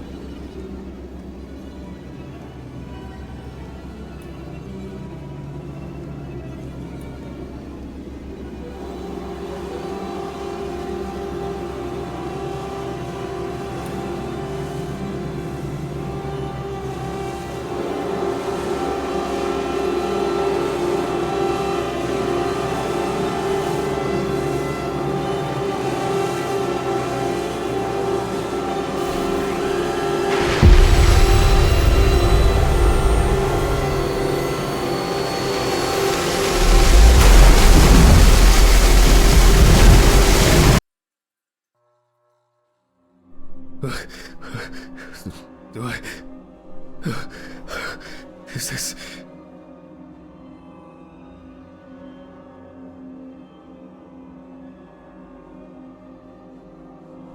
Fucking shits. They went too far this time. What's that? Is that blood? Oh, God, what's happened? Oh, Mr. Ridley? Oh, fuck. Can't you hear all this commotion? Are you deaf? Sure, whatever you say, Henry. Why is that even funny? Do I need to bring you the evidence? Sure, if you have some. Me? I think you slept too much myself. Go and see for yourself. I'm going home. The taxi is probably waiting. The one that left yesterday? Yesterday? How so? It's evening. Friday, November 29th, Hanman. 29th of November. Oh, sorry, I forgot that this was... Don't worry. I did too. Somehow. I just... Oh my God. Should I call Dorothy? I've set up the cadaver ready for the autopsy. And she should be able to replace you. No. There's no need. I'd be happier staying here than sitting at home, alone. Just in case, let me know. Sure. Thanks. Handman, Huh? I'm very sorry. Yeah, me too. I guess I should take my pills. I should go to the cemetery later. Not today. To forget the most important of things. Every fucking time. If only Alice. Cases like these can be extremely disturbing.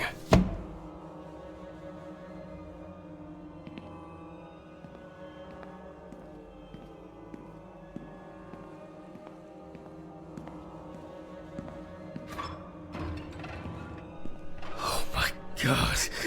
Alice? No.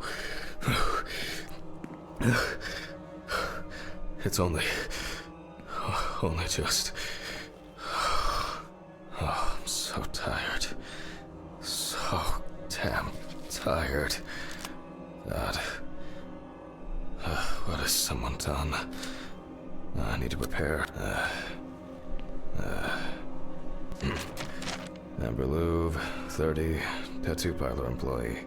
Found in the morning at the sinking road stop on the outskirts of the city.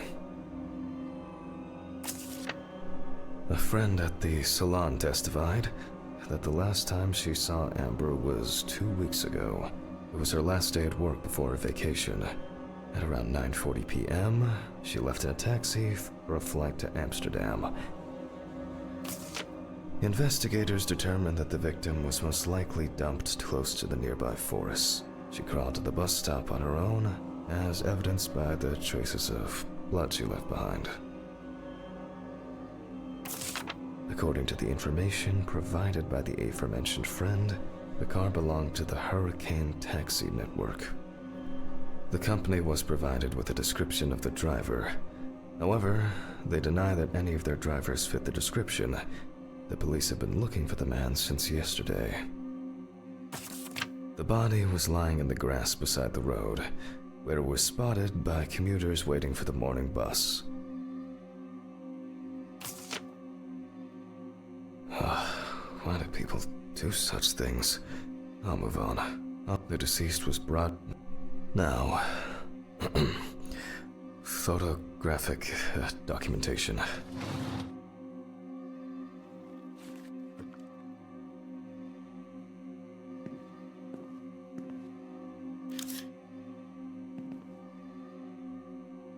The deceased's skin is extremely pale. No livor mortis is visible.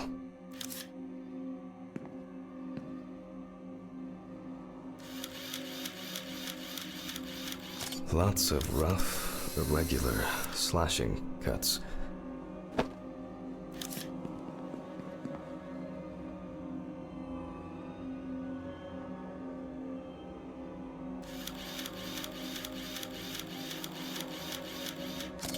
The deceased is caked in dirt and mud. The deceased is missing her right arm.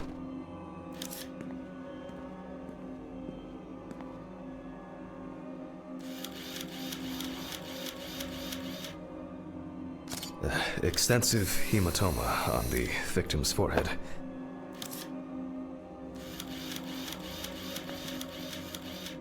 The palm and front of the hand is covered with numerous wounds.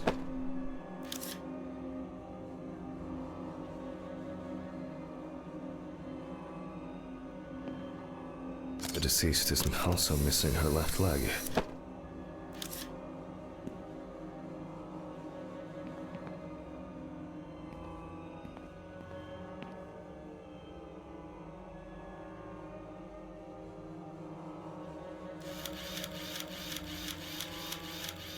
Several signs of redness on the neck and chest. You can see that Alice has been through a lot.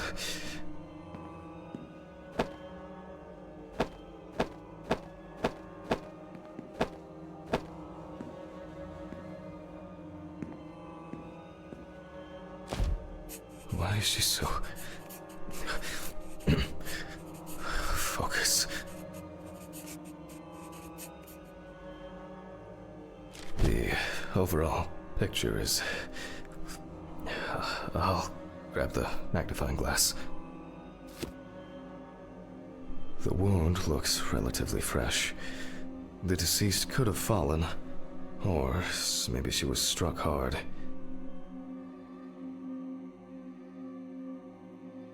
Minor redness appearing in several places.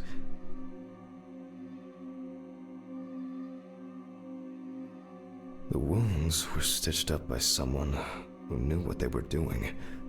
However, it seems that the sewing was done in a hurry, and quite carelessly at that.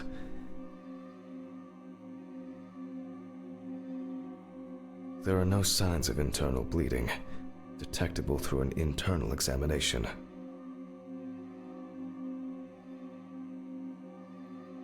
The wound on the bend of the elbow seems much deeper. I'm wondering about this bruising.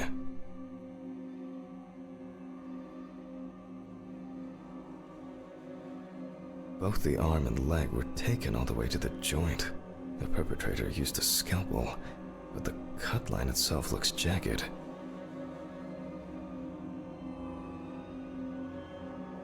These wounds appear to have been caused by crawling across rough ground. Let me sum this up somehow.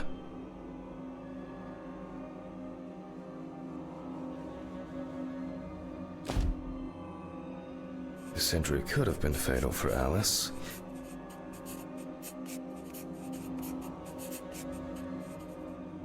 It seems that the perpetrator was very interested in preserving as much skin as possible on the removed limbs. Some of the wounds were made by the victim crawling, and the hickeys are not fatal.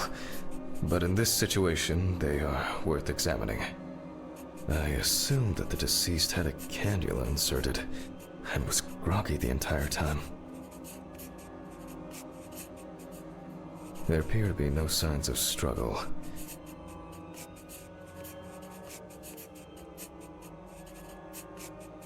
The stitching doesn't appear fresh. Amber appears to have suffered like this for at least a few days. We do not know the exact circumstances of the wounds, or the conditions in which the deceased was kept. Maybe it was an accident, or perhaps the final blow. Even though the wounds were stitched closed, I'll check with the UV lamp whether what the perpetrator did. Extensive toxicological tests should help determine what substances she was given. There are many indications that she wasn't aware of what she was being put through. It is unknown how much blood Amber lost during her escape, and especially how much during the procedure performed on her. Infection could have set in. Even if that wasn't fatal, it would severely weaken an already strained body. It says I will check the UV lamp whether on Amber's body there are some clues. Cases like these can strong and clear traces of tape. Alice, you know that I would never.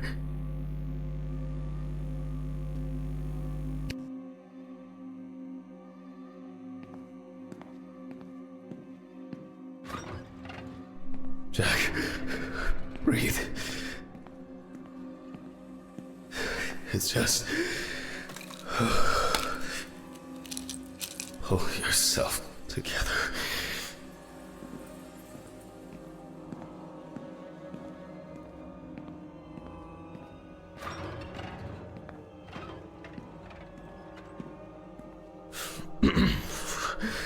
Well, we left off with the torso. More traces of the dramatic fight for survival. You can see that there are traces around the hickeys. Most likely saliva. Traces of smeared blood from wounds. The perpetrator was obviously looking for an opportunity to fulfill his paraphilia. Oh, Christ. The police will have plenty to do. If I can find my hard drive, I could just take an X-ray. I'll leave this way. This can't be happening! I'm so sorry. I didn't want to. Why is it happening?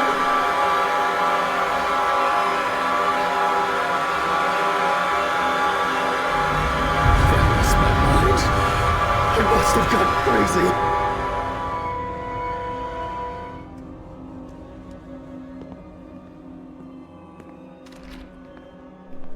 Oh, here it is. Huh?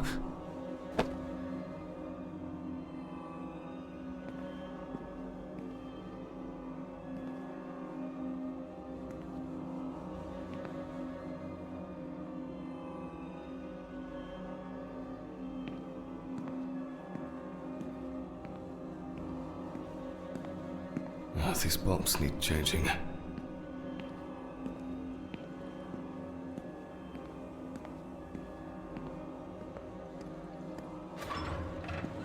They all know.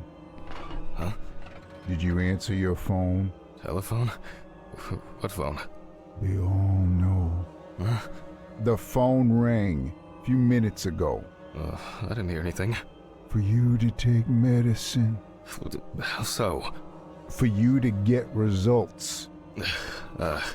Yeah. I'll call them back.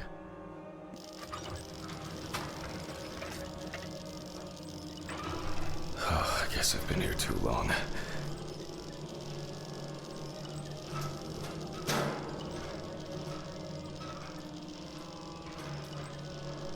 case, is it?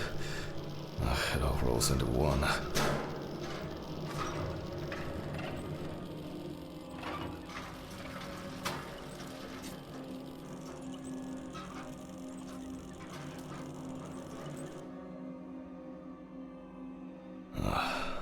All right. Now I need to set the machine up.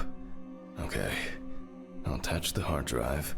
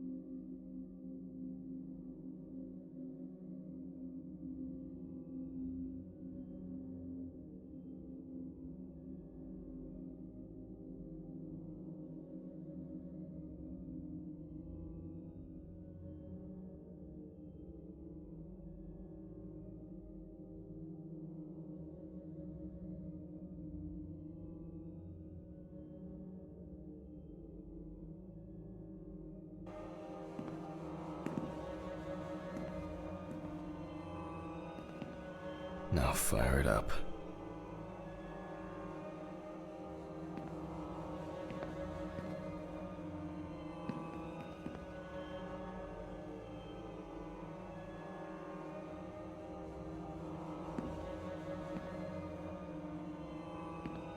Oh, now center it between the eyes at the root of the nose.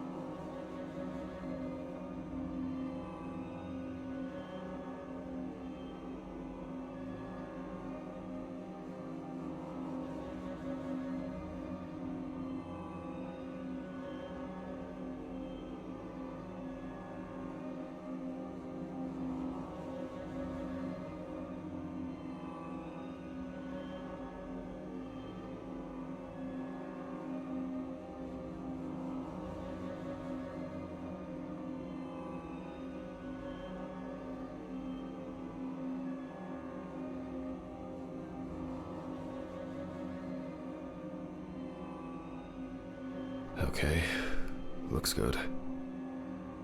I thought for sure this old thing would have tripped the breaker. Alright, I'll print the image and... I need to check the frontal bone, crystal galley, aneurysm, internal auditory canals, Alice, ethmoid and frontal sinuses. Why did this have to happen to her? The greater and less. And now I can print it.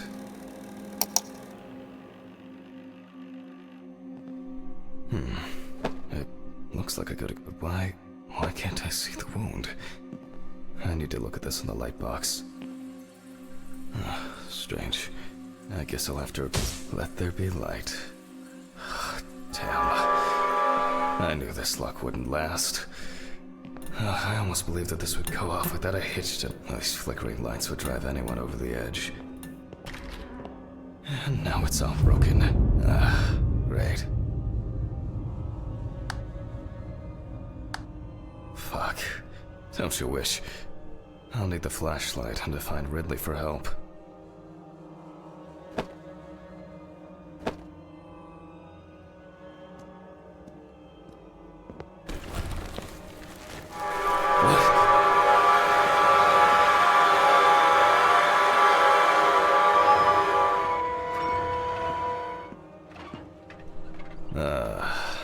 There's a surprise. Why is it that whenever I need Ridley for something, he magically disappears into the ether? Oh my god. Oh, alright. What now? I'll start the generator in the shed. Maybe it's been left unlocked.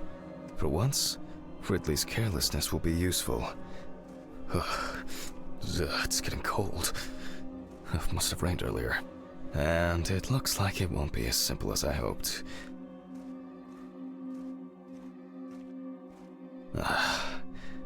Great. And the keeper of the keys has left his post. God, I haven't even started the dissection yet. Fuck it. I'm gonna get a hammer. I don't have the time.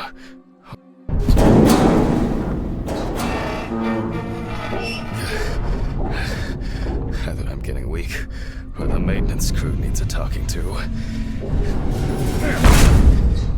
Or just a little.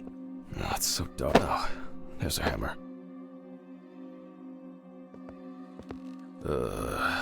Jesus. I'm feeling dizzy. Oh, I'm exhausted.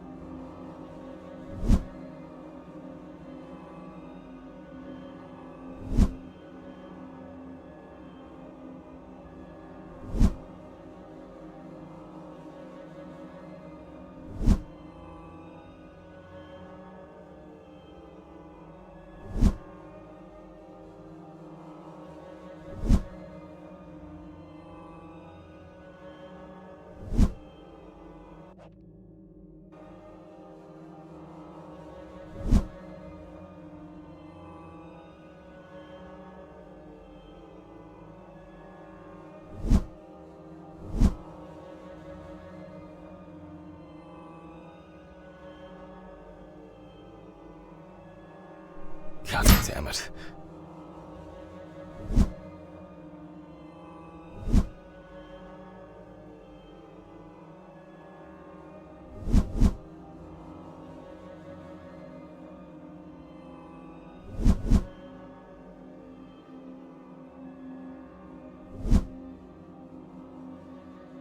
It's actually holding up.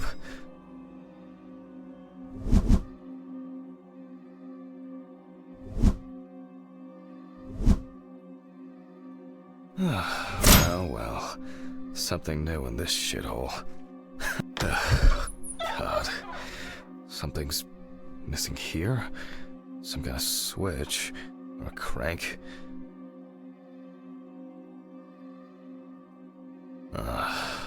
Oh no, there's so much shit in here.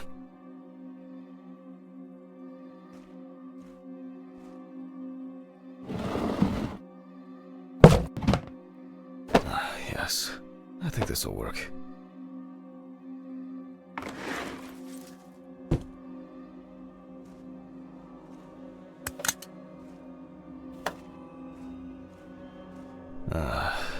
It fits. All right, now just to crank it up. Something wrong?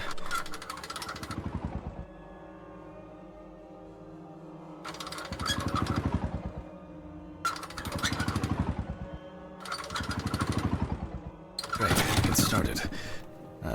Not for long. Oh man, maybe it's low on fuel?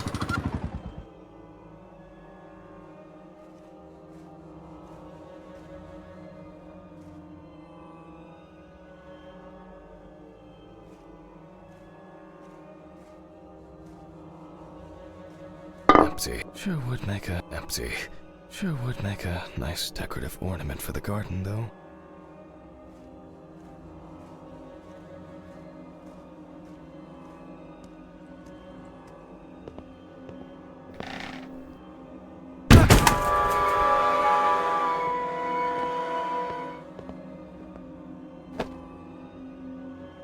How did it end up here?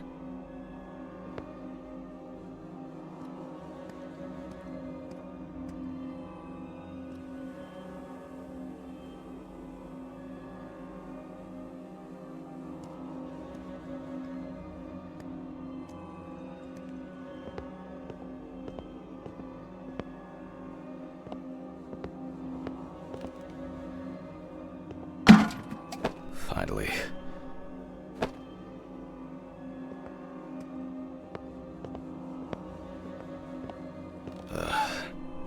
I think I've had enough. I shouldn't even be here. Not today.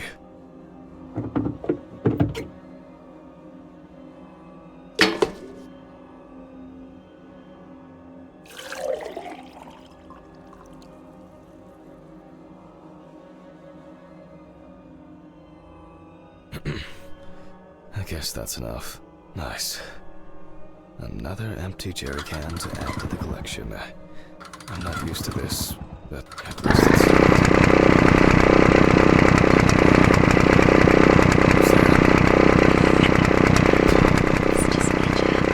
What's...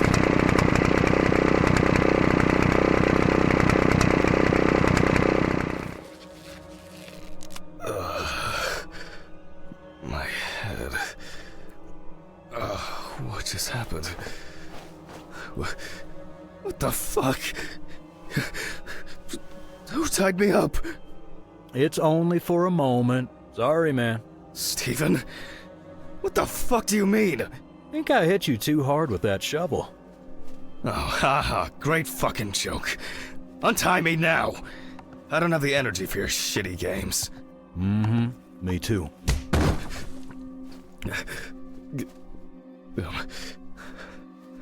I don't understand. Stephen, what do you mean? This has got to be some kind of mistake. You and your moaning, you and your problems. You're not the victim here. But... Shut up! Can you shut your mouth for just one fucking second? To me, you are just a murderer. What? What? Knocked down? You thought I didn't know anything? I don't have any idea what you're talking about! Stephen! My poor sister. Even now, you can't muster up any courage, any honesty. You disgust me. I suspected you from the beginning. As soon as I found out that Alice is dead, I knew it was you. Tumors, aneurysms, unexplained circumstances. Who are you trying to fool? For God's sakes, you're a doctor! Stephen, no. It doesn't work like that. Shh! I haven't finished talking. Why did you lie, Jack? Why didn't you say anything? You confessed! I knew I had to do something about it myself. Any of this making any sense yet? Threats, a ring, photos, Red Pete on the loose. He died in that accident, by the way. You sick fuck. Yes, I am. You've no clue just how much. Oh, I'm on some fantastic fucking drugs for it. Only, I've been slipping them to you. I was hoping to break you down, that you'll be pushed into doing something drastic to yourself, and I'll just stand there and watch. Her tumor was incurable. That's a filthy lie. This... It was only a matter of time. Again, lying! I saw the scans. You know what? I think I've had enough of your bullshit. All right. Okay. I lied, but hear me out. We had an argument that day. Worse than usual. I was drunk. And I was angry. There was a fight. I pushed her against the wall. She hit her head and she fell. Yes.